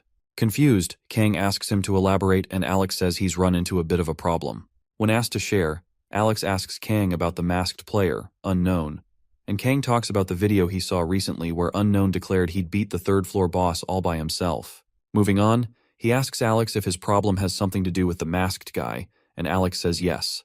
Truth be told, the fool says his associates were also planning to take on the third-floor boss. Sadly, Unknown stopped them pretty firmly and lied to the public that he did that to protect a friend, when in truth, he had something to do there alone and preferred not to be disturbed. To remain as vague as possible, Kang asks if Alex knows this unknown guy personally. Alex responds and says yes. However, before saying any other thing, Kang insults Unknown and calls him a greedy player. When all's been said and done, Alex starts nudging Kang to come to the third floor so they can clear it together. Kang fires back and asks Alex why they would need him even after Unknown said he was going to defeat the boss alone. By then, Alex cajoles Kang into thinking he can do anything he likes since he's an S-ranker, and also promises him a hidden item in the boss's room if he can come with them. Around that time, Kang starts thinking about the sneaky way these bastards wish to enter the third floor, despite the guild's strict monitoring. To reply to his question, Kang tells Alex he's asking for too much, and he would rather not oppose the major guild's decision. Hearing this, Alex urges him not to worry as he'll be well compensated for the job. To ease Kang's tension, Alex brings out a legendary medicine that can cure any and every disease, even a broken heart, calls it the elixir, and presents it to Kang. Kang, who's pretty shocked to see such a rare item, wonders what the demonic ones had to do to get their hands on it. After getting his hands on the vial, Kang lets Alex know that although he's tempted, he's still not sure. Alex continues glazing the elixir, noting that he'll give Kang that as an advance payment if he signs the contract he brings out shortly after. Kang uses his Eye of Truth and realizes Alex has already activated the Contract of the Dead. Moving on, Kang ignores Alex's words and uses his eye to check the real truth behind the contract paper. From what he could find, the contract, though poised to look normal, is a cursed contract that kills the signee if they violate the terms. Now that he knows the truth behind the contract, Kang refuses to sign the deadly contract, stating that his cautious nature won't allow him to get on the bad side of the major guilds. Disappointed, Alex mutters a few words and decides to get his elixir back. Unfortunately for him, Kang refuses to give it back. When he asks Kang for an explanation, Kang lets Alex know that he's going to steal the elixir, and Alex becomes hostile toward him. As the plane enters the turbulence zone, Alex, who thought Kang's magic was affecting the plane, calms down when the pilot speaks to them from the intercom and urges every passenger to keep their seatbelts fastened so they don't get injured. Hearing this, Kang smirks and tells Alex to let things slide for now as he'll be returning to his seat. Before Kang gets out of sight, Alex angrily asks him if he knew the group he was a part of from the start. Kang smiles and tells him he only had a feeling, but then gives Alex some credit for being a pretty good actor. Hearing this, Alex threatens to send Unknown after Kang after warning him not to provoke them. Kang nearly breaks character as the buffoon still didn't know he's been talking to Unknown all along. In time, Kang turns and lets Alex know that he's a blatant liar. Following that, he asks Alex if he thinks he's that dumb to believe that Unknown is on the same side as them, especially after humiliating the bastards at the Olympus meeting. At this point, Alex is shocked to the bone as he never for once realized Kang knew so much about the Olympus meeting. For a second there, he convinces himself that Kang might be an acquaintance of Unknown, but then he quickly comes off it and says he's just bluffing as the major guilds might have shared information with him since he's now an S-ranker. Right before leaving Alex, Kang tells him that he might even share some information about Unknown to Alex if he behaves himself. By then, Alex keeps his mouth shut and lets Kang go. A few minutes later, the plane lands in Las Vegas, and Kang bids Alex farewell. Moments after landing, Kang summons a part of Alice out of the ring as a reward for helping him figure out Alex's true intentions, and lets her sightsee the beautiful buildings around the state. About an hour later, Alice speaks up for the first time and asks Kang if this is what a human city looks like. When Kang tells her yes, she compliments the beauty and walks with him. Soon after, Kang reminds her to stay quiet as promised or else he'll send her back to the ring. Currently, the tallest he could make her with his magic was 150 centimeters, so there's that. To prepare himself for the casino he'll be visiting next, Kang invokes the memory of the world and fuses the skills, Eye of Truth and Blood Demon Spirit, to create the skill, Eye of Gluttony. The Eye of Gluttony is a higher version of the Eye of Truth that allows the user to see all of a target's stats and cast vision sharing and mind reading, all at the same time. The only downside to using this skill is that the nature of the spirit skill makes frequent use by the user, increasing the risk of the user's personality becoming contaminated. Also, vision sharing and mind reading can only be used on players with a lower level than the user. Initially, Kang was going to fuse the Eye of Truth with a safer spirit type ability, but since he needed the Eye of Gluttony right away, he had no choice. Right after fusing both skills, Alice calls Kang and points to a certain beautiful casino building before asking him if that's where they'll be going. Unfortunately, Kang says no, as they're not there to have fun. You see, players aren't allowed to use their skills or magic at regular casinos like that, although Kang could take their money by force. But then again, it's not right for him to rob ordinary, hard-working people just to make enough cash for an auction. Turns out our MC's moral compass is still in the right place. Anyways, Alice gets bored and asks Kang to tell her where they'll be getting to. Kang tells her, with a wide grin, that they'll be going somewhere incomparable to an ordinary place like that. Someplace incomparable? Alice asks with a sparkly smile on her. To answer her question, Kang takes both of them to the private casino, Tortuga. At the entrance, Alice gets disgusted and says she likes the other building better. However, Kang reminds her one more time that they didn't come there to have fun. As he's about to continue talking, the duo overhears a private conversation between one of the casino staff and a loser, who's being kicked out of the casino. Turns out the loser saw his opponent using skills to cheat and win the game previously, so he was trying to let the staff know that the game wasn't fair. Just then, the staff kicks the loser's mouth and asks him why he wasn't complaining when he was using plenty of his skills. As Kang and Alice get to the door, Kang overhears the staff telling the loser that whoever gets cheated on is the idiot in their casino, and there's no help for such a person. Kang concurs with the staff's words and eventually gets into the casino. Inside, Alice instantly gets excited by the chimes and dings from every single machine in the casino. She asks Kang what's so different about this place, and Kang tells her it's a casino where one can use their magic freely. With that said, Kang picks her up and places her on a stool near the bartender. After that, he opens a tab and tells the bartender to give her any drink she wants to try. Alice starts yapping and complaining about him wanting her to stay before asking him what he plans on doing by himself. Upon taking a drink, Kang says he's going to earn himself some dollars. Before approaching the table, Kang uses the Eye of Truth to check out what skills the house uses to deceive the gamblers. He finds one of them to be using Advanced Blockade, a skill that blocks all of the gamblers' skills from affecting the house for 10 minutes, all while retaining the skill of the users themselves. Soon after learning enough from just watching, Kang gets to Pedro, a Tortuga table dealer's spot, and plays with him for a little while. After losing about $500,000 to Kang, Pedro finally gets a decent hand. To avoid losing any more money, Pedro raises all of his money and places it on the bet. Upon seeing this, people gather around the table to see the outcome of the final match between Kang and the table dealer, Pedro. To make the honeypot sweeter, Kang also pulls in all his funds and bets it on this final match. This bold act raises eyebrows as many people from the casino floor flock around Kang to see what kind of magic he's about to pull. If Kang wins this bet, then the house will have to pay him $5 million. Before playing the bet, Kang asks Pedro if he wants to chicken out, as this is quite a large sum. Pedro lets him know the house is always confident, so he should just shut up and play. With the first question asked, Kang moves on to the second and asks Pedro to tell him which guild runs this place. Pedro answers him and says the guild scavenger is in charge of managing and investing in the casino. After answering the second question, Pedro stops to think about why Kang's been asking a bunch of questions after keeping quiet the entire time. Just then, Kang asks if he's allowed to ask questions in the casino.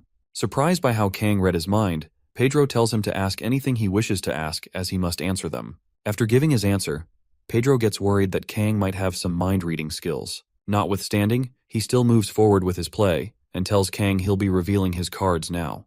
To him, it doesn't matter what Kang does as long as he can switch the cards as soon as he flips them. With that said, Pedro activates a level 3 sleight of hand skill and uses it on the cards as he's about to flip them. When he finally flips the cards, Pedro's shocked to see it's still a jack mixed pair. What the freak happened? Pedro wonders. As it turns out, Kang activated Anubis's judgment on the fool's ass right before he flipped up the cards to stop him from using his skill's full potential. Bro just keeps the fool Pedro wondering how in hell he lost the bet. At that point, nothing made any sense to him at all. Meanwhile, Kang reveals his hand and Pedro soon figures he's having a king mixed pair. This means Kang won the game narrowly and Pedro just lost $5 million. Before asking for his money, Kang dedicates the win to his mind-reading feature and realizes just how useful it is. Eventually, he reaches for all the chips so he can cash them in by the receptionist. Before getting a chance though, a group of men rush to the table and demand he stop whatever he's doing. When they get there, one of the bouncers tells Kang that he's going to have to come with them to the back rooms. Kang asks if that's how they treat their guests, and another replies, saying they don't consider someone who tries to make off with this much of their money a guest. Kang smirks and asks them if that's so. Just then, the loser orders his men to take Kang to the room. Before they could carry that out, Kang beats the shit out of the biggest bouncer there and tells the redhead about something he heard on his way into the casino. If he remembers correctly, whoever gets cheated in that casino is an idiot. With that said, the chaos ensues, and Kang finds himself dodging bullets, hauling expensive stuff at the guards coming at him, and using Do-Yeon's brute strength ability to smash some of the pesky guards into the floor, with several other players flocking around him and cheering him on. While the show goes on, Alice is seen taking her time to enjoy her drink, ignoring whatever the fuck's going on behind her. After taking a sip from her first drink, she asks the bartender to tell her its name. The bartender says the drink is called Kiss of Fire, and explains that it's a cocktail that expresses the passion between two new lovers. At that point, Kang was already burning guards and everything in the casino. Even at that, Alice just stares at her drink with boredom written on her face to continue drinking. After getting their arses beaten for a while, the redhead asks one of his underlings to tell him when the guild executives would show up. The underling tells him they're still at least 30 minutes out, but then the redhead suspects something fishy going on. Although there are no rules at the casino, nobody goes on a rampage like this all on their own. Before he knows it, that same underling shows up with new information on Kang. When the redhead checks it out and sees Kang's true identity as the most recent S-ranker in Korea, he knows he's fucked up. The redhead thinks about the odds of an S-ranker visiting his casino out of the blue and tries to count how many S-rankers are currently in the US. Eventually, he realizes that if Kang meant to destroy that place, then the casino would easily cease to exist. To avoid that, the redhead orders every guard fighting Kang at that moment to stop whatever it is they're doing and let him handle things. Once the fighting stops, he removes his coat and goes on his knees to apologize on behalf of the casino for mistaking his identity and acting stupid earlier. Moving on, he begs Kang for his forgiveness, but then Kang frowns and asks the redhead why he's suddenly apologizing. Perhaps they saw his rank and realized they'd messed with the person, eh? The redhead stutters while searching for a response, but Kang shuts him up and asks him if the casino hasn't always been a place where those who get screwed over are the idiots. Before the redhead could even say anything, Kang demands he be paid the money he won fairly plus compensation for the emotional distress he's experienced from being attacked by his men. After doing the man, Kang surmounts everything to be about $10 million. Sweating hard, the redhead repeats the amount as if trying to tell Kang it's too much, but Kang gives him the option to either pay him now or close up the casino. Eventually, Kang gets paid his $10 million in full before leaving for the auction. About an hour after getting paid, Kang stands and waits for his ride by the side of the road. Moments before his ride arrives, Kang checks his account balance and keeps his money safe for the auction. Minutes later, a black sedan shows up and stops right beside him. Then, the driver rolls down the blacked-out windscreen and asks Kang if he's guest number 117. When Kang shows him the invitation card, the driver urges him to get in so he can take him to the auction house. Kang does the needful and soon gets on his way to the auction house, taking note of the blacked-out windows. When he arrives at the top-secret auction house location, Kang gets excited and alights the car when it gets to the gate. Before he gets too far, Alice speaks up and reminds Kang not to forget his promise to her. Kang fires back and tells her to calm down so he can find a secluded spot first. Alice continues hurrying him till he gets super pissed and just releases her from the ring. Alice takes in some air and appreciates how well this big house suits a noble being such as herself. When she's done, she asks Kang if they're ready for the auction thing, and Kang ushers her to get inside the big house, warning her not to do anything that'll draw too much attention to them. Confused, Alice asks him why, and Kang says it's because there are lots of watching eyes. As they walk into the large lobby, Kang overhears two clients talking about the 175th auction, noting how excited they are to finally attend one with lots of items from the Tower of Trials. He also hears them talking about certain rumors that have been flying around the community recently, one about an ichthyosaur heart being one of the items to be appearing at the auction. One of them asks if the other was capping, but then the other says it's all thanks to the tower thing appearing. Ever since its creation, treasures that disappeared in ancient times are now reappearing because of the mana waves and whatnot. Anyway, they're both still very excited even if they don't win a bid, as long as they get to watch how it goes. The minute they're done talking, Alice catches a whiff of a disgusting smell, just like that of Alex's, and covers her nose. Kang notices her reaction and asks her what's wrong. Just then, the owner of the disgusting smell shows up holding a staff and introduces himself to Julius Kedrick. Beside him is a beaten-up Alex who stays silent throughout. Moving on, Julius lets Kang know that he's Alex's mentor, and Kang acts like he didn't know Alex at all. Judging by the bruises on Alex's body, Kang figures the doofus had gotten a good beating because he lost the elixir without anything to show for it. When he activates the Eye of Gluttony, Kang sees Julius Kedrick as a 58-year-old level 30 male with impressive stats and class. Necromancer coupled with the unique ability, Guardian of the Pyramids, and other noteworthy skills. Right after checking his information, Kang takes note of the rareness of his unique ability and remains impressed by Julius's information. His unique ability, Guardian of the Pyramids, allows a necromancer to summon many corpses with limited mana, so it's an ability sought after by other necromancers. To copy any of Julius's skills, Kang figures he has to learn dark magic from him and receive an A+, as Kedrick is furious due to Alex's consecutive failures. Having seen the ridiculous condition, Kang gets pissed and calls the system crazy for giving such absurd copy conditions. Eventually, Kang decides to taunt the man, and he does so by reminding Julius about his student's failure in the plane.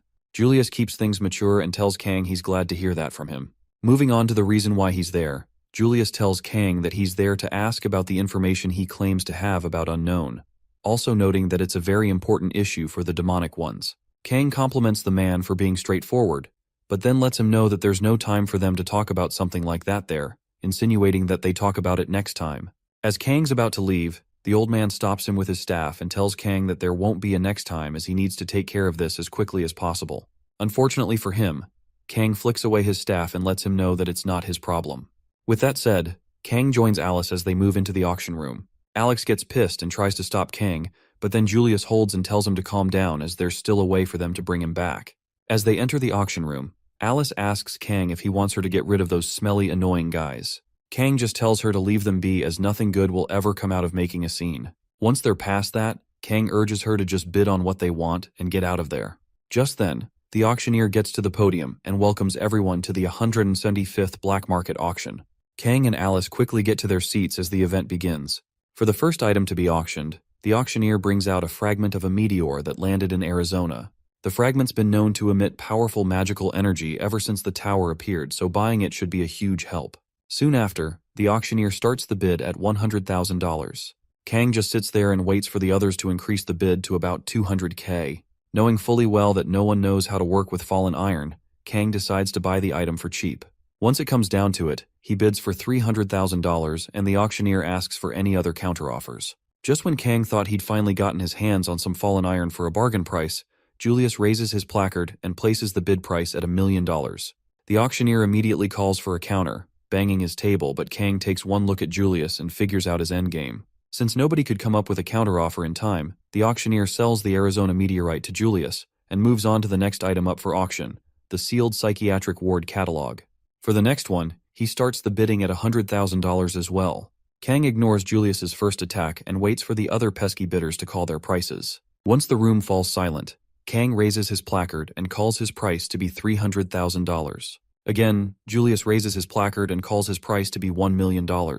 This daring move brings stares to the faces of the other clients, as they just can't understand why Julius would suddenly triple the price of the item. Unfortunately for Kang and everyone else, the auctioneer isn't going down on the bid. He asks for a counteroffer a few more times and eventually sells the catalog to Julius for $1,000,000. At that point, Kang finally realizes that the old geezer plans to buy everything he bids on. Upon knowing his endgame, Kang comes up with a plan and decides to see how things turn out. For the third item of the auction, the auctioneer brings out a relic of the Mayan civilization found in South America. Before he even explains all the details, Kang raises his placard for $500,000. Alice gets concerned and asks Kang if he's sure he wants to buy something he doesn't even know about. Kang tells her to keep quiet and just watch him act out his plan. Once Alice sits her ass back down, Julius raises the bid to $1 million again. The hosts ask for a counteroffer and Kang raises the bid to $1.5 million. Seconds later, Julius raises it to $3 million yet again, and the auctioneer asks for another counteroffer. This time, Kang keeps his placard down and allows Julius to get the relic for $3 million. Right after getting another item Kang coveted, Julius takes one look at his rival and, after calling him a bastard, gets ready for the next item. As soon as the next item is called, both Kang and Julius place their bids. By the end of that auction, Julius gets the item again for $2 million.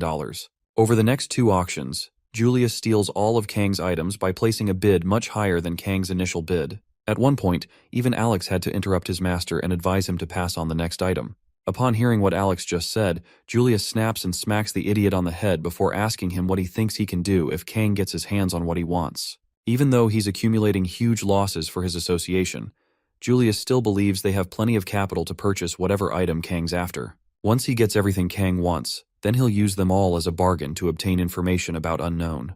In other words, the old fool is still after a wild goose chase. Anyways, the auctioneer showcases the next collector's item up for auction and calls it the first chessboard. Around that time, every other ordinary client scoffed at the lameness of the piece, as nobody could figure out what they were to do with a chessboard with no pieces. Most buyers save up their money for more important things, but then Kang raises his placard to start the bid at $50,000. To counter his offer, Julius bids $100,000. Kang refuses to let this one go, so he keeps raising the bid price till it gets to $1 million, thinking Julius will finally fold. Just when he thought he was winning, the geezer raised the price to $8 million. At this point, other buyers start wondering if there's something about that item that they don't know, because these two bidders don't make any sense at all.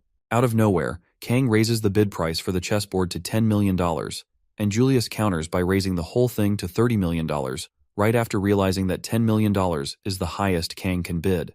When all's been said, Julius turns back and tells Kang that he's finally figured out the item he wants. So, if he wants this item so badly, then he's going to need to come crawling to him to get it. After a loud cackle, the auctioneer asks the crowd for counteroffers.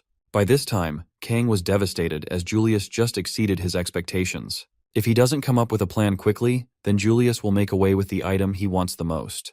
Just as Julius is about to get the chessboard for $30 million, someone unexpectedly gets up and raises the bid price to $100 million. When Kang turns to see who the person is, he finds out it's none other than Alice von Ataraxia. Julius's soul nearly leaves his body when he hears the little girl near Kang outbid him. Like seriously, who the heck buys a chessboard for $100 million? He becomes obsessed with the kid near Kang and soon realizes that he can't stop now or else. He'll have spent $70 million on useless garbage. So, he raises the bid price to $110 million, only to be outbid by Alice again, who bids for the board at $200 million. Julius pauses the auction and tells Alice to stop all that nonsense, as there's no way she has $200 million just like that. At that point, the auctioneer asks Alice to show them proof that she has those funds ready. Annoyed by the disrespect, Alice opens up a portal to her vault in the tower and reveals all the shiny treasures and items she has in her collection. One of the auction's curators checks out just one headpiece from Alice's vault and estimates the value to be worth around $500 million.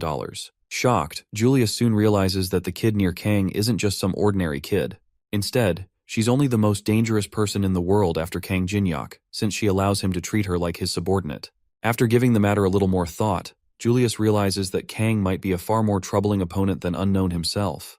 With that said, Julius stops bidding altogether and orders Alex to enact Plan B as the tables have turned on them. Alex smiles at his master for giving him the choice before getting himself ready for a fight. Meanwhile, Kang and Alice walk down to the podium to claim their prize. After buttering them with congratulatory words, the auctioneer finally gives the first chessboard to the lady with the winning bid. As Alice ushers the auctioneer to give Kang the prize, Kang thanks her for the help and asks to ensure she didn't use too much money. Alice tells him she's been looking for a way to clear her full vault so she doesn't mind. More importantly, Alice says she'd rather die than let those bastards look down on her partner. The duo get a moment, and Kang smiles at the first nice thing she's ever said to him. Just then, a part of the theater goes kaboom, and the entire room is sent into pandemonium. With the building roof caving in, all the buyers in the theater start rushing towards the exit to save themselves, creating a stampede. Before any one of them could make it to the exit, though, Alex catches up to them and slits the throat of a few of them so he can make them into his precious sacrifices. To do this, he activates Magical Furnace and tortures a few people in the head, making them feel bloated and crazy. Eventually, Kang decides he's seen enough, so he comes down his high horse and faces the useless buffoon who toys with human lives. Moments before their showdown, Kang calls Alex a sick bastard and lets him know that he's incurred his wrath because he's gone too far with things. Alex ignores Kang's snide remarks and instead uses his disgusting necromancer magic to transform the life force of his victims into monsters that he calls his babies. Once the transformation is complete, Kang finds himself facing a horde of zombie monsters with immense strength and prowess.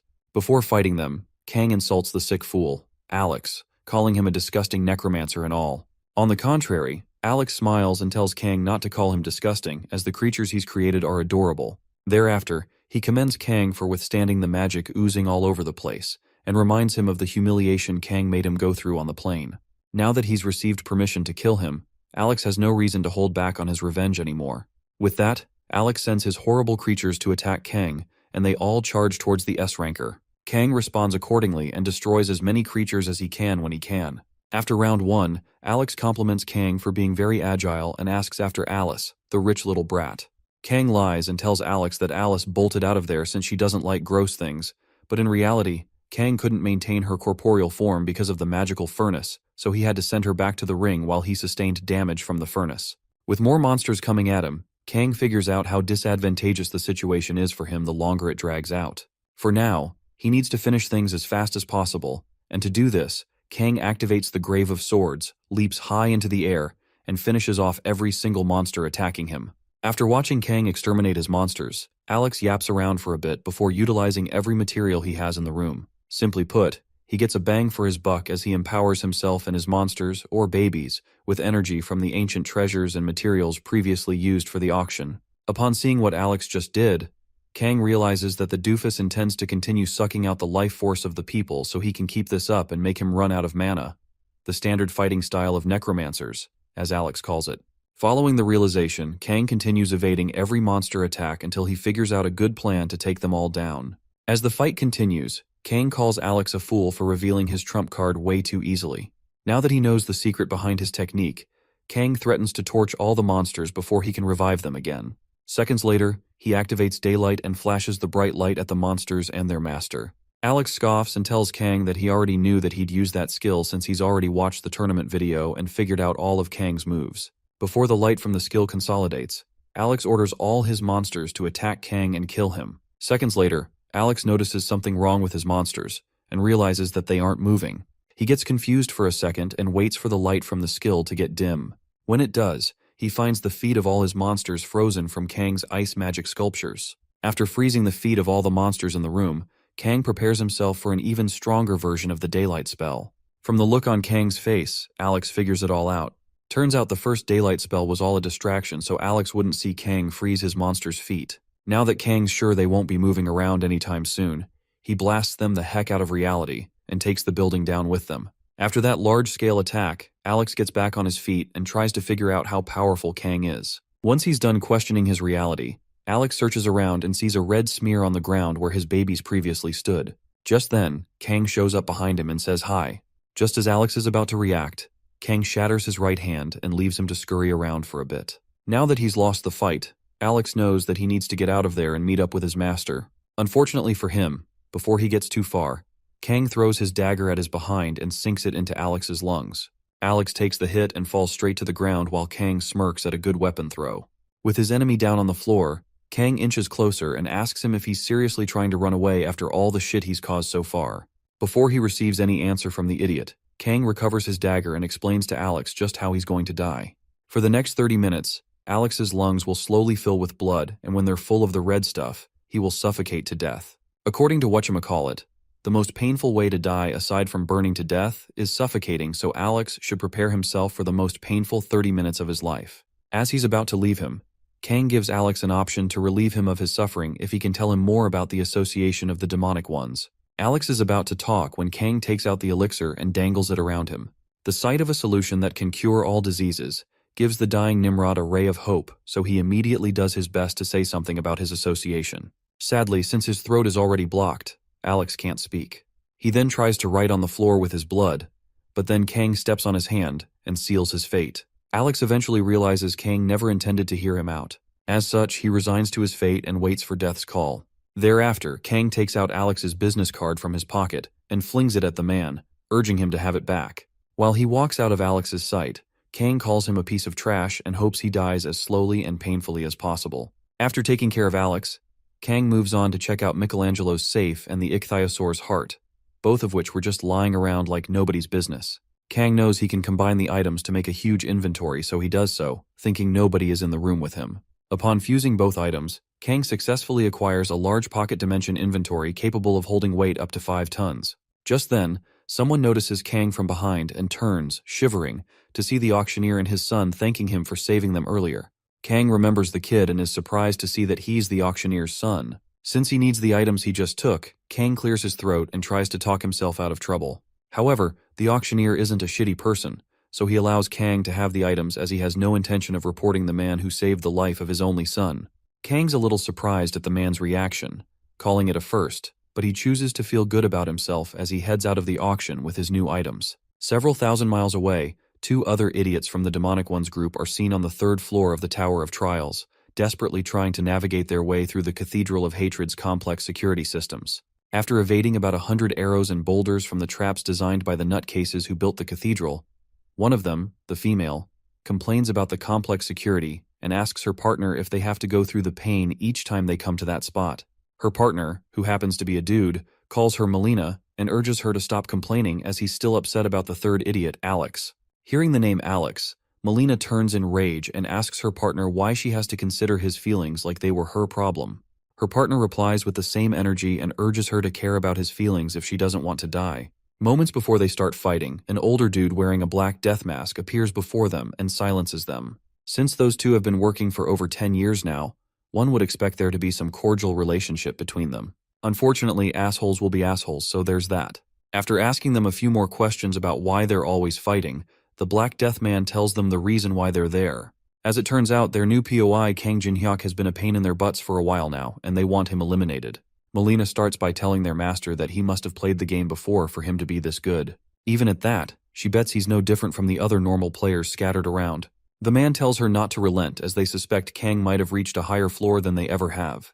Melina scoffs and says there's no way Kang has gone higher than the 20th floor, so she doubts that.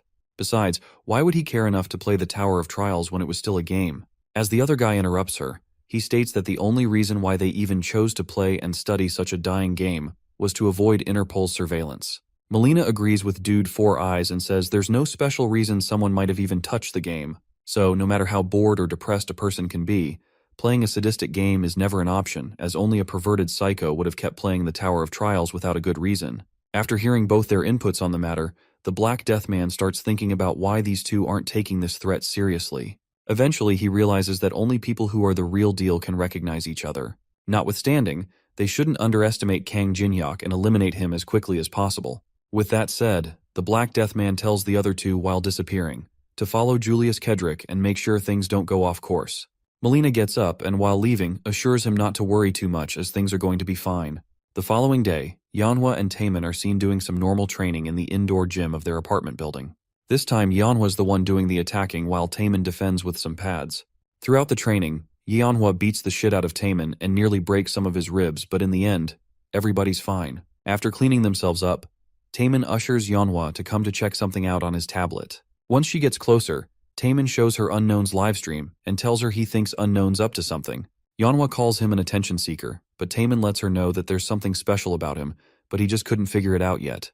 When they cast the feed to their TV, Yanhwa recognizes the place to be the Face Tree Temple within the 3rd floor's boss's room. Taemin also remembers the place and says if one can answer the Face Tree's 3 questions correctly, then they can win an item with a special attribute.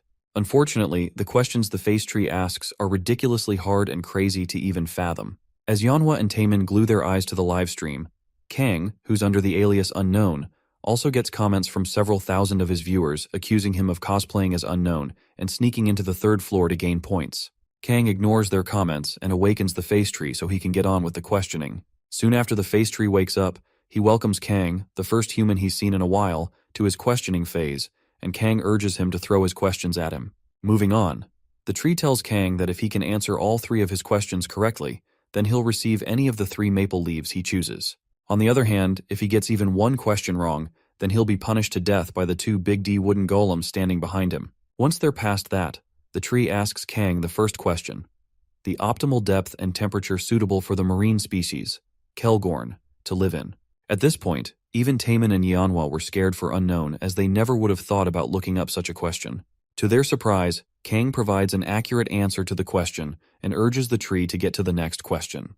The tree tells Kang that he doesn't even know if the answers are correct, but then Kang assures him that he knows it's correct, so he can move on to the next one.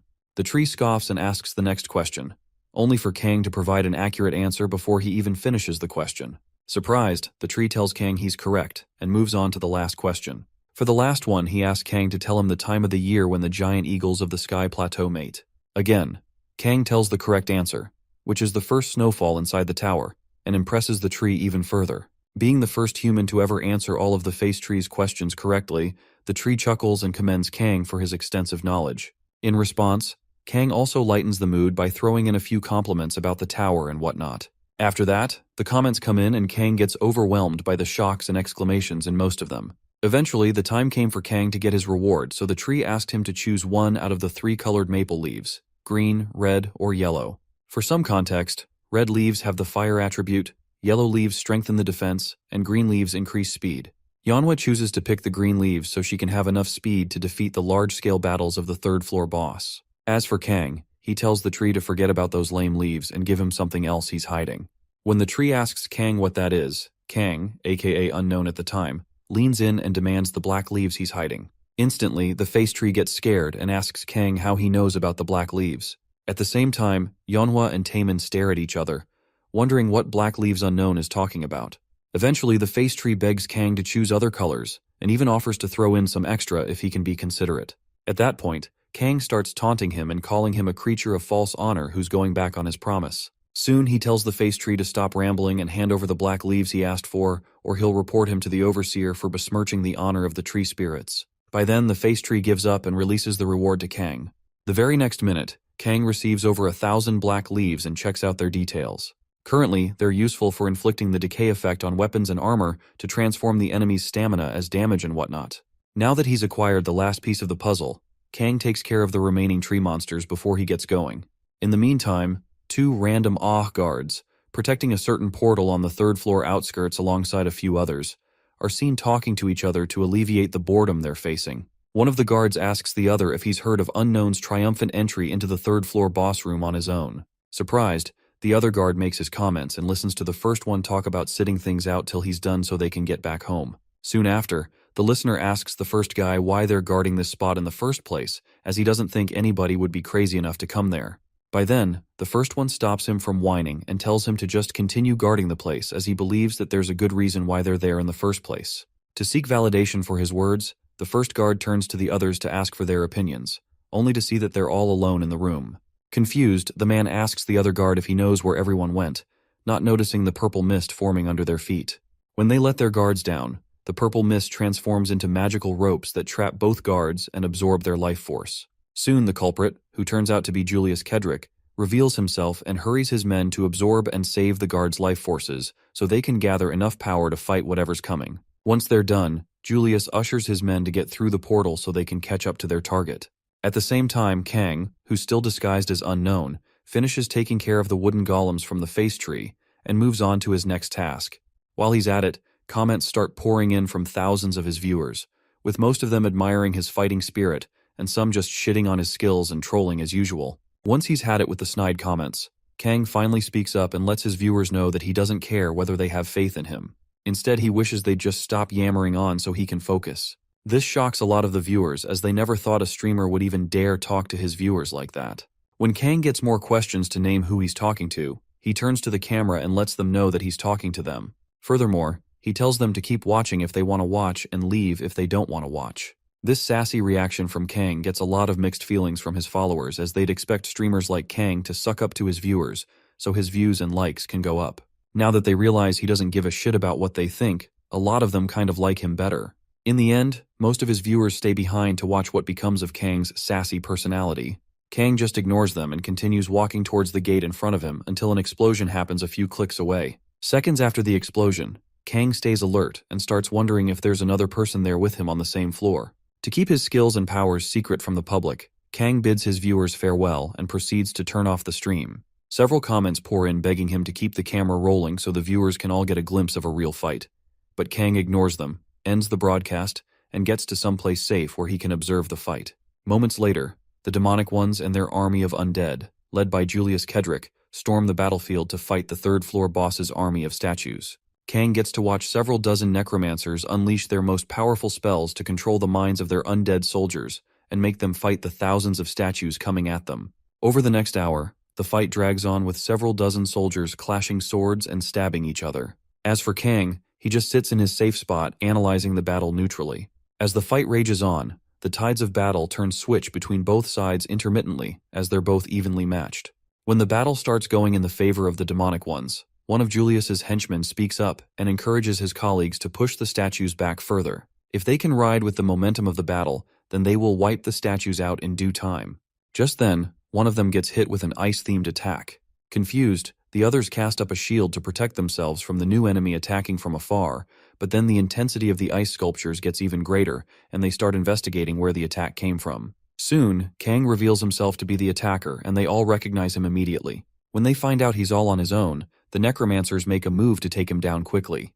They redirect all their focus on Kang and attack him with all they've got. Sadly, Kang isn't a joke like them, so he brings down every single enemy on the battlefield, necromancer, undead, and even statues alike. When he's done taking down the small fries, Kang activates the Blessing of the Stars and uses its divine powers to free the undead monsters from the necromancer's control. The necromancers soon realize that they're cooked since they can't control their monsters anymore. To avoid getting crushed by their monsters, they ignore Kang and focus on controlling the minds of their monsters again. Unfortunately for them, it's already too late as the biggest monster in the third base turns on its masters and finishes them off like a hot knife through butter. Moments later, Kedrick Julius sees what's happening to his third base and figures out the perpetrator's identity to be unknown. Earlier, Julius created 4 bases to keep his army in check, but now that Kang's already destroyed the third base, all he needs to do to destabilize the army is destroy their first base and sever their connection to Julius himself. To do this, Kang, aka Unknown, takes the fight to Julius, letting him know that he's the one destroying his army all by himself.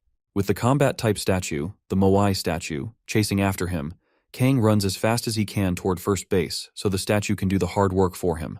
The necromancers of the first base could already see Kang coming at them, but before they could do anything to stop him, Kang shows up behind them and holds them in place so the statue can deal with them accordingly. Once the statue shows up, it leaps high into the sky and stomps its feet on the first base, crushing them all in one fell swoop. The henchman behind Julius reports the state of things about the first and third base to their master, so Julius can tell them what to do. Julius, after taking note of his failure, loses his shit and asks Kang, out of agony, why he keeps ruining their plans. Before he gets a response, Julius activates his top spell, Guardians of the Pyramid, and uses a vast amount of his mana reserve to keep the spell up. Despite getting warned by his henchmen about the mana-draining effect of the spell, Julius continues with the spell and promises to do everything in his power to kill Unknown and get this over with. With that said, Julius orders his guardian mummies to rise from the underworld and fight their new enemy, Kang. After summoning his guardians, the henchman beside him asks his master out of concern if he's feeling okay. Julius tells him he thinks he overdid things a little bit as he's lost all feeling in his limbs. Moving on, he tells the dumbass henchman to come closer and the guy does so. Once he's close enough, Julius touches him and starts absorbing the poor guy's life force till there's nothing left of the guy at all. As the guy tries to get out of Julius's grasp, Julius just urges him to stay still so his suffering can end quickly. Having seen what Julius, a so-called master, absorbs the life force of his ally, Kang realizes that Julius is way worse than a piece of shit. Right after replenishing himself with his henchman's mana, Julius gets back on his feet, apologizes for keeping Kang waiting, and tells him to prepare for round 2. Soon, Julius displays the strength of his steel mummies to intimidate Kang. Following their horrifying shrieks, Julius cackles and asks Kang to tell him what he thinks of his powerful army. With no answer, Julius tells Kang that his mummy soldiers can control their strong as steel bandages freely without any hassle, and currently, they're the strongest undead armed with not only solid defense, but also an incredible offense as well. If he didn't meet Kang then, Julius planned on using them on the third-floor boss. Now he's perfectly okay using up his trump card just to kill Unknown. After his yap session, Julius cackles in madness and hopes Kang dies. With that said, round 2 begins with Melina and her partner spectating the fight. Turns out they've been there from the very beginning and thought the masked guy was a little bolder than they had imagined, seeing as Julius has never been this stressed in a fight before. Anyways, Four Eyes starts his one-sided analysis of the whole fight, praising Kang for taking down the bases earlier before calling him stupid for not ditching the battlefield afterward. According to Four Eyes, Kang miscalculated Julius's strength after seeing the frail skeletons and death knights and thought this was a fight he could win. If anything, Four Eyes thinks Julius's unique ability is a lot trickier than what Kang is seeing. As such, Four Eyes insinuates that they have no reason to get involved in the fight and help Julius since the outcome of the match is pretty obvious. Melina gets irritated by her partner's cocky behavior, but soon ignores him when something else catches her attention. Turns out Kang is already exceeding both their expectations, seeing as he leaps into the air and prepares himself for a large-scale attack. Seconds before carrying out his operation, Kang recalls a moment in his past from back when the Tower of Trials was still a game. On that fateful day, Kang met a master of the sword arts and became his apprentice for a little while. One time, the master praises Kang's dagger, but then lets him know that he puts too much energy into his swings, and this makes his power dispersed. To show him the right way, the master picks up a rope and tells apprentice Kang that true masters of the sword can produce twice the amount of power with the same energy Kang infuses into his dagger. While demonstrating the technique, the master tells Kang to ensure his attacks are gentle at their core, but snap out powerfully at the right moment. After the demonstration, the master advises Kang to try applying the technique to his soul-chasing sword. Since he's in a scenario similar to the one back then, Kang revives a part of the soul-chasing sword dance skill and uses the same rope technique on his dagger to finish Julius's guardian mummies. With every slice, Kang's understanding of the skill increases rapidly, and in time, Kang, aka Unknown, creates a magical whirlwind so strong that it pulls in everything around it, including Julius himself. After pulling in enough specimens into his whirlwind, Kang activates the soul-chasing annihilation skill and destroys every living thing within a 1-kilometer radius. To avoid getting vaporized, Julius quickly activates the double shield and protects himself with every last bit of mana he has left. While receiving damage, Julius wonders how someone like Unknown became so powerful when it's been just less than a year since the game has become a reality. Unfortunately for him, it's already too late to be seeking answers now as his defense fails him shortly, and he's sent plummeting down on all fours. Once the attack is over and Julius is out of mana, he's seen shivering and crawling like a pathetic old dog, trying to escape as he's just realized that he's entered a losing battle. Before giving up on himself, Julius screams at the top of his voice and orders his people around to stop Unknown and protect him. Sadly, before anybody could move a muscle, Unknown appears behind Julius's ass, resisting all his Diddy instinct, and talks down on him for acting like his disciple Alex, who was a coward right before he died. Moving on, Unknown says people like Julius start all cocky, but then soon start trying to run away once they notice they're in a losing fight. Before finishing Julius off, Unknown asks to know if Alex learned this cowardly tactic from him. Upon hearing this, a trembling Julius pieces 2 and 2 together before finally figuring out the truth. Unknown is, and always has been, Kang Jinhyuk. By this time, Kang doesn't even try to hide that truth from Julius, since he knows those are Julius's last moments alive. As he prepares his sizzling fire spell to bathe the old man, Kang, or Unknown, tells Julius to say hi to Alex for him when he gets to hell. When all's been said and done, Kang bathes Julius in fire and watches his soul burn out of his crumbly, pathetic body. Shortly after destroying Julius, the other necromancers lose total control of the monsters they had summoned earlier. As the pesky fools watch their monsters turn on them, most of them wonder what has become of their master, Kedrick Julius. Little did they know that bro was already sizzling hot and ready to join his dudes in hell. Too bad for them as they soon get crushed and turned into red paste by their monsters. A few moments later, Kang, or Unknown, leaves the battlefield and continues his journey to the final boss's room. On his way there, he complains about the pain he feels in his joints after trying to pull the annihilation technique at that level. To keep himself and his mana in check for the next battle, Kang purchases 4 mid-grade mana supplements and uses them all to replenish his MP. While he's at it, Kang reminds himself to tough the next few fights out so it'll all be worth it in the end. Before he gets far, Kang finds a shield lying on the ground and recalls how he used to play with shields a lot back in the day. As he moves forward, he picks up the shield, feeling nostalgic, and arms himself with it.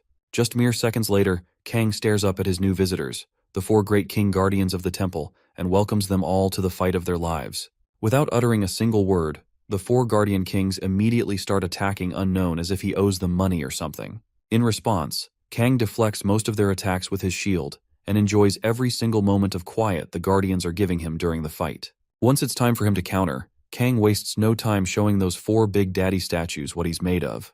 He slices them up with his enchanted dagger and hurries them to cough up the key he needs to enter the inner sanctum, where the real boss is hiding. With that said, Kang gives them a minute to consider his offer. When he gets no reply, he continues smashing and dicing them up into sizable rock chunks. At one point in the battle, Kang, while deflecting an attack, notices the change in the attack pattern of the 4 guardians and wonders what could be going on.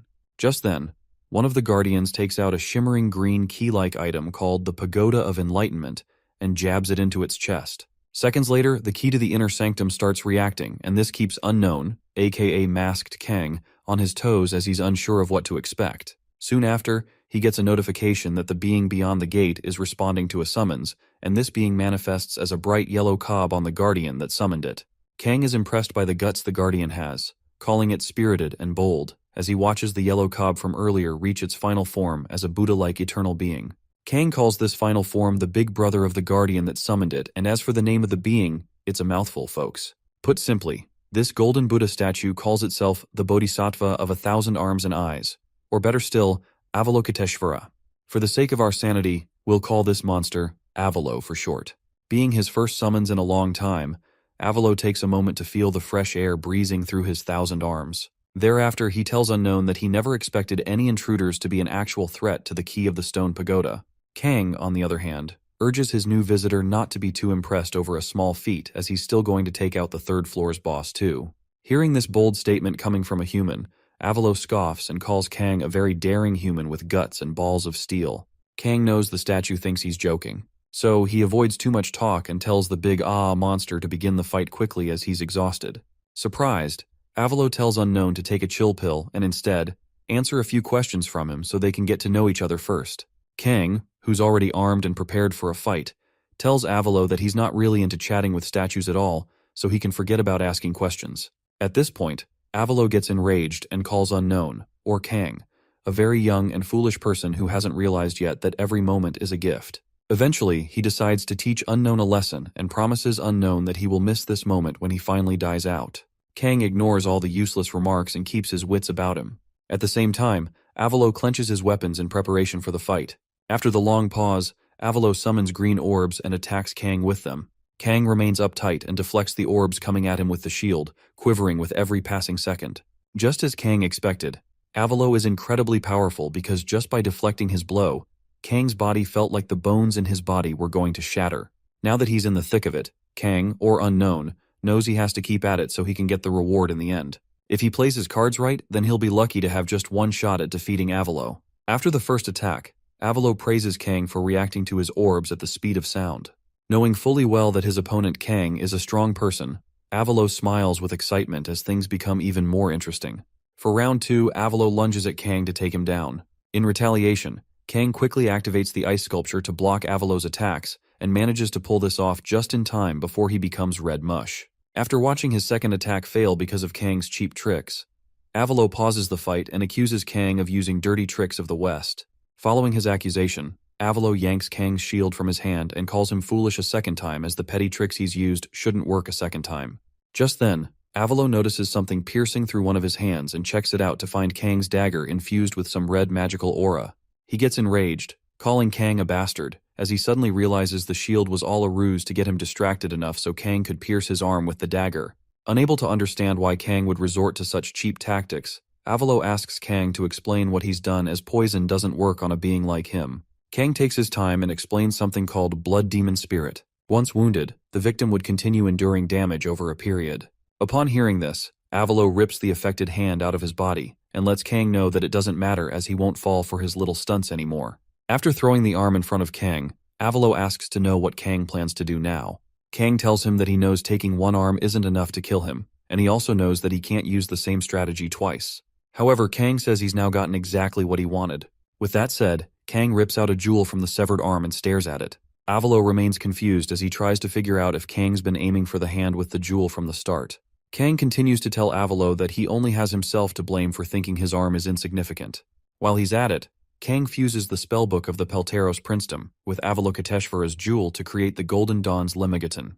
Now this new book, written by King Solomon, is a relic that contains the essence of 72 demons and enables the user to demonstrate their magical powers to their maximum limit. The max cap is limited since Kang's demonic potential hasn't fully manifested. Soon after that, he activates the Eye of Gluttony and checks out Avalo's information. Well, turns out Avalo's level, age, and gender are all inconclusive as well as his other stats. One thing Kang could make out from his information panel is that his unique ability is Mandala. As for his other skills, Kang's level is way too low to see them. To copy Mandala, Kang realizes he needs to insult him by using ice magic to create a giant, beautiful sculpture, since Avalo abhors Western magic. To properly meet those conditions, however, the system informs Kang that he needs to wear proper attire and dance to suitable music. After seeing the second condition, Kang does a double take on the conditions and discovers he read them right the first time. At that point, Kang realizes that the system is just getting crazier by the minute. Since he needs this power urgently, Kang opts into the needful. Avalo looks at the dude, confused, and asks him to explain what he thinks he's doing all of a sudden. Kang tells him he can't give up now as this is the only place below the 25th floor where he can get Mandala. Avalo ends up getting even more confused as he challenges the bastard and demands he explain what he's playing at. Kang brings the gramophone from earlier and puts on a wig before pleading with Avalo not to ask him any questions, mostly because he hates what he's about to do. Instead of keeping quiet and observing, Avalo rages and calls out Kang for daring to play games before him. Before letting Kang finish his dance ritual, Avalo activates his unique ability, Mandala, arms most of his hands with various weapons, and promises to give Kang a taste of pain equal to 1,000,000 life cycles. When all's been said and done, Avalo charges at Kang and attacks him consecutively. To protect himself from Avalo's attacks, Kang activates and erects a glacial sculpture that effectively blocks most of Avalo's attacks. Amidst the fight, Kang tells Avalo a thing or two about his more powerful version of ice sculpture and asks if he finds it impressive or not. Avalo gets even more disrespected as he increases the tempo of his attacks just to get to Kang. In the meantime, Melina and her partner Four Eyes are seen nearby spectating Kang's second fight with Avalo. So far, they can't believe the lengths Kang went through to brawl things out with Avalokiteshvara. Putting on music and using very impressive ice magic against such a powerful creature makes no sense to the average mind. On top of that, the random wig? Melina calls the wig a disposable wig from the coin market and wonders if it's some sort of hidden relic. As she broods on the whole matter, Four Eyes, who's been silent the entire time, gets up and starts his half-assed analysis again. This time he acknowledges Kang's strength and realizes he never thought Unknown would kill Kedrick and then take on Avalokiteshvara. As an overwhelmingly powerful being whom most players would try to fight only after clearing the 10th floor, Avalo does deserve to be called the second boss of the 3rd floor. However, the man facing him right now already surpassed human limits a long time ago, so he's good to go. Just then, Melina asks Four Eyes if he thinks they would win if they go after Unknown. Four Eyes says it'll be very tough for them to win. Upon hearing his response, Melina turns her back and urges her partner, who she calls Li Chao, to give up on challenging Unknown since they can't do this on their own. Even if they were to fight them, they'd need help from the other executives at the association. Li Chao, or Four Eyes, refuses to give up just yet as it would compromise their positions at the association.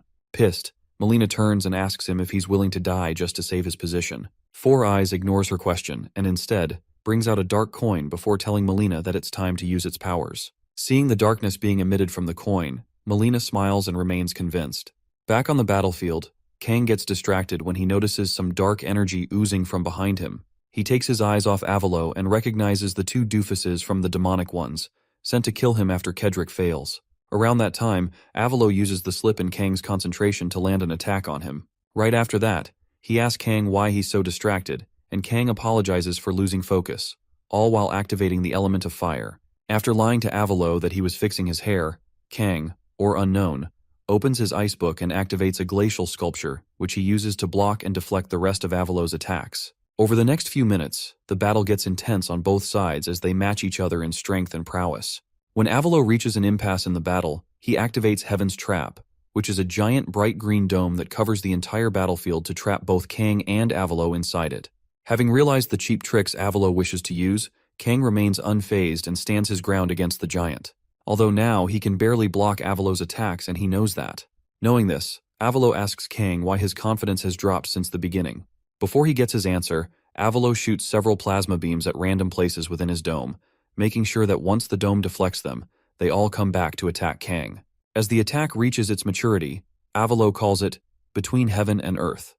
Again, Kang activates Glacial Sculpture, but this time, he encapsulates himself inside the sculpture to keep himself safe from all his attacks. Shortly after releasing the Heaven and Earth technique, Avalo exits the dome, carries it, and waits to see what happens to Kang inside it. As Kang deflects the attacks, Avalo lets him know that resistance is futile, as it'll only prolong his misery. As if that wasn't enough, Avalokiteshvara still activates his Infinity Spear just to make sure Kang has no chance of winning. Kang screams out the monster's full name as he sustains heavy damage from Avalo's Infinity Spear attack. After smashing Kang's Glacial Sculpture a second time, Avalo chuckles and asks Kang if he's forgotten that his tricks won't work on him twice. Kang responds, telling Avalo that his tricks worked pretty well. With that said, he leaps into the air and activates a special glacial prison, meant for trapping big monsters like Avalo inside a big chunk of ice. Once Avalo, who's none the wiser, gets trapped inside the Western magic he hates so much, Kang taunts him by letting him know just how sad it is that he hates ice magic. As someone who's reached enlightenment through intense training, Avalo shouldn't be so prejudiced against such beautiful magic spells. Soon after imprisoning Avalo, Kang erects a giant hilarious FU hand sign made completely out of ice to taunt the bastard in prison into attacking him.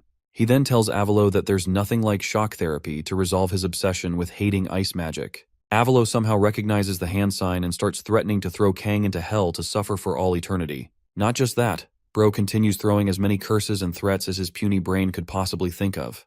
Having met the conditions to copy his unique skill, Kang wastes no time copying Mandala and saving it to his memory book. For some context, Mandala is a unique ability that can be used by players who have learned the teachings of Buddha. With this skill, special powers can be added to a weapon, and meditation can be used to predict the direction of their opponent's attacks to an extent. Once the skill is saved, Kang urges Avalo not to waste his energy on anything as he's already cooked. Now that he's copied the skill, Kang yeets the wig from his head and starts activating Mandala. Avalo notices the hand signs and sigils behind Kang and is flabbergasted over how Kang can use a unique ability that he spent an eternity creating, just like that. In response, Kang promises to use the technique well as he tells Avalo to get lost. To finish him off, Kang levitates the giant FU hand sign he made from ice earlier and throws it at Avalo, who's still trapped in the glacial prison. Unable to do a single thing, Avalo watches Kang pierce through his skin and blast him to smithereens using his technique. Following his triumphant victory over Avalo, Kang levels up twice and searches through Avalo's remains for the stone pagoda key. Soon he finds the shimmering green key and keeps it. For context, the key is an item that can be used to summon the boss of the current stage, regardless of the player's progress. Unfortunately, it can only be used on the 3rd floor. Shortly after finding the key, Kang, still in his mask, complains about how hard it was for him to take down Avalokiteshvara even before the game became reality. As he walks away from the battlefield, victorious, Kang figures he's overexerted himself during his battles with Kedrick and Avalokiteshvara, so for now, he needs a good meal and some rest. Before getting to that, he checks his stats and invests all his available stat points into his magic, so he does so right away and increases his magic stats from 71 to 77. At that moment, Kang remembers one annoying little thing he still has to take care of before he gets his rest. Before fixing himself a meal, he gets right to it. For some time now, the environment of the Tower of Trials has been quite different from that of the real world. At night, the temperature drops so rapidly that monsters become much stronger and more violent in their attacks. Due to this weird phenomenon, most players yeet themselves out of the tower right before it gets dark. The ones that don't make it out stop hunting and find a place to stay the night. Kang is one of the latter as he couldn't make it out in time. To avoid starving to death, he sets up a large campfire and cooks himself a big dinner from the giant shrimps he caught a few moments back. Once his food is done, Kang takes one of the fattest and most juicy shrimp rumps he could find in the pot and digs in. As he enjoys his food, Kang hears a branch snap in the bush facing him. Just then, 2 silhouettes appear in front of him, with one of them complimenting the smell of the amazing food. When the duo gets into the light, they reveal themselves to be Melina and Li Chao, or Four Eyes. To keep things from getting awkward, Melina speaks, with a smile on her face, and asks if Kang would let them spend the night by his campfire till sunrise. For a moment, Kang remains silent to chew his food. Then, he accepts their request and ushers them to sit down so they can avoid the cold. Almost immediately, Melina and Li Chao have their seats before introducing their real names to masked Kang. Kang makes a few comments about their day and Melina keeps up the chit-chat. Moving on, masked Kang offers to share some of his delicious food with them, but Li Chao refuses to collect anything from him, stating that they can't accept anything from a stranger who wears a mask. Understandably, Kang asks if the mask is bothering them, and Li Chao says it's normal for it to bother them. Besides, his wearing a mask must mean he's trying to hide something. Kang gives Four Eyes' last sentence a thought before finally asking if they'll like him to take it off. When they say yes, Kang proposes they all play a little game first. The duo asks him what kind of games he'd like to play, and Kang they should take turns asking and answering questions. If the duo answers all of Kang's questions, then he will take his mask off right away. Li Chao, who thinks Kang has no way of telling if they're telling the truth, decides to go through with the game since they have nothing to lose. He then nods to Melina, signaling her to get ready for whatever questions Kang might have for them. Once all three are in for the game, Melina pulls out the coin oozing dark magic earlier, and does a coin flip to decide who goes first. Melina chooses head for her side and Kang chooses tails. After doing the coin toss, Melina's side wins so they get to go first. Kang already knows she infused a little magic inside the coin to win, but he forgoes that and lets them play the game. As it turns out, that coin, also called the Coin of Caligula, can be activated by pouring magic into it for 5 minutes after determining the subject. Once that's done, the caster can briefly use mind control on the subject. For the first question, Melina asks him to tell them if he's there with anybody else, and Kang tells her he came alone. Now for his first question, Kang asks them to tell him why they were just watching him battle back when they happened to be going after the boss. Melina lied, telling him that they were being careful and watching for the right time to enter the temple since it was a pretty tumultuous place to be in. Coming over to Melina's second question, Melina asks Kang to tell them why he's ascending the Tower of Trials. Is it for money, fame, or is there some sick, twisted reason for him doing so? Kang answers their question by asking if they're in a position to give him what he wants. Melina chuckles, assuring him that they'll try their best, as long as they're on the same page. With that said, Kang moves on to ask the third question. If they can answer it, then he'll remove his mask as promised. Tired of all that chit-chat, Melina hurries him to ask the last question. For the last one, Kang asks the idiotic duo to tell him if the Association of the Demonic Ones truly thinks both of them can take him on alone. At this point, Melina smirks and tells her partner she knows Kang already figured them out from the beginning. Moving on, she also lets Kang know that they've seen what he did to Avalokiteshvara and are still amazed by how he was able to do it alone. Despite that, they are sure he's overexerted himself and is severely weakened, making him an easy target for them. For the next few seconds, Melina yaps on about how easy it'll be to defeat Kang using just the Coin of Caligula. Once she's done yapping, she points the coin at Kang and waits for some plasma beam to just show up and destroy Kang. Sadly, nothing happens and Melina's confused. After trying a few more times, she gets restive and her partner, Li Chao, urges her to hurry up. At one point, Melina asks if the coin is broken, but Kang answers and tells her, while holding a bowl of giant shrimp and some other food items, that the Coin of Caligula is just fine, but then he's only prevented her from infusing magic into it.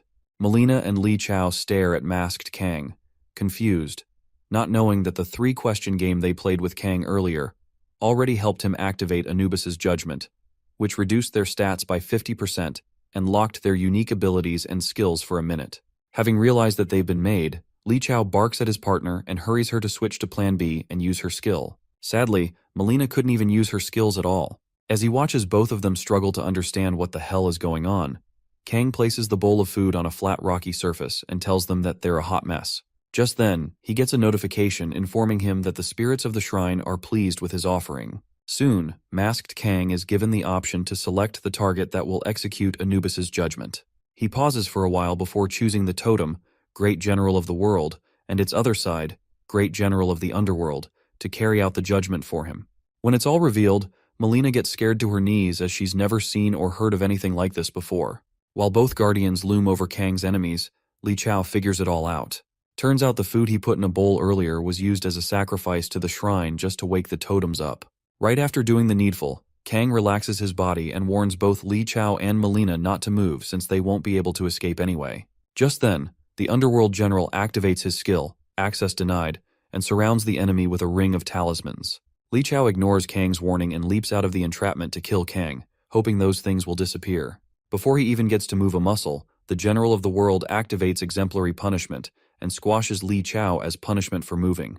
Li Chao feels the weight of 1,000 men's ass all sitting at the same time on his back. After its first strike, The great general of the world continues slamming and smashing Li Chao further into the ground till he almost loses all feeling in his lower torso. After seeing the horrible shit that just happened to her partner, she gnashes her teeth and starts regretting not running away earlier. Seconds later, Kang tells the totem of the world to stop pounding Li Chao into the ground so he can talk to his partner, Melina. Now that he's established who's in charge, Kang calls Melina in for a chat, after which he activates the Eye of Gluttony to check her stats. This time, his luck stats fail him, and Kang is unable to check her stats due to the difference in their levels. Eventually, Kang settles for studying Melina's body language to decide whether or not she's telling the truth. So, he lets her know that he's going to ask her some questions, and that he needs her honest responses to those questions. When Melina tells him to fire away, Kang tells her he knows about her association since he hears about them often.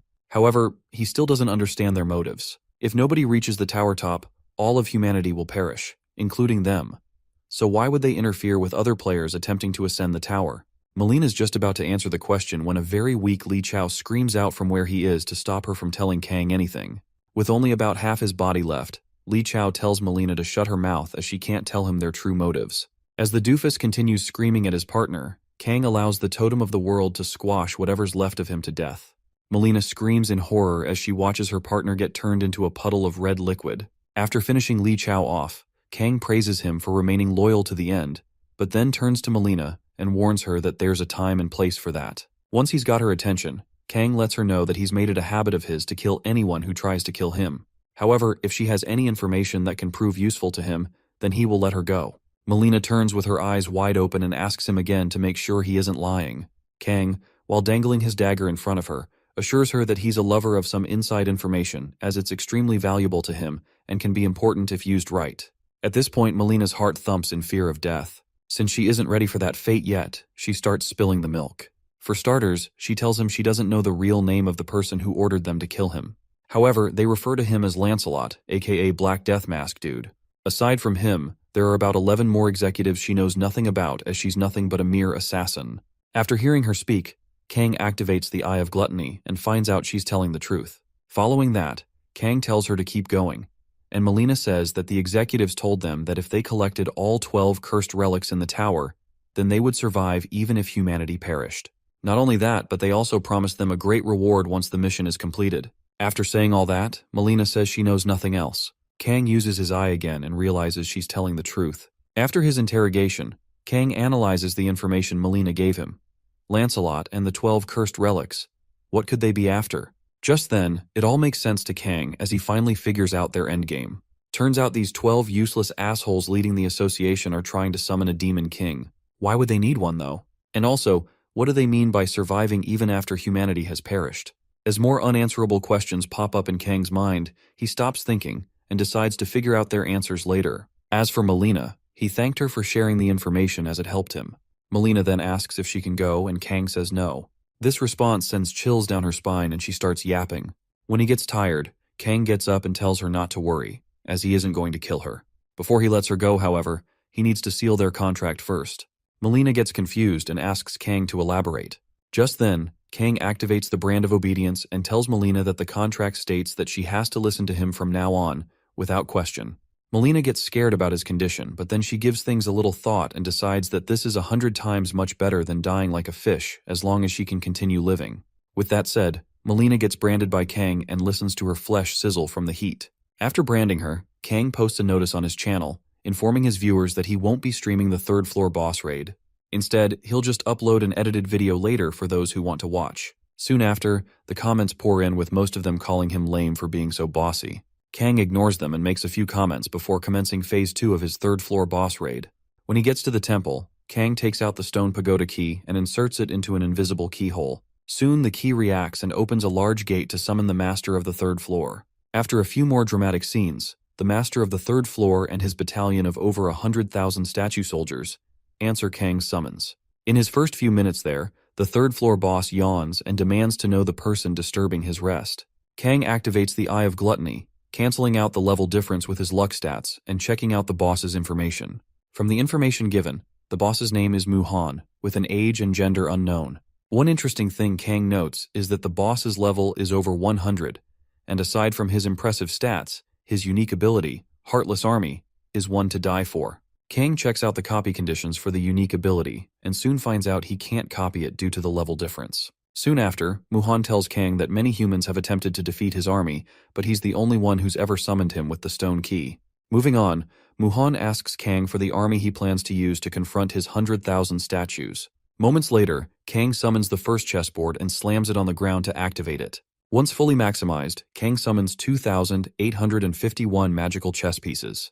Having seen what Kang can do with his cute little pawns, knights, bishops, and rooks, Muhan praises his idea for being a novel one, as those pieces can pass off as a good army. However, he asks Kang what he plans on doing with those tiny little things, and Kang lets him know that he's not done yet. Before long, Kang takes out the same number of enlargement pills from his inventory and uses them all on the chess pieces. This, in turn, transforms each chess piece into fully functional soldiers and warriors to be used in actual battle. Muhan, while sipping his tea, admits that Kang is special and different from the other humans who have come there so far. Once all his chess pieces have been enlarged, Kang gets his legion of 2,851 enlarged chess pieces. Outside the tower, 3 of Kang's servants, Min Jongwoo, Lee Yuri, and even Park Hana, are seen carving some black material into chess pieces. Judging by the condition of their bodies, they've been at it for a long time. At one point, Min gets tired and asks his partner, Yuri, how many more they have to make as his joints are killing him.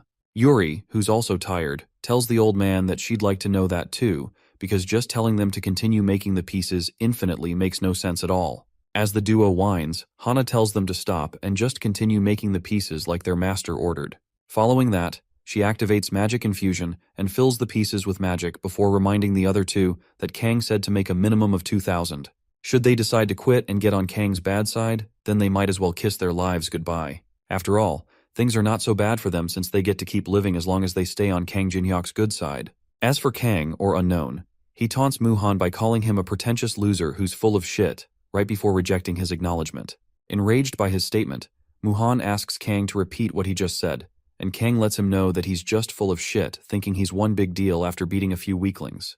That's probably the reason why he's still stuck as the boss of the 3rd floor, since he doesn't have the skills to go any higher. So, the boss monsters of the tower are also gatekeepers of their floors, and are given abilities to push their influence over the floor they guard. Just like the other players, boss monsters can also expand their influence by ascending the tower if they're powerful enough. Upon hearing Kang's lazy attempt to rile him up, Muhan laughs, calling Kang cheeky, and asking if he thinks he's not moved to the 4th floor simply because he lacks power.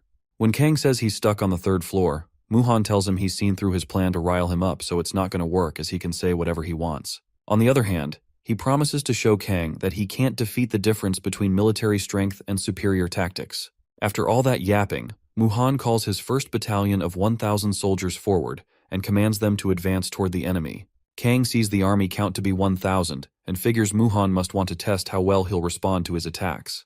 To show Muhan what he's made of, Kang activates the ability of the first chessboard and increases the attack and defense stats of all the chess pieces by 30%. Once that's done, Kang commands his pawns on each end to advance 3 spaces forward.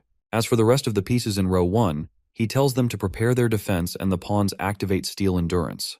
With his formation now set, Kang tells his soldiers to keep it up as Muhan's 1,000 soldiers charge at them. Seconds later, the soldiers clash and chaos ensues as Muhan's soldiers desperately try to push Kang's pawns back. Kang tells his soldiers to hold out until the end. Once Muhan's battalion is fully deep in their trap, Kang tells his rooks to fire their arrows at the enemy, and they all activate arrow barrage right before firing every arrow they've got at the enemy. Following the arrow attacks, Kang makes his bishops activate flame strikes, which they use to burn up all the soldiers in the 1,000-man-strong battalion. After the first wave, Muhan is impressed at Kang for taking out his first battalion at record speed. Just then, he calls battalions 2 and 3 forward and commands them all to advance toward Kang and his pesky soldiers. Almost immediately, his 2nd and 3rd battalions charge toward Kang's army.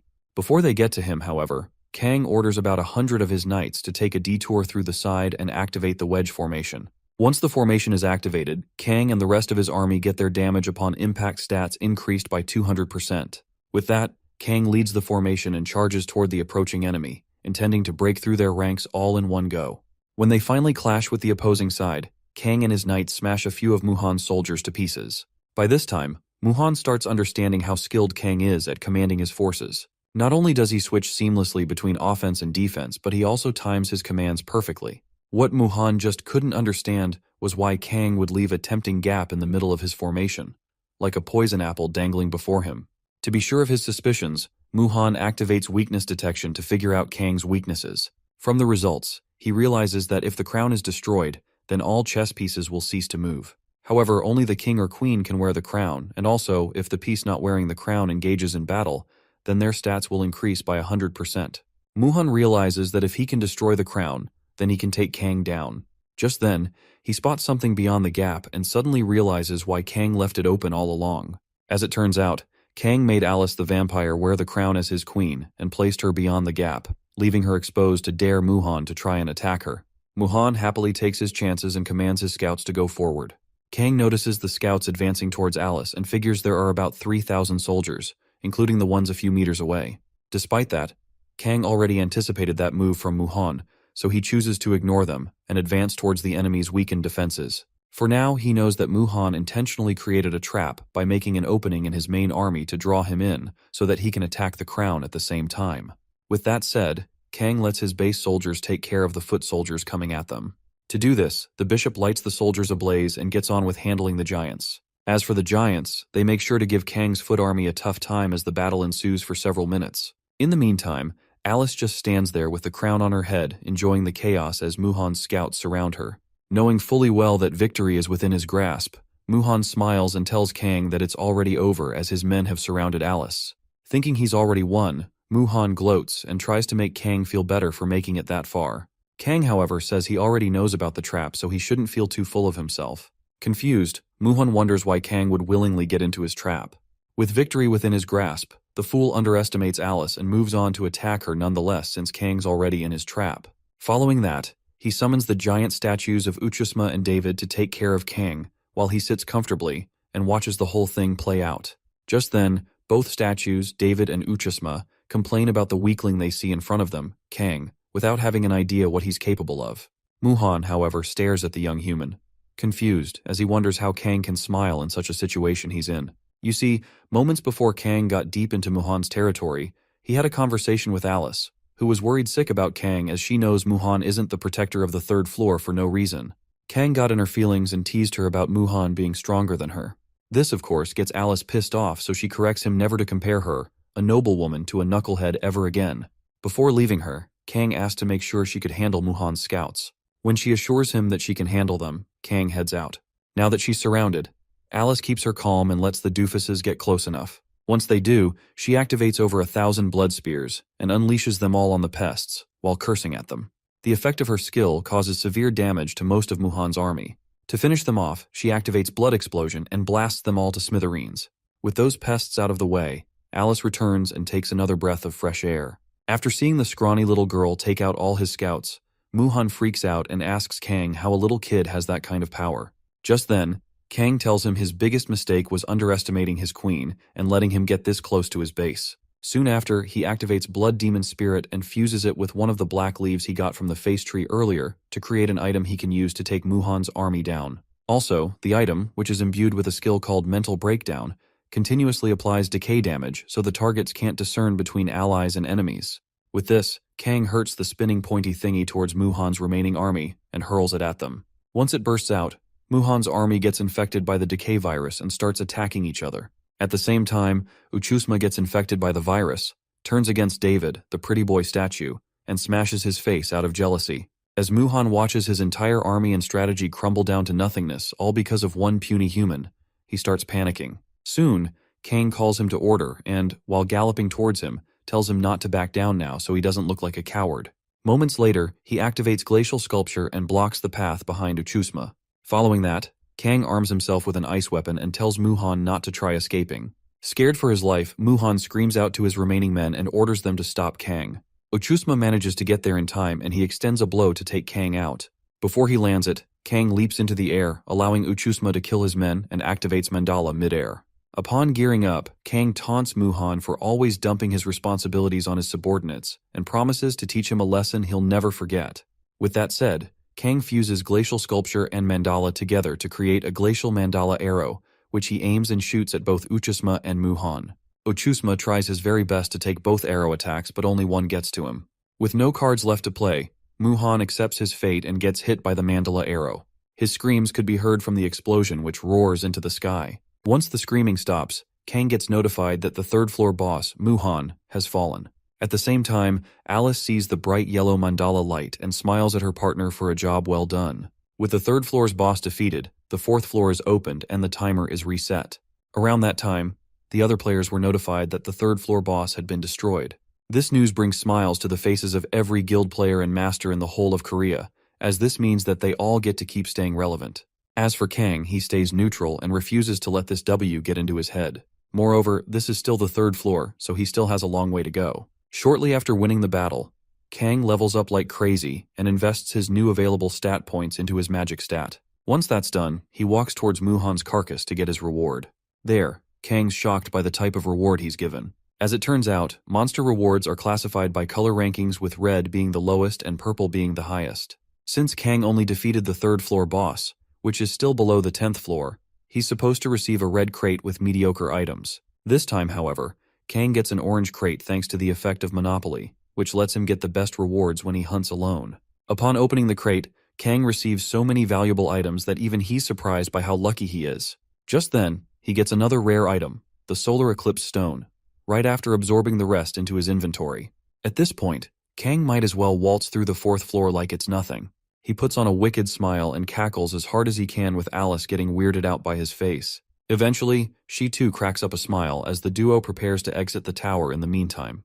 Elsewhere, Guild Titans representative Patrick hosts another summit with the other representatives, Beck, Tenwei, and Maria, with Teresa observing it. After a brief silence, Patrick reminds everyone of Kang's success and asks for their comments. While Beck and Maria are pretty optimistic about things moving forward, the same can't be said for Tenwei, who appears to be mad at Kang for buying humanity some more time and sucking up all their views. Having heard what the guild representative of China's guild just said, Teresa flares up and confronts him for being mad at the person who not only stopped them from collaborating with the demonic ones, but also bought humanity 90 precious days without asking for anything in return. If anything, they're the assholes for saying shit about the only person who lent them a hand when they were in crisis. To prove her point, Teresa asks for Maria and Beek to back her up.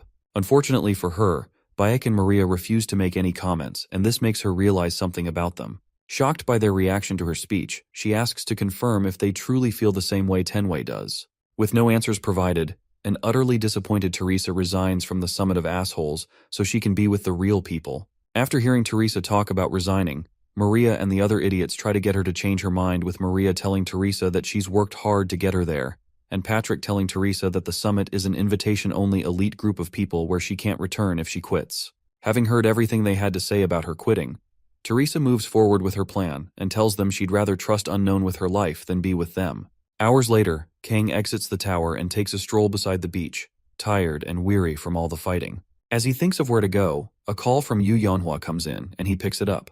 On the other end, Yeonhwa tearfully tells Kang that her grandpa hasn't woken up yet since the incident happened. Kang asks to know where she is, and Yeonhwa describes her location to him. For some context, Yu Yeonhwa is the granddaughter of the legendary martial artist Yu Cheon-young, who's a leading figure in Korea's martial arts field. Now Yeonhwa is a tough, lovely, and bright young lady with fists of steel, but when Kang gets to her location, he finds her crying, which is odd to him. Without wasting time, Kang holds her shoulder and tells her to explain what happened, and Yeonhwa reminds him about the outbreak in Incheon after the Tower of Trials appeared. When Kang remembers a few things about the outbreak from the news, Yeonhwa tells him her grandpa was there when it happened. After awakening and successfully defeating the monsters, Yeonhwa says her grandpa was badly hurt and has been having trouble recovering.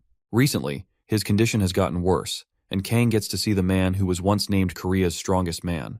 After getting a good read on the man's details, Kang figures he could copy his skills by saving his life. Although he's surprised by Cheon-young's low level, Kang still keeps his mouth shut.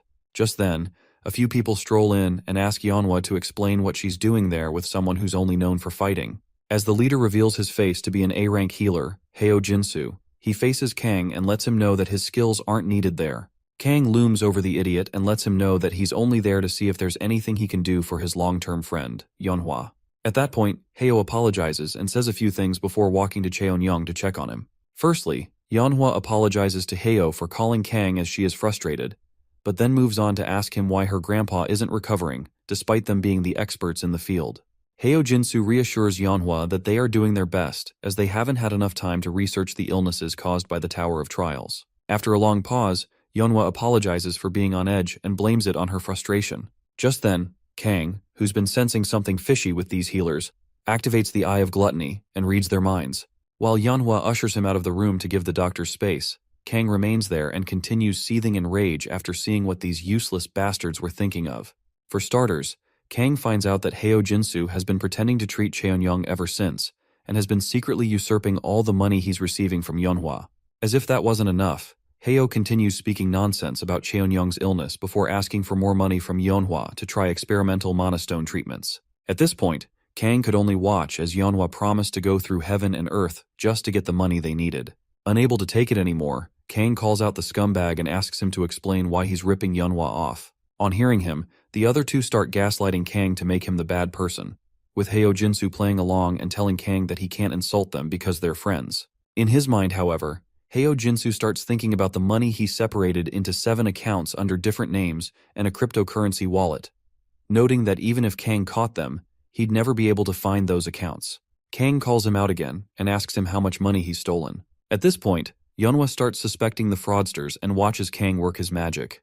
Just then, Heo Jinsu stutters and says whatever comes to his head while thinking about the contract the guild Black Cloud has made with the tower dwellers. When Kang finds out about the last part, he's shocked to the bone. For one, he can't believe Hong Deokpyo contacted a tower dweller just like that, as tower dwellers view outsiders as threats.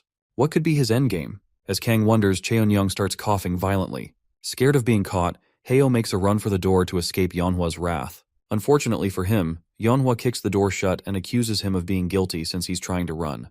Moving on, she threatens to unalive him if her grandpa doesn't make it, and Kang urges her to calm down and ignore the Nimrod, as her grandpa's treatment is their first priority. Even after being caught, Heo Jinsu still tries to turn the table around by blaming Yeonhwa for attacking him in the first place when he was about to get him medicine. At this point, Kang decides to punish the fool for being absolute scum. To do that, he permits Yeonhwa to kick the asshole just once, and Yeonhwa delivers a kick so bad that it nearly shifts Jinsu's mouth.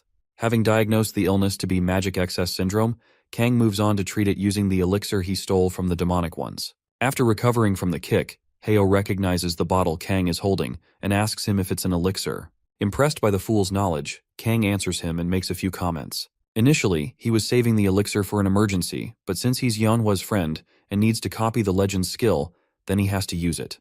With that, he pops open the bottle, pours the elixir on the old man, and waits for it to work its magic. A few minutes later, the purple veins bulging out of Cheon-young's skin disappears, and Yeonhwa's grandpa recovers. Yeonhwa could already tell her grandpa's back to normal as his body moved around a little and he tried to speak. Just then, Kang meets the conditions to copy any skill he wants from the legend, and he chooses to copy Pure Meditation, which is an S-rank martial arts skill that enables its user to absorb mana from the air surrounding them, all while increasing their magic recovery rate by 30%. Having seen Kang succeed where he failed, Heo Jinsu and his buddies still try to escape, thinking Kang and Yeonhwa were fully distracted. Before they get to escape, however, Kang kicks Heo's butt a second time and urges the kids to get lost while the adults talk. In a few minutes, Kang creates time to deal with the useless fraudster. After locking himself and the bastard in the store, Kang tells Heo to rest easy as he's not going to kill him. However, if he wants to go scot-free, then he must return Yeonhwa's money. Upon hearing this, Heo starts to suspect something wrong, as Kang isn't known to be that merciful. Kang, who could read his mind, asks him if he's willing to live. Jinsu nods in agreement and gets on with returning all of Yeonhwa's money. About an hour later, Yeonhwa gets a credit alert of over 36 billion won, and Heo Jinsu gets to leave the hospital alive. As the idiot races the streets to get back to the mastermind, Alice asks Kang if he's just going to let the dude go just like that. Knowing Kang, he says no, and then instructs Alice to follow the Nimrod to see who he runs off to. By then, Alice figures out Kang's plan and asks him why he let him go on purpose. Kang tells her that if they try to wring out information from the dude, they won't get much, so it's much better to follow the guy to his base. With that said, Alice gets excited and flies off Kang's back to pursue her target. As he watches her go, Kang smirks as he wonders why Alice is so excited. Eventually, he returns to Mr.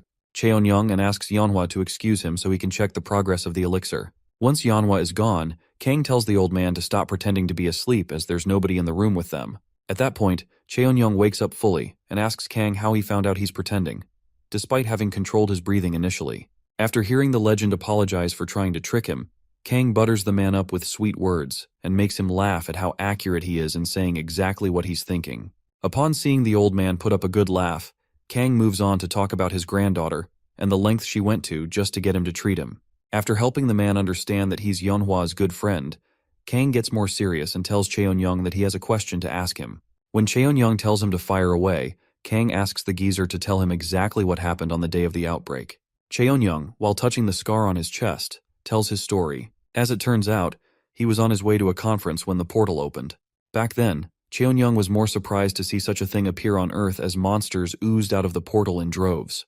As the chaos ensues, one of the police officers nearly gets crushed by a giant spider monster. Fortunately for him, Cheon-young came through and saved him by kicking the monster away from him. Shortly after saving the police officer, Yeonhwa's grandpa urges the officer to get everyone out of there so he can stop the creatures. Just then, Cheon-young hears the voice of a human complimenting him for being a gifted person. Soon after, the man reveals his face to Cheon-young and asks for a fight. Well, Cheon-young gives him the fight he's after, but can't seem to lay a finger on the man. After taking down countless monsters in the end, Cheon-young finds himself back where he started with the Tower Dweller. While wondering what to do to take him down, the Tower Dweller leaps past him into the air and slashes Cheon-young, without even breaking a sweat. As he ends his story, Cheon-young tells Kang that's the last thing he remembers, as he's never seen anyone be so quick with a sword before. Kang pauses to think about Cheon-young's description of the man. If Cheon-young's description is accurate, then he must have fought with the Murim forces on the 21st floor. Now those Murim guys are known to be persistent guys who would do anything to get what they wanted. Even back in the game, they were a pain to deal with. So, why would they come out of the tower into reality? What could they be plotting? Before spacing off, Kang explains the nature of the Tower Dwellers to Cheon-young and lets him know that he fought one during the outbreak.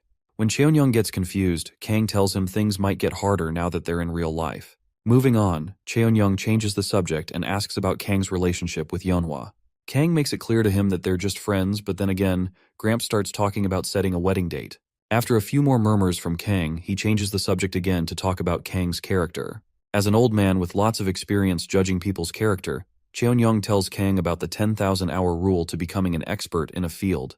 Having spent over 50 hours playing Tower of Trials in the past, it's only natural that Kang is the way he is. On the other hand, those idiots at the Association of the Awakened are severely overestimated, acting like they're experts after only a few months since the tower appeared in real life. Cheon-young tells Kang that he has the feeling of someone worn down and battered, as he can see the bitterness of someone who's experienced unimaginable hardships to become a seasoned human being. Kang remains humble and chooses not to let Cheon-young's compliments get to his head. At the same time, Cheon-young sees his humility and lets him know that his natural confidence is obvious. Moving on to the most important topic, Yeonhwa's grandpa asks Kang to name anything he wants so he can repay him for saving his life. Kang thinks about his next words very carefully as they could make or break him. After making sure Cheon-young can't go back on his words, Kang tells the legendary martial artist what he wants. Soon after, Kang exits the room with a smile on his face and finds Yeonhwa outside. Yeonhwa asks about her grandpa and Kang tells her he's doing just fine. When she gets overly grateful, Kang tells her it's no big deal as her grandpa has thanked him enough already. Inside, Cheon-young can be seen tearing up as he has to give up something he's personally attached to just to repay the man who saved his life. As for what it is, it's not shown for now. After leaving the hospital, Kang checks into a luxury penthouse hotel and takes his sweet time sightseeing the beautiful view of the city before calling for room service. Upon spending just a few seconds on the hotel phone, Kang is served a very lavish and sumptuous dinner.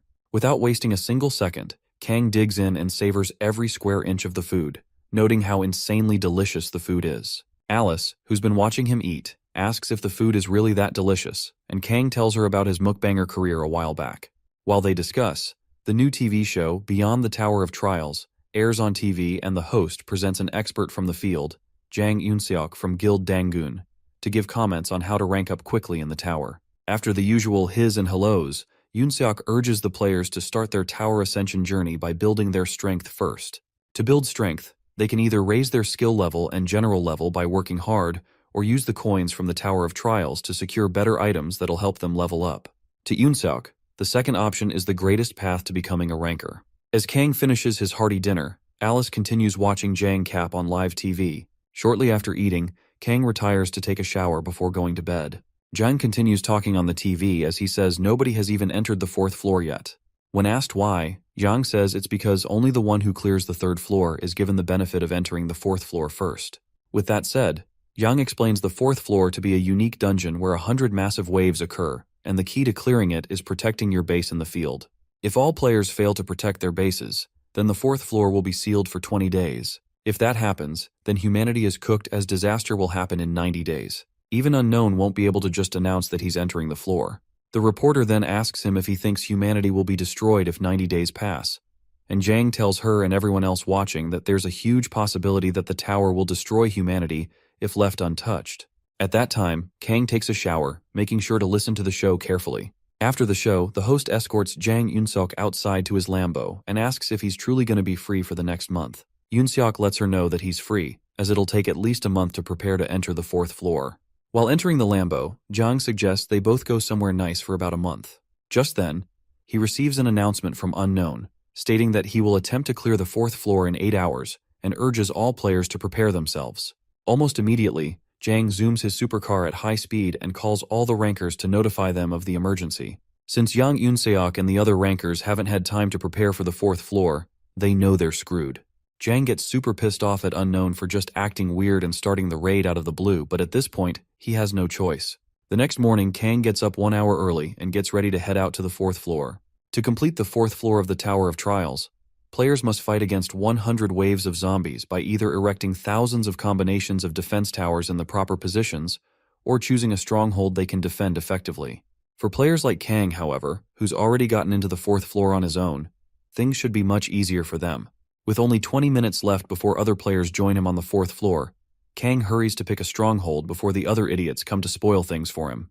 For his choice of stronghold, Kang picks Sangam World Cup Stadium and uses priority base selection rights to mark it off as his base. Following that, he scatters squishy grains all over the field and plants 5 solar seeds before using natural water to increase the plant growth speed by 20%. Once he's done preparing, Kang gets back outside to the fourth floor's starting line and finds players from most of the famous guilds all present to attempt the fourth floor.